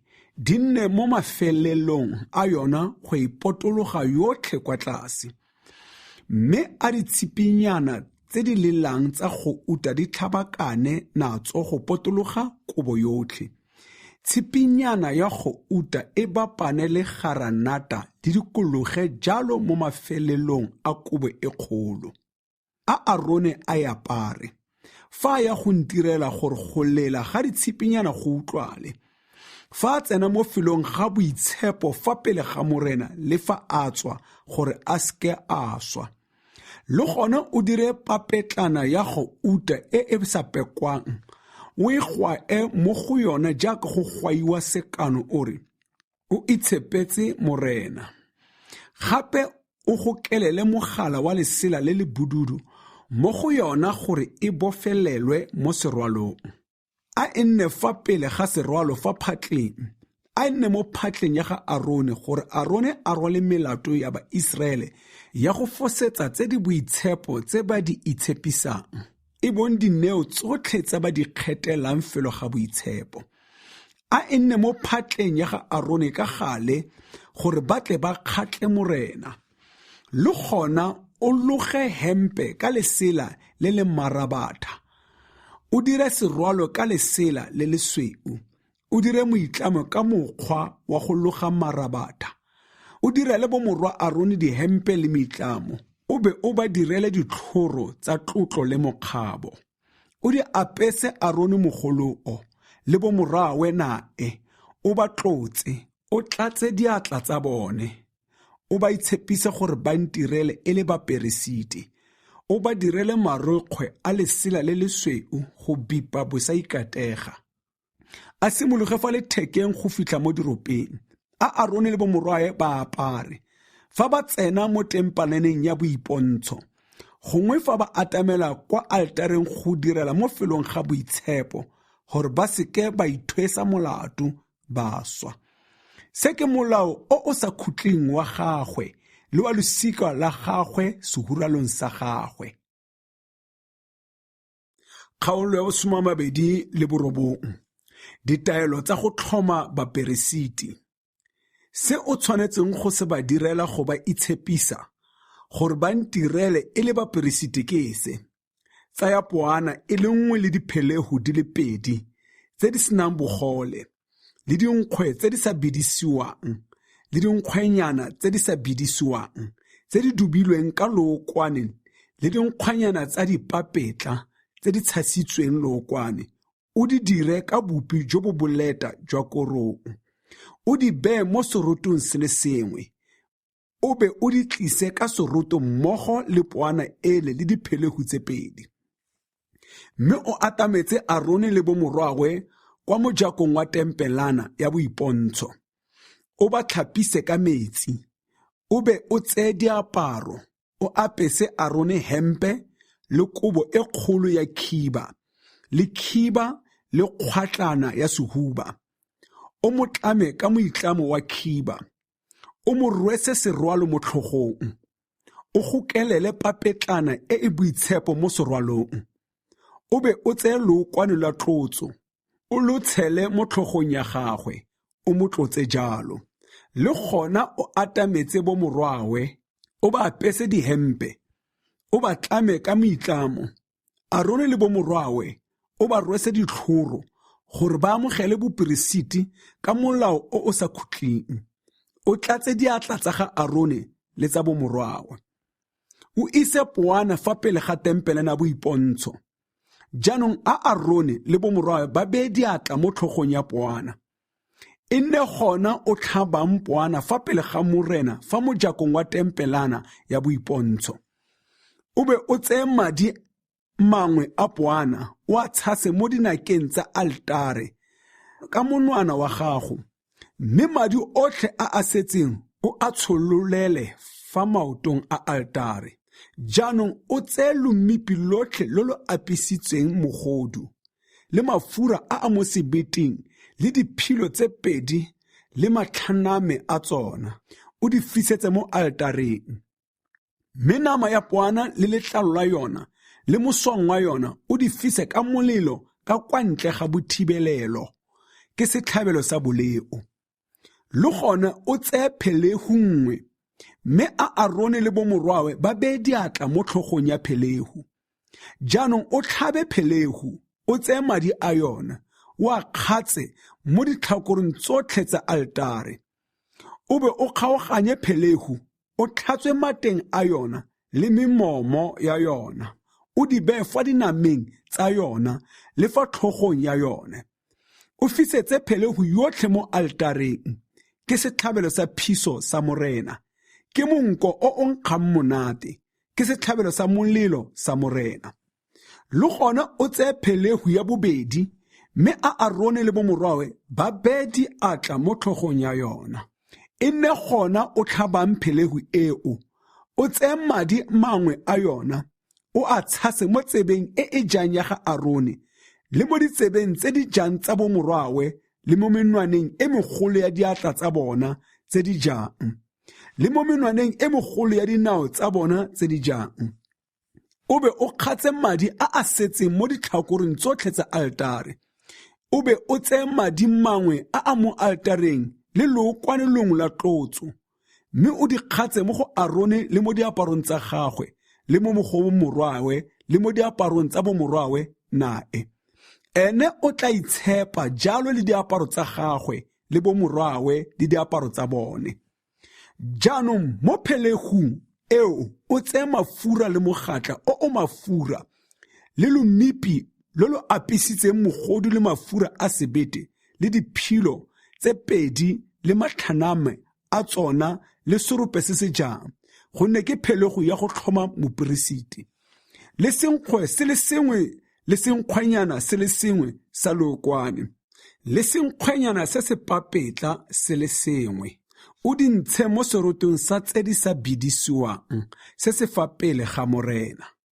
Tsotlhe tseo o di bee mo diatleng tsa ga Arone le mo diatleng tsa bomorwawe, o di kgadikanye e le tshupelo ya kgadikanyo fa pele ga morena. O be o di tseye gape mo diatleng tsa bone, o di fisetse mo altareng mo godimo ga setlhabelo se le sa phiso, e le monko o nkgang monate fa pele ga morena. ke setlhabelo sa molelo sa morena. Jaanong o tseye sehuba sa phelegu ya go tlhoma moporesite e leng ya ga Arone, o se kgadikanye fa pele ga morena, sone e be kabelo ya gago. Jaanong o itshepise sehuba seo sa setlhabelo sa kgadikanyo se se kgadikantsweng le serope sele sa seabe se se abetsweng baperesite tse e leng tsa phelegu ya go tsenya Arone le bomorwawe mo tirong ya boperesite, gore e nne tsa ga Arone le tsa bomorwawe e le tshiamelo ya bona ka bosakhutleng. Di ntshiwe ke Baiseraele gonne ke seabe se se ntshiwang ke Baiseraele e le karolo ya ditlhabelo tsa bona tsa tebogo, ke seabe sa bona se ba se abelang morena. Diaparo tse di boitshepo tsa ga Arone e tla nna tsa bomorwawe sehularong sa gagwe gore ba tlodiwe ba di apere, ba tsenngwe tirong ya boperesiti ba di apere. Morwawe yo tla nna moperesiti mo boemong jwa gagwe, yo tla tsena mo tempelaneng ya boipontsho go direla mo felong ga boitshepo a di apare malatsi a 7. Wena o tseye phelegu ya go ba tsenya mo tirong ya boperesiti, o apeye nama ya yona mo felong ga boitshepo. Jaanong a Arone le bomorwawe ba je nama ya phelegu eo le senkgwe se se mo serotong fa mojakong wa tempelana ya boipontsho, a ba dije tse ba batletsweng boitshwarelo ka tsona. Fa ba tsenngwa mo tirong ya boperesiti go itshepisiwa, mme o sele a seke a dija, gonne di boitshepo. Fa go ka sala nama ya go tlhoma boperesiti gongwe senkgwe go fitlhela ka moso, o fise tse di setseng ka molelo, a di seka tsa jewa, gonne di boitshepo. O direle Arone le bomorwawe jalo fela jaaka ke go laetse. Tiro ya go ba tsenya mo tirong ya boperesiti e tseye malatsi a 7. Le gone o tlhabe poana ya setlhabelo sa boleo ka letsatsi lengwe le lengwe go nna thuanyo. O tlose boleo mo altareng ka go batla boitshwarelo mo godimo ga yona. Go itshepisa, o dire tsa go batla boitshwarelo malatsi a 7 mo godimo ga altare. O itshepise jalo. Fo altare e tla nna boitshepo thata. Mongwe le mongwe yo o e amang o tla itshepa. Ditlhabelo tsa malatsi otlhe. Se o tshwanetseng go se dira mo altareng ka letsatsi lengwe le lengwe ke setlhabelo sa phiso sa ka metlha sa dikwana di le 2 tse di ngwaga o le mongwe. Kwana nngwe o e dire setlhabelo mo mosong, kwana ya bobedi o e dire setlhabelo mantsiboa. Mme o tlise karolo ya 10 ya efa ya bupi jo bo boleta jo bo dubilweng ka karolo ya bona ya hina ya lokwane lo le thugilweng, le tshupelo ya noo ya karolo ya 4 ya hina ya weine mmogo le kwana ya ntlha. Kwana ya bobedi o e dire setlhabelo mantsiboa. O e dire le tshupelo ya dijo, le tshupelo ya noo ya yona jaaka mo mosong go nna monko o nkgang monate. Ke setlhabelo sa molelo sa morena. Ke sona setlhabelo sa phiso sa metlha yotlhe mo ditshikeng tsa lona fa mojakong wa tempelana ya boipontsho fa pele ga morena. Ke kwa ke tla kopanang le lona teng, ke bue na o gona. Ke tla kopana le Baiseraele teng. Tempelana e tla itshepisiwa ka kgalelo ya me. Ke tla itshepisa tempelana ya boipontsho le altare jalo. Ke tla itshepisa Arone le bomorwawe gore ba ntirele e le baperesiti.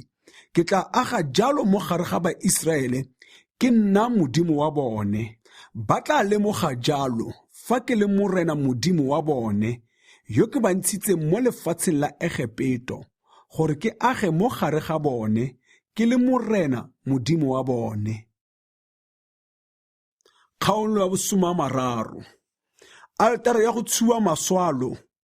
Le gone o dire altare ya go tshuwa maswalo, o e dire ka dipati tsa mokgwa. Boleele jwa yona e nne letsogo le boatlhamo jwa yona e nne letsogo. E nne le dikhutlo di le 4. Bogodimo jwa yona e nne mabogo a le 2. Dinaka tsa yona di fetele kwa tlase go nna maoto, o e manege go uta e sa pekwang, e bong bophaphati jwa yona le dithoko tsa yona tsotlhe le dinaka tsa yona. O e gaole ka go uta mo tikologong. O e direle melepo e le mebedi ya go uta, e nne fa tlase ga segaolo mo ntlheng tse pedi. O e gokelele mo ditlhakoreng tse pedi tsa yona, gore go somolwe dithobane mo go yona go isikara. O be o betle dithobane tsa morokuru, o di manege go uta, o e bee ka fa ntle ga lesire le le sirileng letlole la tshupo, e lebaganye le sekhurumelo sa thuanyo se se mo godimo ga tshupo ya molao, kwa ke tla kopana nao teng. A Arone a tshubele maswalo a a nkgang monate mo go yona. A tshube mo mosong mongwe le mongwe fa a baakanya dipone. E ne e re fa Arone a tshuba dipone mantsibua, a tshuba, a go kuisiwe mosi jalo ka gale fa pele ga morena mo ditshikeng tsa lona. Lo seke la tshuba maswalo a sele mo go yona le seng setlhabelo sa phiso, le fa e le tshupelo ya dijo le tshupelo ya noo, lo seke lwa tshela mo go yona. A Arone a diretsa thuanyo mo dinakeng tsa yona gangwe ka ngwaga, a diretsa thuanyo mo go yona ka madi a setlhabelo sa boleo gangwe ka ngwaga. A go nne jalo mo ditshikeng tsotlhe tsa lona, e boitshepo-tshepo mo moreneng. Lekgetho. Jaanong morena a bua le Moshe a re, e re fa o bala Baiseraele ba mephato e e kuiwang, a mongwe le mongwe yo o kuiwang a ntshetse morena segololo sa bophelo jwa gagwe, gore kotlo e se ka ya ba wela fa ba balwa. Se mongwe le mongwe wa mephato e e kuiwang a tshwanetseng go se ntsha ke bontlhangwe jwa shekele ya felo ga boitshepo e e leng digera di le 20. Bontlhangwe jo jwa shekele a nne lekgetho la morena. Mongwe le mongwe wa mephato e e kuiwang yo dinyaga di le 20 le go feta foo a ntshe lekgetho la morena. E ne e re fa lo ntshetsa morena lekgetho le e leng segololo sa maphelo a lona, mohumi a seke a oketsa, modidi a seke a tlhaetsa bontlhangwe jwa sekele. Madi ao a thuanyo o a tseye mo Baiseraeleng, o a beele tirelo ya tempelena ya boipontsho, gore Baiseraele ba gopolwe fa pele ga morena, mme le tle le fiwe boitshwarelo. Mogopo wa kgotlo o tlhapelang. Morena a ba a bua le Moshe a re, le gone o dire mogopo o tlhapelang wa kgotlo, le lekoto la ona la kgotlo, o bee fa gare ga tempelana ya boipontsho le aletare. O tshele metsi mo go ona, gore Arone le bomorwawe ba tlhape diatla le dinao ka ona. E ne e re fa ba tsena mo tempelaneng ya boipontsho ba tlhapa ka metsi, gore ba seka ba swa. Gongwe fa ba atamela fa altareng go direla morena ka go mo tshubela setlhabelo sa molelo, a ba tlhape diatla le dinao, e se re gongwe ba swa. A selo se e nne molao o sa khutling mo go bone, mo go ene le mo baneng ba gagwe le go ya pele. Lookwane lwa tlotso le tsa go tshuba maswalo. Morena a ba a bua le Moshe a re, tsaya ditswaiso tse di molemo, e bong boroko jwa mera jo bo nkgang monate-nate jwa dishekele di le 500, le montlhangwe jwa selekano seo jwa makwati a kinamone a a nkgang monate, e bong dishekele di le 250, le lotlhaka lo lo tswaisang lwa dishekele di le 250, le makwati a kasia a dishekele di le 500 tsa shekele ya felo ga boitshepo, le hina ya lookwane la setlhare sa olefa. O dire lookwane lwa tlotso lo lo boitshepo ka tsona, e nne setlolo sa lookwane se se tlhakantsweng ka ditswaiso tseo, e nne tiro ya go tlhakanya ka botswerere. A nne lona lookwane lwa tlotso lo lo boitshepo, jaanong o tlotse tempelana ya boipontsho ka lone le letlole la tshupo le lomati la dinkgwe tsa tshupo le didiri tsotlhe tsa lone le setlhomo sa dipone le didiri tsa sona le altare ya go tshubela maswalo le altare ya setlhabelo sa phiso le didiri tsotlhe tsa yona le mogopo o tlhapelang le lekoto la ona. O di tshepise jalo gore di nne boitshepo-tshepo. Mongwe le mongwe yo di amang o tla itshepa. Le gona o tlotse Arone le bomorwawe. O ba itshepise gore ba ntirele e le baperesiti. Mme o bolelele ba Israele ore ke lone lookwane lwa me lwa tlotso lo lo tshwanetseng go kaiwa boitshepo ke ditshika tsotlhe tsa lona. Lo seke lwa tshelwa mo mmeleng wa motho o sele. Lo seke lwa dira setlolo se se tlhakantsweng jalo. Se boitshepo. Lo se kae boitshepo. Mongwe le mongwe yo ka tlhakanyang se se ntseng jalo, gongwe a se naya motho o sele, o tshwanetse go bolawa le go tlosiwa jalo mo morafeng wa gagabo. Tse di nkgang monate. Morena a ba a raya Moshe a re, tsaya tse di nkgang monate e bong boroko jwa setlhare sa storakese le kgetla ya lewatle le boroko jwa galebano e le makga a monate le matlhare a leswalo a sa pekwang. A di tsewe ka go lekalekana ga tsona. O dire tse di kweiswang mosi ka tsona di tlhakantswe ka botswerere, di lokile ka letswai, di le phepa, di le boitshepo. Tsaya go gongwe ga tsona, o sile e nne bopi, o bo beye fa pele ga letlole la tshupo mo tempelaneng ya boipontsho, kwa ke tla kopana nao teng. A bo kaiwe boitshepo-tshepo ke lona. Jaanong fa lo itirela tse di kweisang mosi, lo seke la di tlhakanya jaaka tseo. A tseo e nne tse di boitshepo tsa morena mo go lona. Mongwe le mongwe yo o dirang tse di ntseng jalo go dupa monate wa tsona a bolawe, a komulwe mo morafeng wa gagabo. Kgaolo ya 31. Badiri ba tse di boitshepo.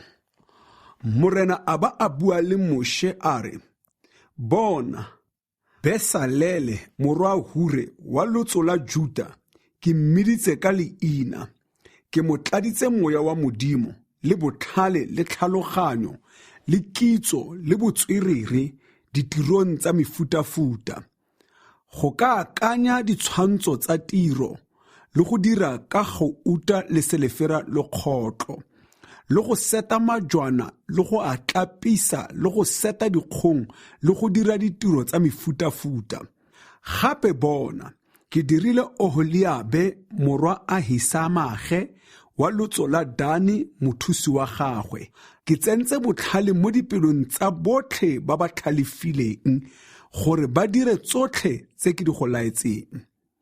E bong tempelana ya boipontsho le letlole la tshupo le sekhurumelo sa thuanyo se se mo godimo ga lone le dilo tsotlhe tsa tempelana eo.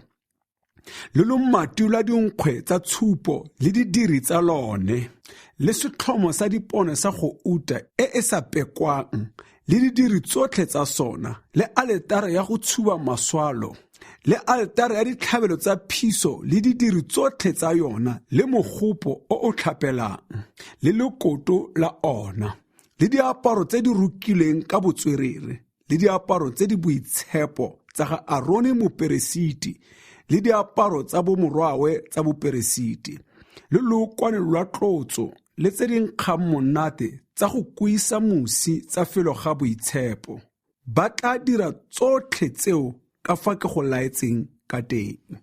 Go itshepisa Sabata. Morena a ba a bua le Moshe a re, raya ba Israele ore, tlhokomelang go tlotla bo Sabata ba me ka botlalo.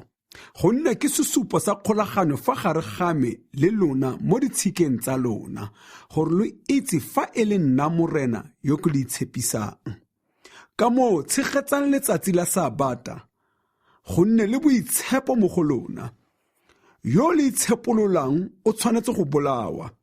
Ruri mongwe le mongwe yo o dirang tiro ka lone o na le go tlosiwa ka polao mo morafeng wa gagabo. A tiro e dirwe ka malatsi a 6, mme letsatsi la bosupa ke la Sabata la boikhutso. Le itshepetse Morena.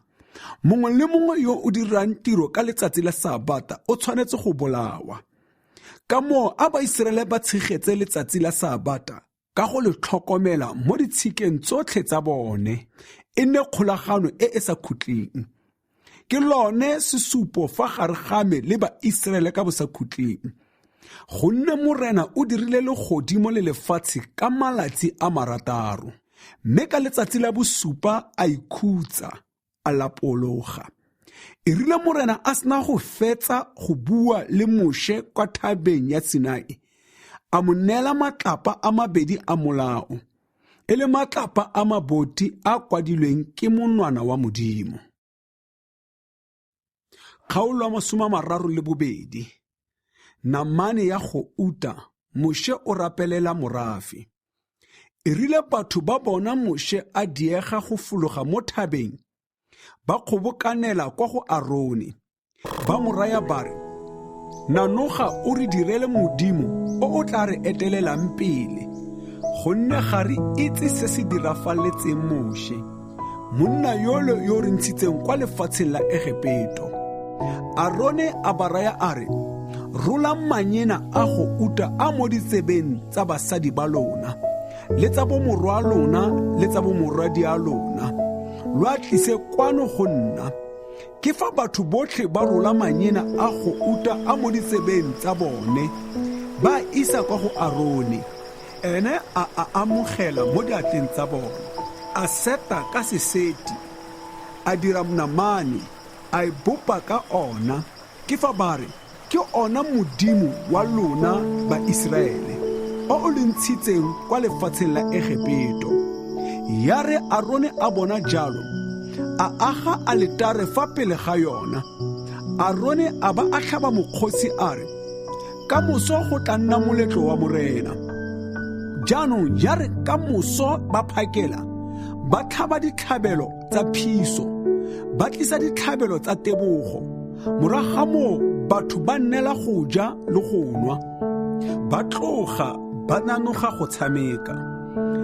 Ke fa Morena a raya Moshe a re, ya o fologe, gonne morafi wa gago o o ntshitseng kwa lefatsheng la Egepeto o sentse. Ba fapogile ka pele mo tseleng e ke ba e laetseng, ba itiretse namane e e bopilweng, ba e obamela, ba e tlhabela ditlhabelo ba re, ke ona modimo wa lona Baiseraele o o le ntshitseng kwa lefatsheng la Egepeto. Morena a ba a raya Moshe a re, ke bonye morafi o ka fitlhela e le wa dithamo tse di gagametseng, mme jaanong nte bogale jwa me bo ba tukele, ke ba nyeletse, mme wena ke go dira setšhaba se segolo. Mme Moshe a kopa bopelothomogi mo Moreneng, modimo wa gagwe, a re, Morena, morafi wa gago o o ntshitseng kwa lefatsheng la Egepeto, o o ntshitseng kwa lefatsheng la Egepeto, ka thata e kgolo le ka letsogo le le tiileng, bogale jwa gago bo tla o tukelelang.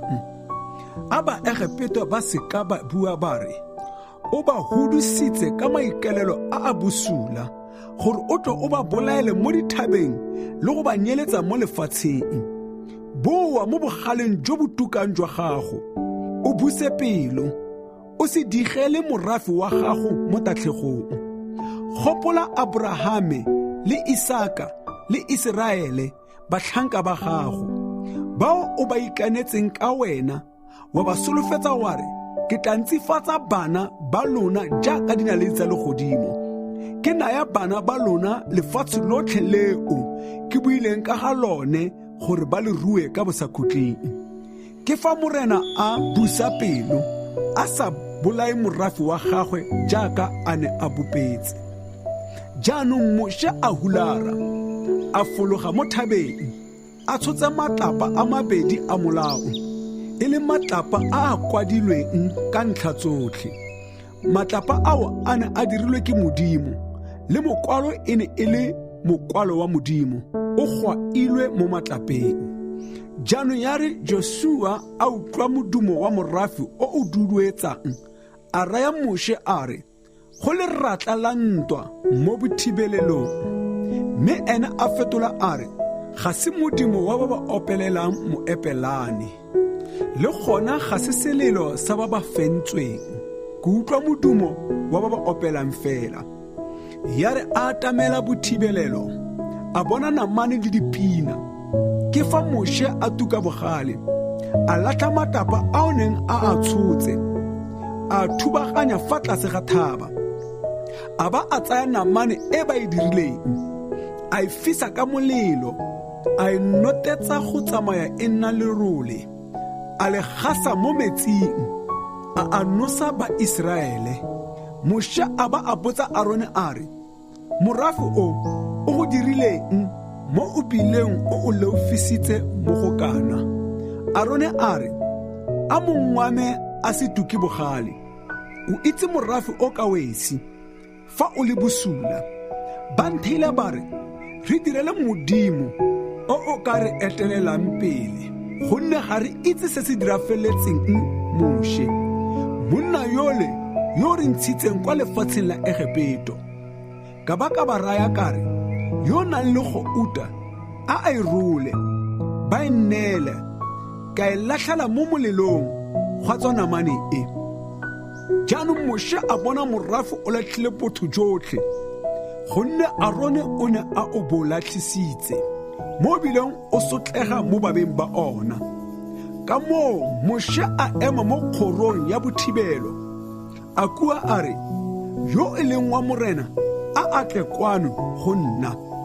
Ke fa bo morwa Lefi botlhe ba kgobokanela kwa go ene, mme a ba raya a re, morena Modimo wa Israele o bua jaana o a re, a mongwe le mongwe a tlame tšhaka ya gago mo lethekeng la gagwe, le boa boele mo bothibelelong go tswa kgorong go ya kgorong, mme a mongwe le mongwe a bolae morwa rraagwe le tsala ya gagwe le wa gagabo.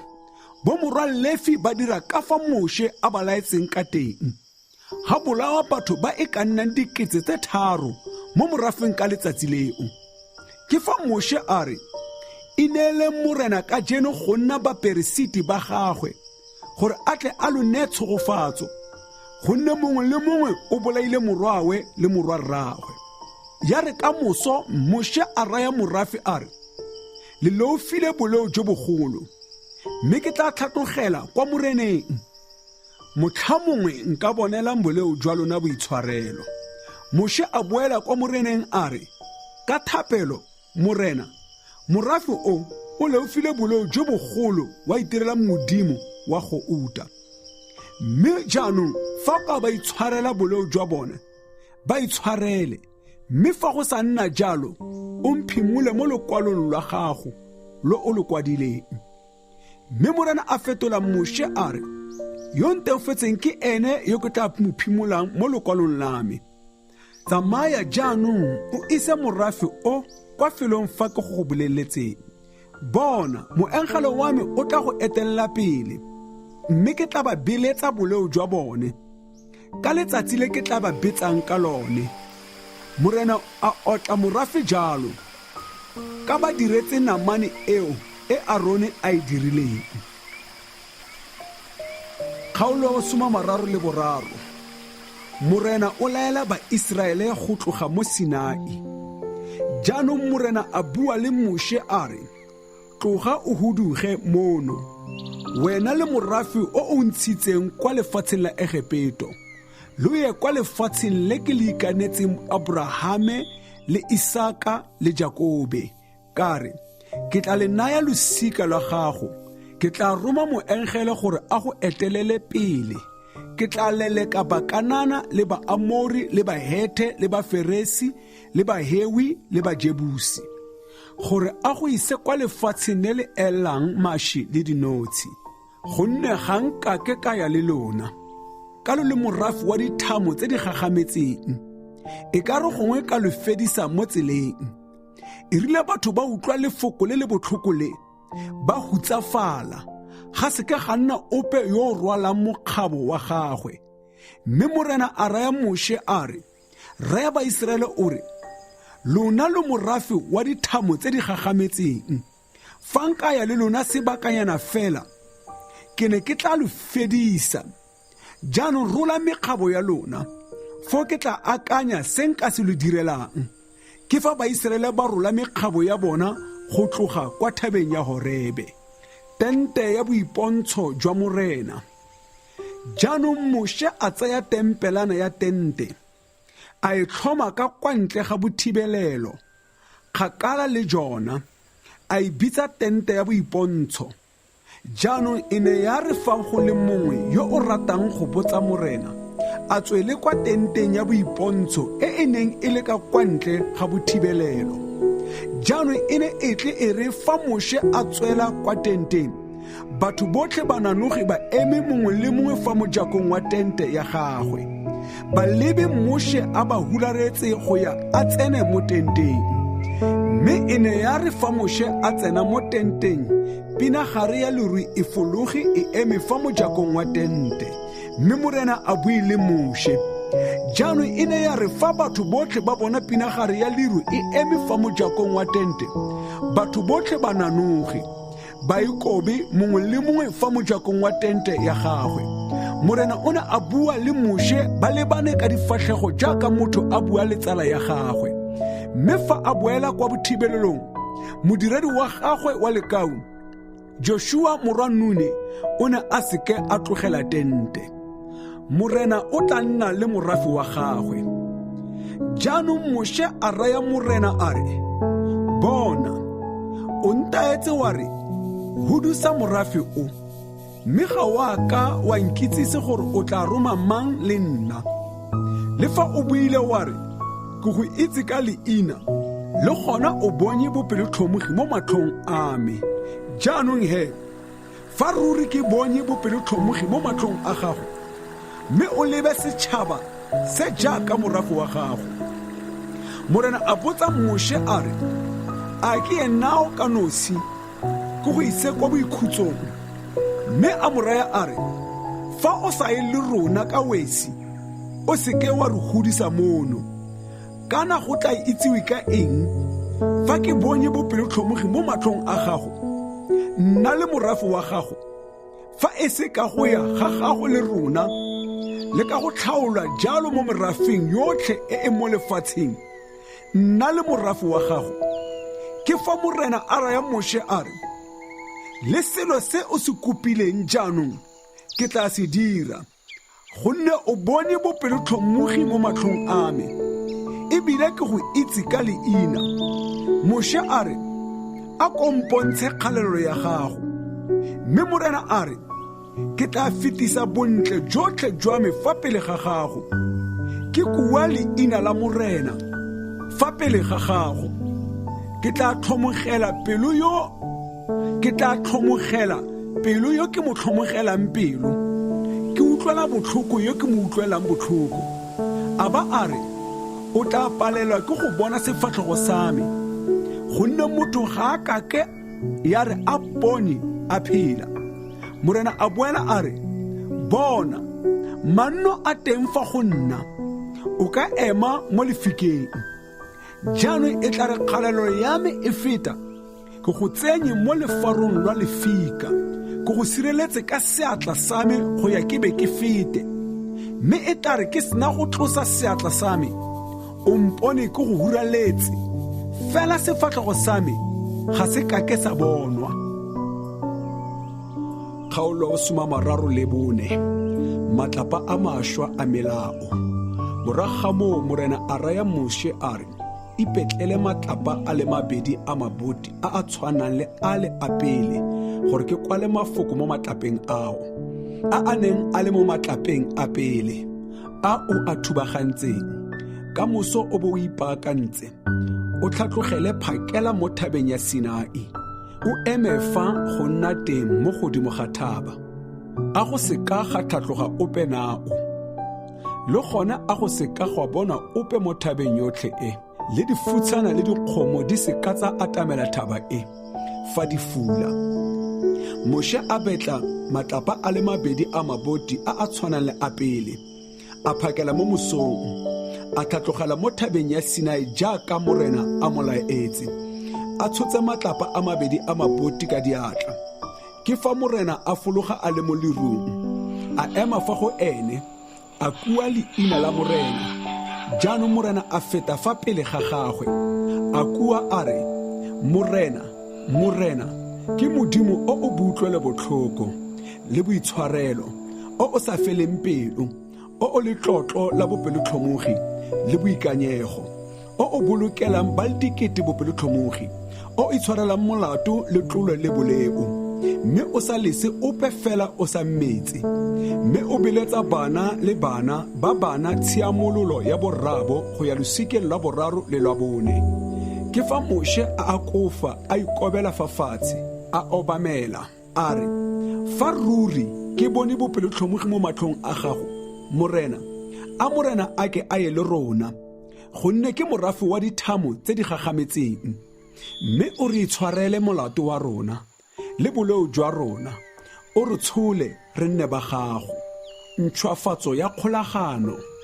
Ke fa morena a araba a re, bona, ke tla dira kgolagano ya gore fa pele ga morafe otlhe wa gago ke tla dira dilo tse di gagamatsang tse di seng ke di dirwe mo lefatsheng lotlhe le mo ditšhabeng tsotlhe, mme morafe otlhe o o leng mo gare ga ona o tla bona tiro ya morena, gonne di a boitshega tse ke tla di dirang ke nanao.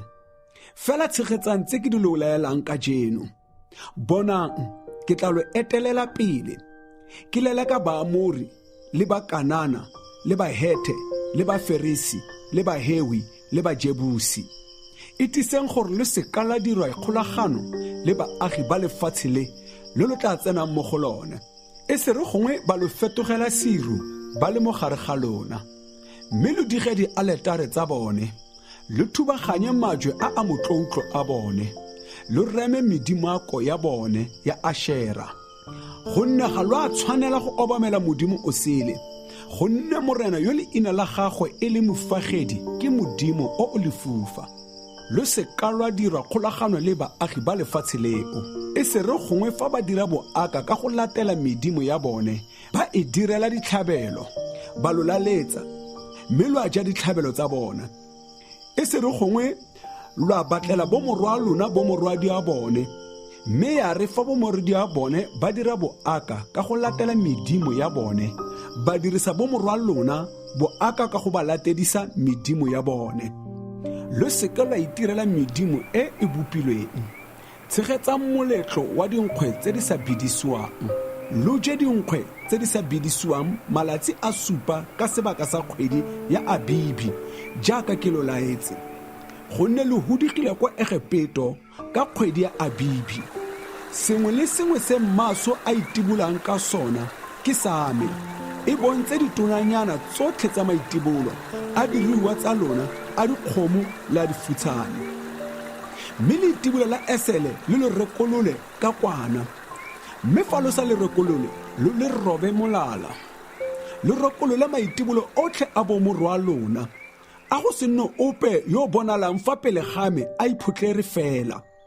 Dirang ditiro tsa lona ka malatsi a marataro, mme ka letsatsi la bosupa lo ikhutse, le fa go lemiwa gongwe go kotulwa lo ikhutse, le moletlo wa dibeke lo tshegetse, e nne wa mabutswa pele a kotulo ya mabele a korong, le moletlo wa go fula maungo ka bofelo jwa ngwaga.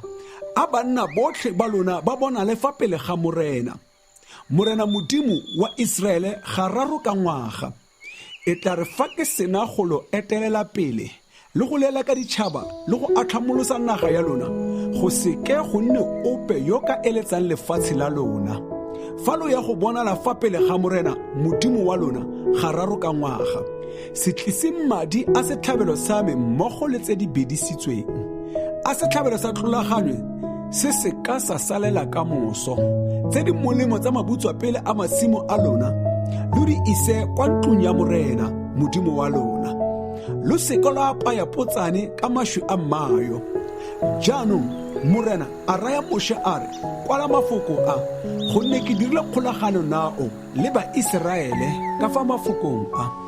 Moshe o ne a nna teng a na le morena malatsi a le 40 le masigo a le 40, a sa je dijo, a sa nwe metsi, mme a kwala mafoko a kgolagano a le 10 mo matlapeng a le. Moshe o boa mo Sinai. E rile Moshe a fologa mo thabeng ya Sinai, a bo a tshotse matlapa a molao ka diatla. Mme Moshe a bo a sa itse gore a letlalo la sefatlhego sa gagwe le a phatsima. Ka buile le ona, jaanong ya re Arone le Baiseraele botlhe ba leba Moshe, ba fitlhela letlalo la sefatlhego sa gagwe le phatsima, ka moo ba boifa go mo atamela. Mme Moshe a ba bitsa, ke fa Arone le bagolo botlhe ba phutego ba ya kwa go ene. Mme Moshe a bua nabo. Morago ga moo Baiseraele botlhe ba atamela, mme a ba laela tsotlhe tse morena o di buileng nae kwa thabeng ya Sinai. Ya re Moshe a sena go fetsa go di ba bolelela, a bipa sefatlhego sa gagwe ka lesire, mme e ne ya re fa Moshe a tsena fa pele ga morena go bua nae, a tlose lesire go fitlhelela a be a tswe. Jaanong fa a sena go tswa, a bolelele Baiseraele tse a di laetsweng. Ke fa Baiseraele ba bona sefatlhego sa ga Moshe, ba fitlhela letlalo la sefatlhego sa ga Moshe le phatsima. Mme Moshe a busetsa lesire mo sefatlhegong sa gagwe, go ya a be a tsene gape go bua nae. Kgaolo 35, molao wa Sabata. Jaanong Moshe a kgobokanya phutego yotlhe ya Baiseraele, a ba raya a re, dilo tse morena o di laotseng gore di dirwe ke tse. A tiro e dirwe ka malatsi a 6, mme la bosupa e nne letsatsi le le boitshepo mo go lona, e nne la Sabata la boikhutso la morena. Mongwe le mongwe yo o dirang tiro ka lone a bolawe. Se gotse molelo mo lelapeng lepe la lona ka letsatsi la Sabata, kabelo ya morena. Moshe a ba a raya phutego yotlhe ya Baiseraele a re, tse morena o di laotseng ke tse, ntshetsang morena kabelo ya ditsalona. A mongwe le mongwe yo pelotshweu a itlise.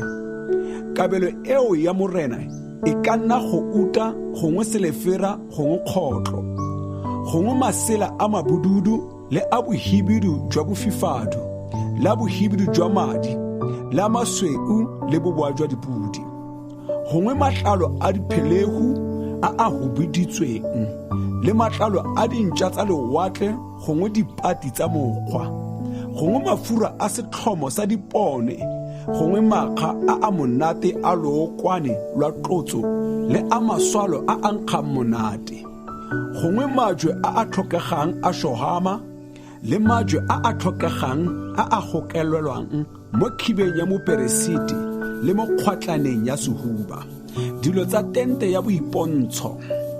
Jaanong a mongwe le mongwe yo setswerere mo go lona a tle a dire tsotlhe tse morena o di laotseng, e bong tempelana le tente ya yona, le thulelo ya yona, le dikgogetso tsa yona, le dipati tsa yona, le mephakarego ya yona, le maotwana a yona, le ditlhako tsa yona, le letlole le dithobane tsa lone, le sekhurumelo sa thuanyo le lesira la go lesira, le lomati lwa dinkgwe tsa tshupo, le dithobane tsa lone, le didiri tsotlhe tsa lone, le dinkgwe tsa tshupo, le setlhomo sa dipone se se bonegang, le didiri tsa sona, le dipone tsa sona, le mafura a setlhomo, le aletara ya go tshuba maswalo, le dithobane tsa yona, le lookwane la tlotso, le maswalo a nkgang monate, le sebipo sa mojako wa tempelana, le altare ya ditlhabelo tsa phiso,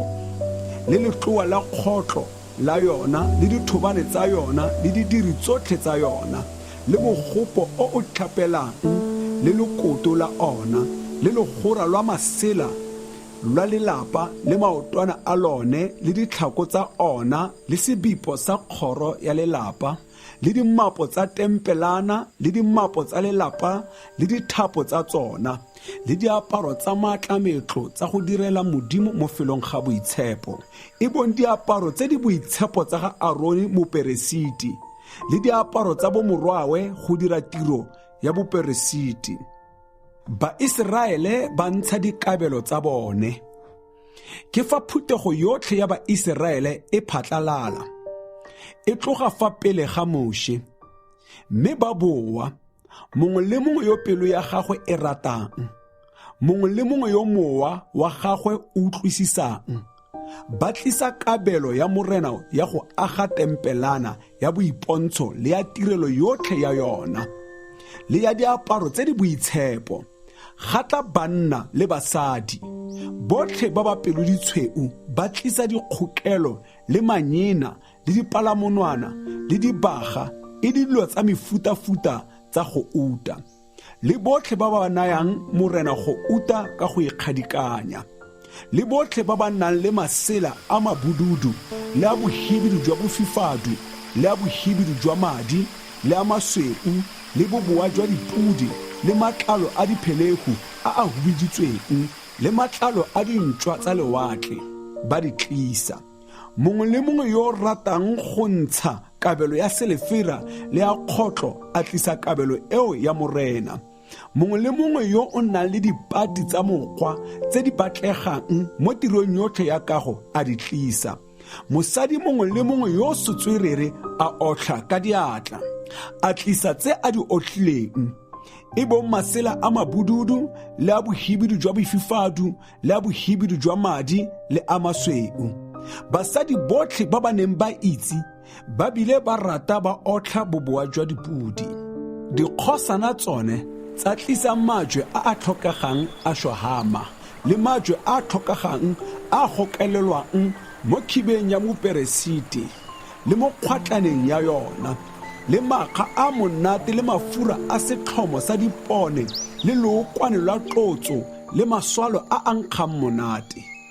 Banna botlhe le basadi botlhe ba Baiseraele ba ba neng ba ikaeletse go tlisa tse di batlegang mo tirong yotlhe e morena a e laotseng ka Moshe gore e dirwe, ba tlisetsa morena dineo tsa bopelotshweu, badiri ba dilo tsa tempelana. Mme Moshe a raya Baiseraele a re, bonang, morena o biditse Besalele ka leina, ke morwa Uri, morwa Hure wa lotso la Juda. O mo tladitse mowa wa modimo o o itshupang ka botlhale le ka tlhaloganyo le ka kitso le ka botswerere mo tirong nngwe le nngwe, gore a loge maano a maatlametlo le go a dira ka go uta le ka selefera le ka kgotlo le ka go seta majwe le go a tlapisa le ka go betla dikgong le go dira tiro nngwe le nngwe e e batlang botswerere. Le gona o tsentse neo mo pelong ya gagwe ya go ruta ba bangwe, ene le Oholiabe morwa Ahisamage wa lotso la Dane, bao o ba tladitse botlhale jwa pelo gore ba itse go dira ditiro tsotlhe tsa go seta le tsa go loga masela a ditshwantsho le masela a mebalabala le masela a mabududu le a bohibidu jwa bofifadu le a bohibidu jwa madi le a masweu le tsa go loga masela a mangwe. Ba tla dira ditiro tsotlhe ba loga maano a maatlametlo. Kgaolo 36 Baiseraele ba ntsha dikabelo tse dintsi. Jaanong a Besalele le Oholiabe le banna botlhe ba ba tlhalefileng pelo ba morena o ba fileng botlhale le tlhaloganyo gore ba itse go dira tiro yotlhe ya go aga ntlo e e boitshepo, a ba e dire fela jaaka morena a laetse. Mme Moshe a bitsa Besalele le Oholiabe le banna botlhe ba ba botlhale ba morena o tsentseng botlhale mo dipelong tsa bone, botlhe ba ba ikaeletseng go ya tirong le go e dira. Ba amogela mo go Moshe kabelo tsotlhe tse Baiseraele ba di ntsheditseng tiro ya go aga ntlo e e boitshepo gore e dirwe ka tsona. Mme batho ba nna ba tlisa dineo kwa go ene mo mosong mongwe le mongwe ka bopelotshweu. ke fa batlhalefi botlhe ba ba dirang tiro yotlhe ya ntlo e e boitshepo batla mongwe le mongwe a tswa kwa tirong e a e tshwereng ba raya Moshe ba re batho ba tlisa tse dintsi go feta tse di batlegang mo tirong ya kago e morena o e laotseng gore e dirwe. Jaanong Moshe a laola gore go opiwe mokgosi mo bothibelelong o reng a banna le basadi ba se tlhole ba dira sepe sa go oketsa kabelo ya ntlo e e boitshepo. Ke fa batho ba khutla go tlisa tse di neng di ntshitswe di ne tsa ba lekana mo tirong yotlhe go e fetsa tsa ba tsa sala tempelana ya boipontsho e a agiwa. Botlhe ba ba pelo di tlhalefileng mo go ba ba tshwereng tiro ba ga tempelana ka masela a lesome e le a masweu a ditlhalepedi le a mabududu le a bohibidi jwa bofifadu le a bohibidi jwa madi. Oholiabe a loga masela a a nang le ditshwantsho tsa bokerubime ka botswerere. Lesela lengwe le lengwe la bo le na le boleele jwa mabogo a le 28 le bophara jwa mabogo a le 4. Masela otlhe a na le selekanyo se le sengwe fela. Oholiabe a rokaganya masela a le 5 a ba a rokaganya gape masela a 5 a mangwe a dira digole tsa lesela le le bududu fa mafelelong a lesela lengwe le le bududu fa mafelelong a lesela lengwe le le fa thoko ga thokaganyo ya ntlha. A dira jalo gape fa mafelelong a lesela la bofelo la thokaganyo ya bobedi. A dira digole di le 50 mo leseleng la ntlha. A dira digole di le 50 gape fa mafelelong a lesela le le mo thokaganyong ya bobedi. Digole di lebanye le gone a dira dikgogetso tsa gouta di le 50 a tshwaraganya masela a mabedi ao ka dikgogetso tseo moago wa nna o le mongwe jalo. Gape a dira masela a boboa jwa dipudi gore e nne thulelo ya tente godimo ga tempelana. A dira masela a le 11 a ntseng jalo. Lesela lengwe le lengwe la bo lena le boleele jwa mabogo a le 30 le bophara jwa mabogo a le 4. Masela a le 11 ao a ne a lekalekana a rokaganya masela a 5 go sele le masela a 6 a mangwe go sele. A dira digole di le 50 fa mafelelong a lesela la bofelo la thokaganyo ya ntlha. A ba a dira digole di le 50 fa mafelelong a lesela la bofela la thokaganyo ya bobedi.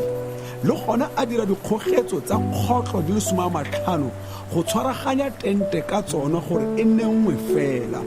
Le gona a dira tempelana thulelo ya matlalo a diphelegu a hubiditsweng le thulelo gape ya matlalo a dintšwa tsa lewatle ka fa godimo ga yona. A ba a direla tempelana lebota la dipati tsa mokgwa. Lobati longwe le longwe lo ne lo na le boleele jwa mabogo a le 10 le bophara jwa letsogo le bontlhangwe jwa lone. Lobati longwe le longwe lo ne lo na le malomelo a le 2 a lebaganyeng. A direla dipati tsotlhe tsa tempelana. Fa e le dipati tsa tempelana a dira letlhakore la borwa dipati di le 20. Dipati tse di 20 tseo a di direla ditlhako tsa selefera di le 40. A direla malomelo a 2 a lobati longwe le longwe ditlhako di le 2. Le gona a direla lotlhakore la bobedi la tempelana lo lebileng kwa bokone dipati di le 20 le ditlhako di le 40 tsa tsona tsa selefera. Ditlhako di le 2 ka fa tlase ga lobati longwe le longwe. Morago wa tempelana o hularetseng bophirimatsatsi a o direla dipati di le 6. Dikhutlo tsa tempelana ka kwa morago a di direla dipati di le 2 tsa bo dipataganye go tswa kwa tlase di le mmogo. Dipataganye go ya kwa godimo go fitlha molepong wa ntlha. A direla tsopedi jalo e bong dikhutlo tse 2 e ne e le dipati di le 8. Ditlhako tsa tsona tsa selefera e le ditlhako di le 60. Ditlhako di le 2 fa tlase ga lobati longwe le longwe. le gona a dira mephakarego ka dikota tsa morokuru e le metlhano ya dipati tsa letlhakore lengwe lwa tempelana le mephakarego e le metlhano ya dipati tsa letlhakore la bobedi la tempelana le mephakarego e le metlhano ya dipati tsa morago wa tempelana o o hularetseng bophirimatsatsi. Jaanong a dira mophakarego o fa gare gore a kgabaganye dipati ka bogare go tswa ka fo go ya ka fa. A manega dipati go uta, a dira melepo ya tsona ka go uta, go somela mephakarego mo go yona, le mephakarego a e manega go uta. Le gona a dira lesira ka masela a mabududu, le a bohibidu jwa bofifadu, le a bohibidu jwa madi, le a masweu a ditlhadipedi, a logela bokerubime mo go lone jaaka setswerere, a le direla maotwana a le mane a mokgwa, a manega go uta, dikgoge tsa one e le tsa go uta, a bopela ditlhako di le 4 tsa selefera, le mojako wa tempelana a o direla sebipo ka masela a mabududu, le a bohibidu jwa bofifadu, le a bohibidu jwa madi, le a masweu a ditlhalepedi. Se logile ke mologi wa masela a marabatha le maotwana a le 5 a sona le dikgoge tsa ona. A manega ditlhogo tsa ona le melepo ya ona go uta, ditlhako tse 5 tsa one e le tsa kgotlo. Kgaolo ya 37 go dirwa letlole la kgolagano, mme Besalele a dira letlole ka dipati tsa mokgwa, boleele jwa lone e le mabogo a le 2 le bontlhangwe, bophara jwa lone e le letsogo le bontlhangwe, bogodimo jwa lone e le letsogo le bontlhangwe. A le manega go uta e sa pekwang ka fa teng le ka fa ntle, a le gaola ka go uta mo tikologong, a le bopela melepo e le 4 ya go uta mo maotwaneng a 4 a lone, e le 2 mo letlhakoreng longwe la lone, e 2 e mengwe mo letlhakoreng lwa bobedi lwa lone. A ba a betla dithobane tsa morokuru, a di manega go uta, a somela dithobane tseo mo melepong fa letlhakoreng tsa letlwego le sikara. Le gona a dira sekhurumelo sa thuano sa lone ka gauta e sa pekwang, bolelo jwa sone e le mabogo a le 2 le bontlhangwe, bophara jwa sona e le letsogo le bontlhangwe. A ba a dira bokerubime ba le 2 ba go uta, a ba thula ka go uta e kwenneng mo ntlheng tse 2 tsa sekhurumelo, kerubime yo mongwe a le mo ntlheng eno, kerubime yo mongwe a le mo ntlheng ene. A dira bokerubime mo ntlheng tse 2 tsa sekhurumelo sa thuano, bone ba bo ba diroletswe mo go sona ka gauta e le nngwe. Bokerubime ba bo ba tshwarololetse diphuka kwa godimo, ba okame sekhurumelo sa thuanyo ka diphuka tsa bone. Difatlhego tsa bone tsa bo di lebanye, difatlhego tsa bokerubime tsa bo di lebile sekhurumelo sa thuanyo. Lomati lwa dinkgwana, le gona a dira lomati lwa bojelo ka dipati tsa mokgwa, boleele jwa lone e le mabogo a le 2, bophara jwa lona e le letsogo, bogodimo jwa lona e le letsogo le bontlhangwe. A lo manega go uta e sa pekwang, a le gaola ka gauta mo tikologong, a lo direla losi ka legong lwa bophara jwa seatla mo tikologong, a gaola losi loo ka go uta mo tikologong, a lo bopela melepo e le 4 yo go uta, a gokelela melepo eo mo dikhutong tse 4 tsa maoto a lone. Melepo e ne e le fa tlase ga losi, e le masomelo a dithobane tsa go sikara lomati lwa bojelo loo, e bong megopo ya lone le dijana tsa lone le digo tsa lone le dinkgwana tse di dirisiwang mo tshupelong ya noo, a di dira ka go uta e sa pekwang.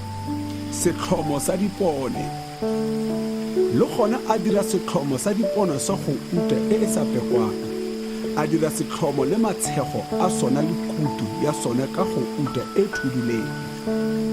Dikgolokwane tsa sona e bong dinoko tsa sona le dithunya tsa sona tsa bo di direletswe mo go sona ka go uta e le nngwe. jaanong go tswa dikala di le 6 mo ditlhakoreng tsa sona.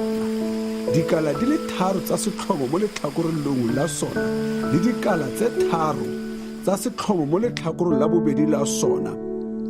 Kala nngwe le nngwe e ne e na le dikgolokwane tse 3 tse ekete ke dithunya tsa moamantele, e le noko le sethunya. Dikala tse 6 tsa setlhomo di le tse dintseng jalo. Mo kutung ya setlhomo go ne go le dikgolokwane di le 4 tse ekete dithunya tsa moamantele, e le dinoko tsa sona le dithunya tsa sona. Go ne go le noko kwa godimo, gape go le noko fa tlase ga dikala tse 2 tsa bobedi tsa sona, gape go le noko fa tlase ga dikala tse 2 tsa boraro tsa sona. Go ne go le jalo mo dikaleng tse 6 tsa sona.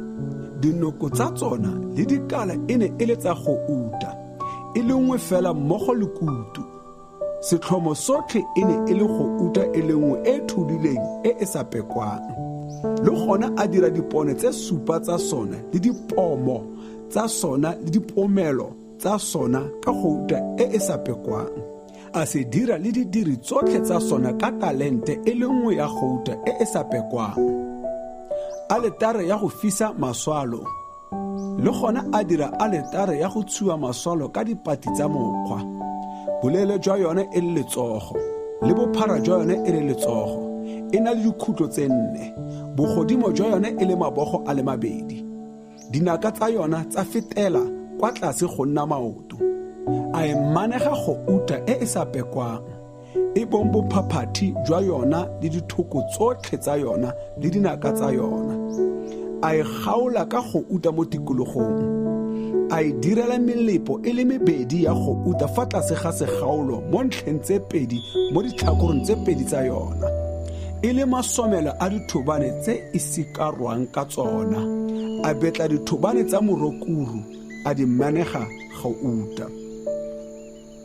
Lookwane la tlotso le ditswaiso, le gona a dira lookwane la tlotso lo lo boitshepo le tse dinkgang monate tse di sa pekwang tsa go kuisa mosi, jaaka go dira motlhakanyi wa ditswaiso le ditlolo. Kgaolo wa 38. Go dirwa aletare ya ditlhabelo tsa phiso, le gona a dira aletare ya ditlhabelo tsa phiso ka dipati tsa mokwa. Boleele jwa yona le bophara jwa yone e le mabogo a le 5, e lekalekana ka dikhutlo tse 4 tsa yona. Bogodimo jwa yona e le mabogo a le 3. A dira dinaka tsa yona mo dikhutlong tse 4 tsa go nna maoto a yona. A e manega kgotlo. A ba a dira didiri tsotlhe tsa aletare, e bong di olola melora le digopa melora le megopo le ditlhabanama le digokolelo. Didiri tsotlhe tsa yona a di dira ka kgotlo.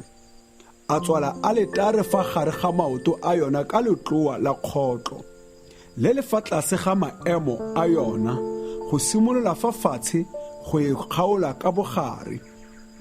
A bopela dikhutlo tse 4 tsa letloa la kgotlo melepo e le 4 go nna masomela a dithobane. Dithobane tseo a di dira ka morokuru, a di manega kgotlo. A ba a somela dithobane mo melepong e e mo ditlhakoreng tsa aletare gore e sikarwe ka tsona. A e dira ka dipati, ya nna logapa ka mo teng, mogopo wa kgotlo. Le gona a dira mogopo o tlhapelang wa kgotlo le lekoto la ona la kgotlo ka diiponi tsa basadi ba ba tshwereng tiro fa mo jakong wa tempelana ya boipontsho. Lelapa la tempelana, le gona a dira lelapa. Lotlhakore lo le mo ntlheng ya borwa lo ne lo na le legora lwa masela a masweu a ditlhalepedi a lepeletseng a mabogo a le 100. Maotwana a ona a ne a le 20, le ditlhako tsa ona tsa kgotlo di ne di le 20. Dikgoge tsa maotwana le melepo ya ona e ne e le tsa selefera, le letlhakore lwa bokone lo ne lo na le masela a mabogo a le 100. Maotwana a ona a le 20 le ditlhako tsa ona tsa kgotlo di le 20, dikgoge tsa maotwana le melepo ya one e le tsa selefera, le morago o hularetseng bophirimatsatsi a o direla masela a lepeletseng a mabogo a 15, maotwana a ona a 10 le ditlhako tsa ona tsa kgotlo di le 10, dikgoge tsa maotwana le melepo ya one e le tsa selefera, le pele ntlheng ya botlhabatsatsi la mabogo a 15, a le direla masela a lepeletseng a mabogo a 15 mo ntlheng nngwe ya kgoro, maotwana a ona a le 3 le ditlhako tsa ona di le 3, gape a le direla masela a lepeletseng a mabogo a 15 mo ntlheng ya bobedi ya kgoro ya lelapa go le jalo mo ntlheng tsoopedi, maotwana a ona a le 3 le ditlhako tsa ona di le 3, masela otlhe a lepeletseng a lelapa mo tikologong e ne e le a masweu a ditlhadipedi, ditlhako tsa maotwana e le tsa kgotlo, dikgoge tsa maotwana le melepo ya ona e le tsa selefera, manego ya ditlhogo tsa one e le ya selefera, maotwana otlhe a lelapa a na le mephakarego ya selefera, sebipo sa kgoro ya lelapa se ne se logilwe ka masela a marabatha, e le sa masela a mabududu la fifadu la bohibiri jwa madi la masweu a ditlhalepedi, bolelo jwa sone e le mabogo a 20, bogodimo jwa sone e le mabogo a le 5, go lekana le bophara jwa masela a lepeletseng a lelapa, maotwana a sone a ne a le 4 le ditlhako tsa ona tsa kgotlo di le 4, dikgoge tsa ona e le sa selefera le manego ya ditlhogo tsa ona le mephakarego ya one e le tsa selefera, dimapo tsotlhe tsa tempelana le tsa lelapa tikologong e ne e le tsa kgotlo, mefuta ya ditshipi tse di dirisitsweng. Fano go bolelwa palo ya ditshenyegelo tsa go aga tempelana. Tempelana ya tshupo tse di badilweng ke balefi ka taelo ya Gamoshe ba okametswe ke Ithamare morwa Arone moperesete, Besalele morwa Uri morwa Hure wa lotso la Juda, a dira tsotlhe tse morena a di laetseng Moshe.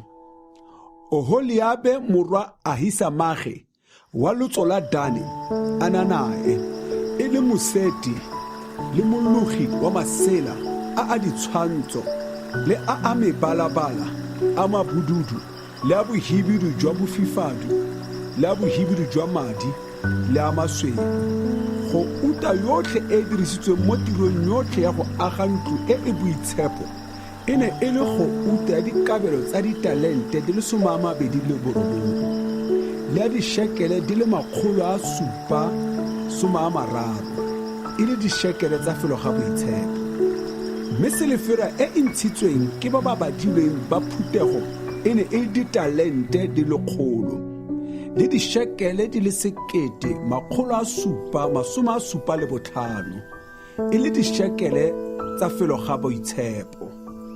Beka e le nngwe ya ntshiwa ke tlhogo ya motho, ke bontlhangwe jwa sekele ya felo ga boitshepo, ya ntshiwa ke mongwe le mongwe yo ileng a balwa go simolola ka ba dinyaga di le 20 le go feta foo, ke ba le 653,550.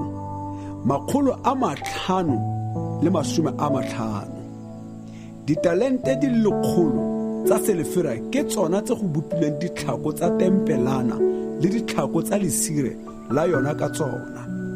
Ditalente di le 100 tsa dira ditlhako di le 100. Talente e le nngwe ya dira setlhako, mme o ne a dira dikgoge tsa maotwana, a menega ditlhogo tsa ona, a direla mepakarego ka selefera ya dishekele di le 775. Kgotlo e abetsweng tempelana e ne e ditalente di le 70 le dishekele di 2,400.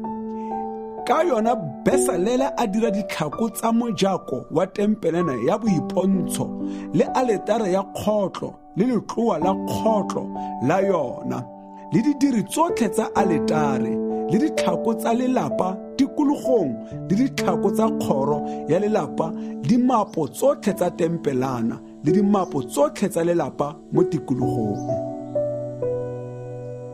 Kgaolo ya 39 go dirwa diaparo tsa baperesiti le gone ba ne ba dira diaparo tse di logileng sentle tsa go direla mo tempelaneng ka masela a mabududu la a bohibidu jwa bofifado le a bohibidu jwa madi. Ba dira diaparo tse di boitshepo tsa ga Arone jaaka Morena a laetse Moshe. Ba dira khiba ka go uta le masela a mabududu le a bohibidu jwa bofifado le a bohibidu jwa madi le a masweu a ditlhadipedi. Ba papetla go uta ya nna le tsatsanyana.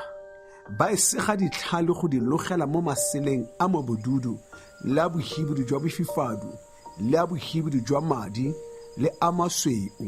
E le tiro ya mologi wa masela a ditshwantsho.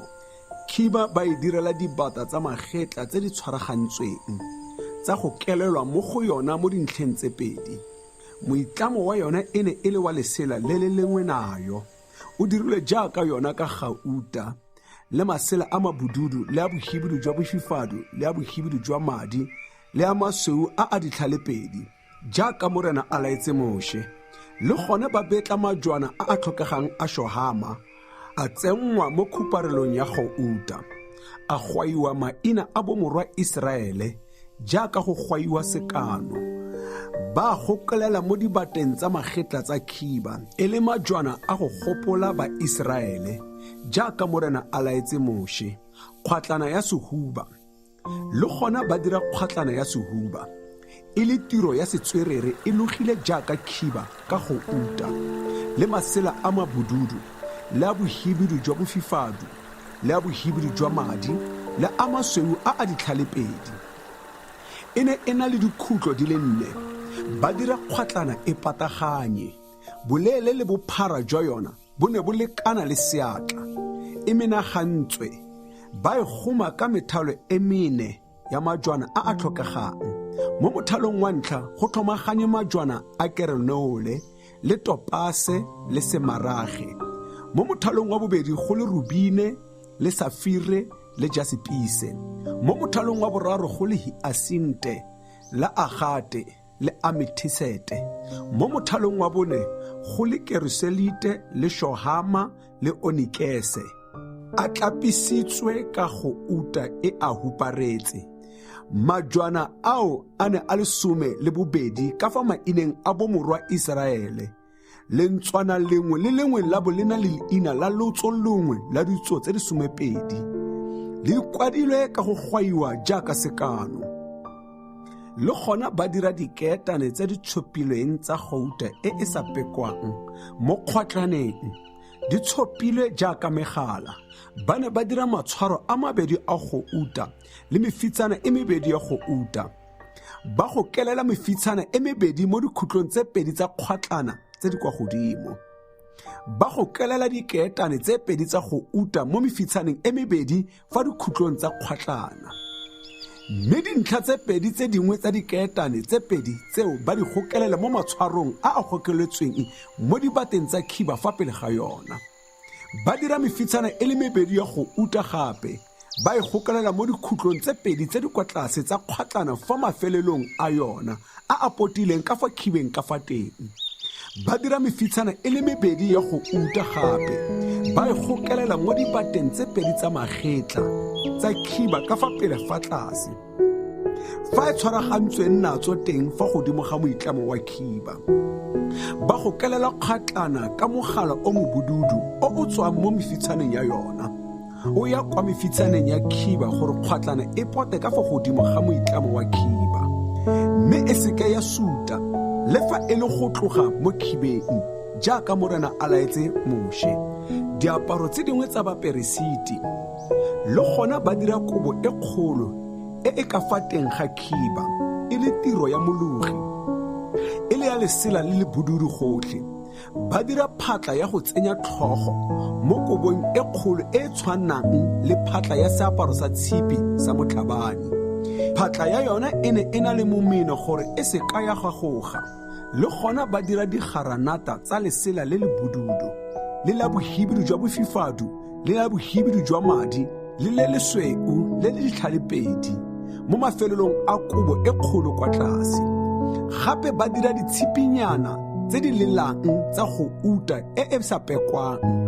Ba tlhabakanya ditshipinyana le digaranata fa mafelelong a kobo e kgolo kwa tlase go potologa kobo yotlhe.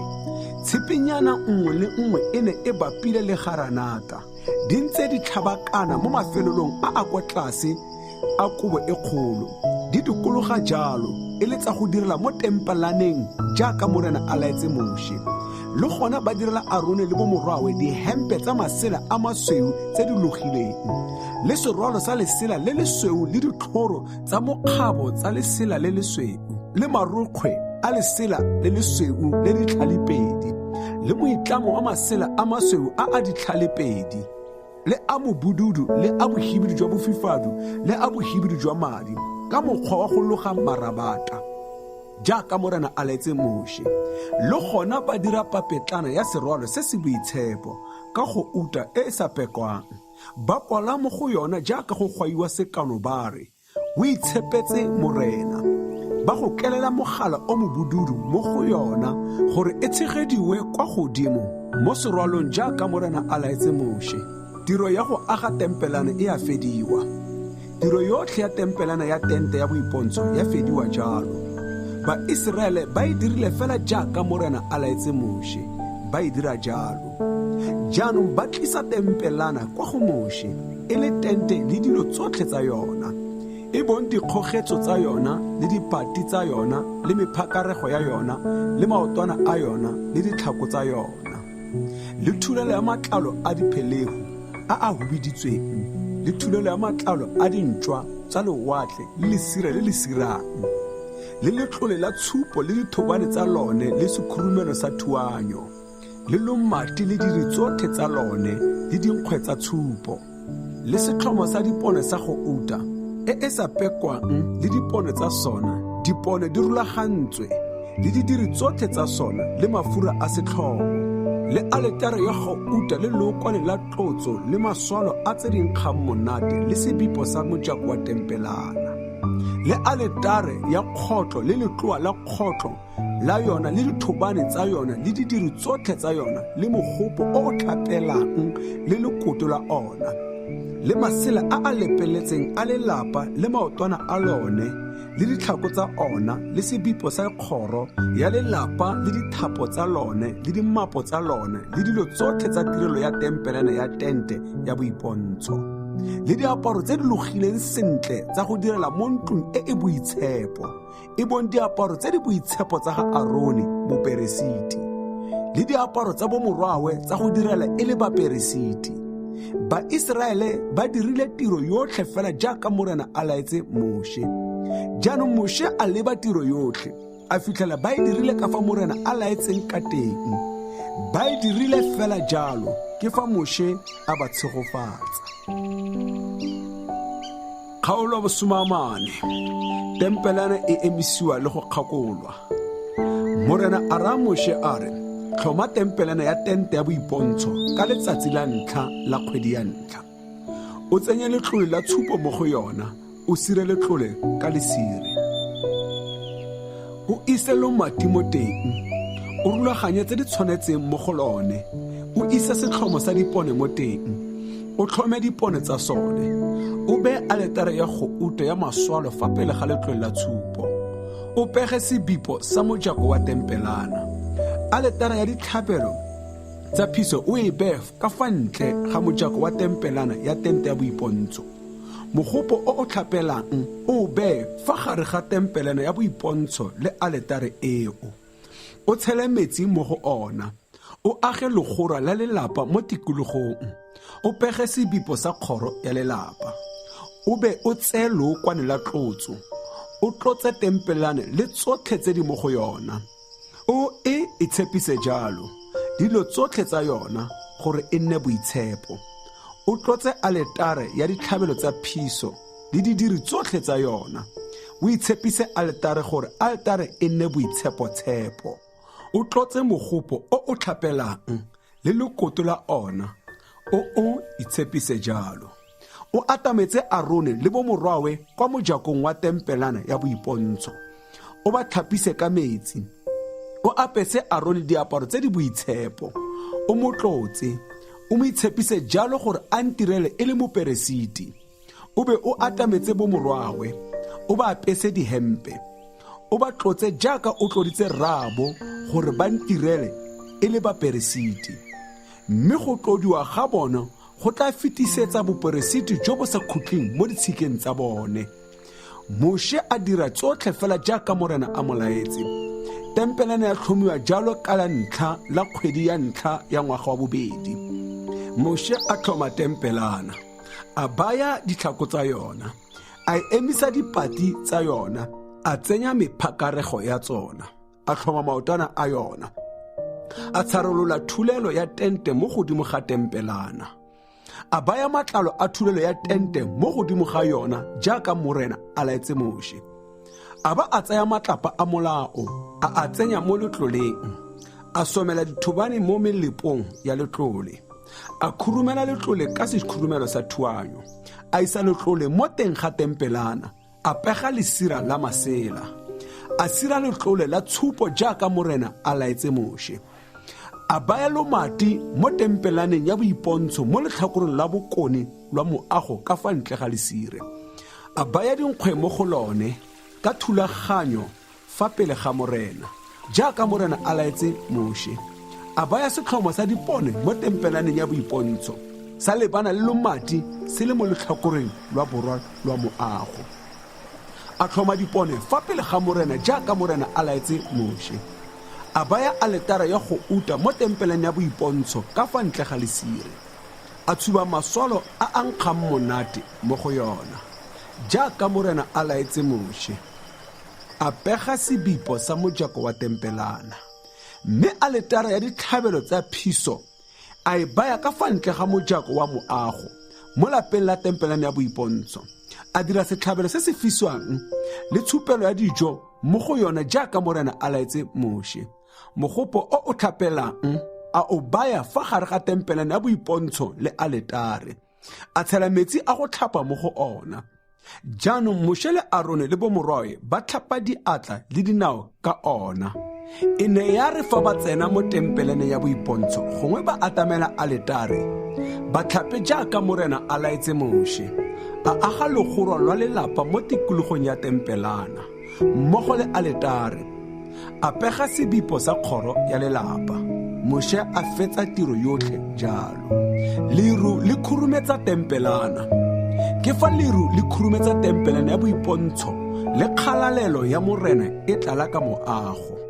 Mme Moshe a palelwa go tsena mo tempelaneng ya boipontsho ka gonne liru le ne le mo godimo go yona. Le kgallo ya morena e tletse ka moago.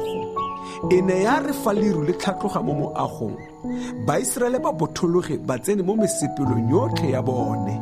Mme fa liru le sa tlhatloge, ba seke ba tloge go fitlhelela letsatsi le tlhatlogang ka lone.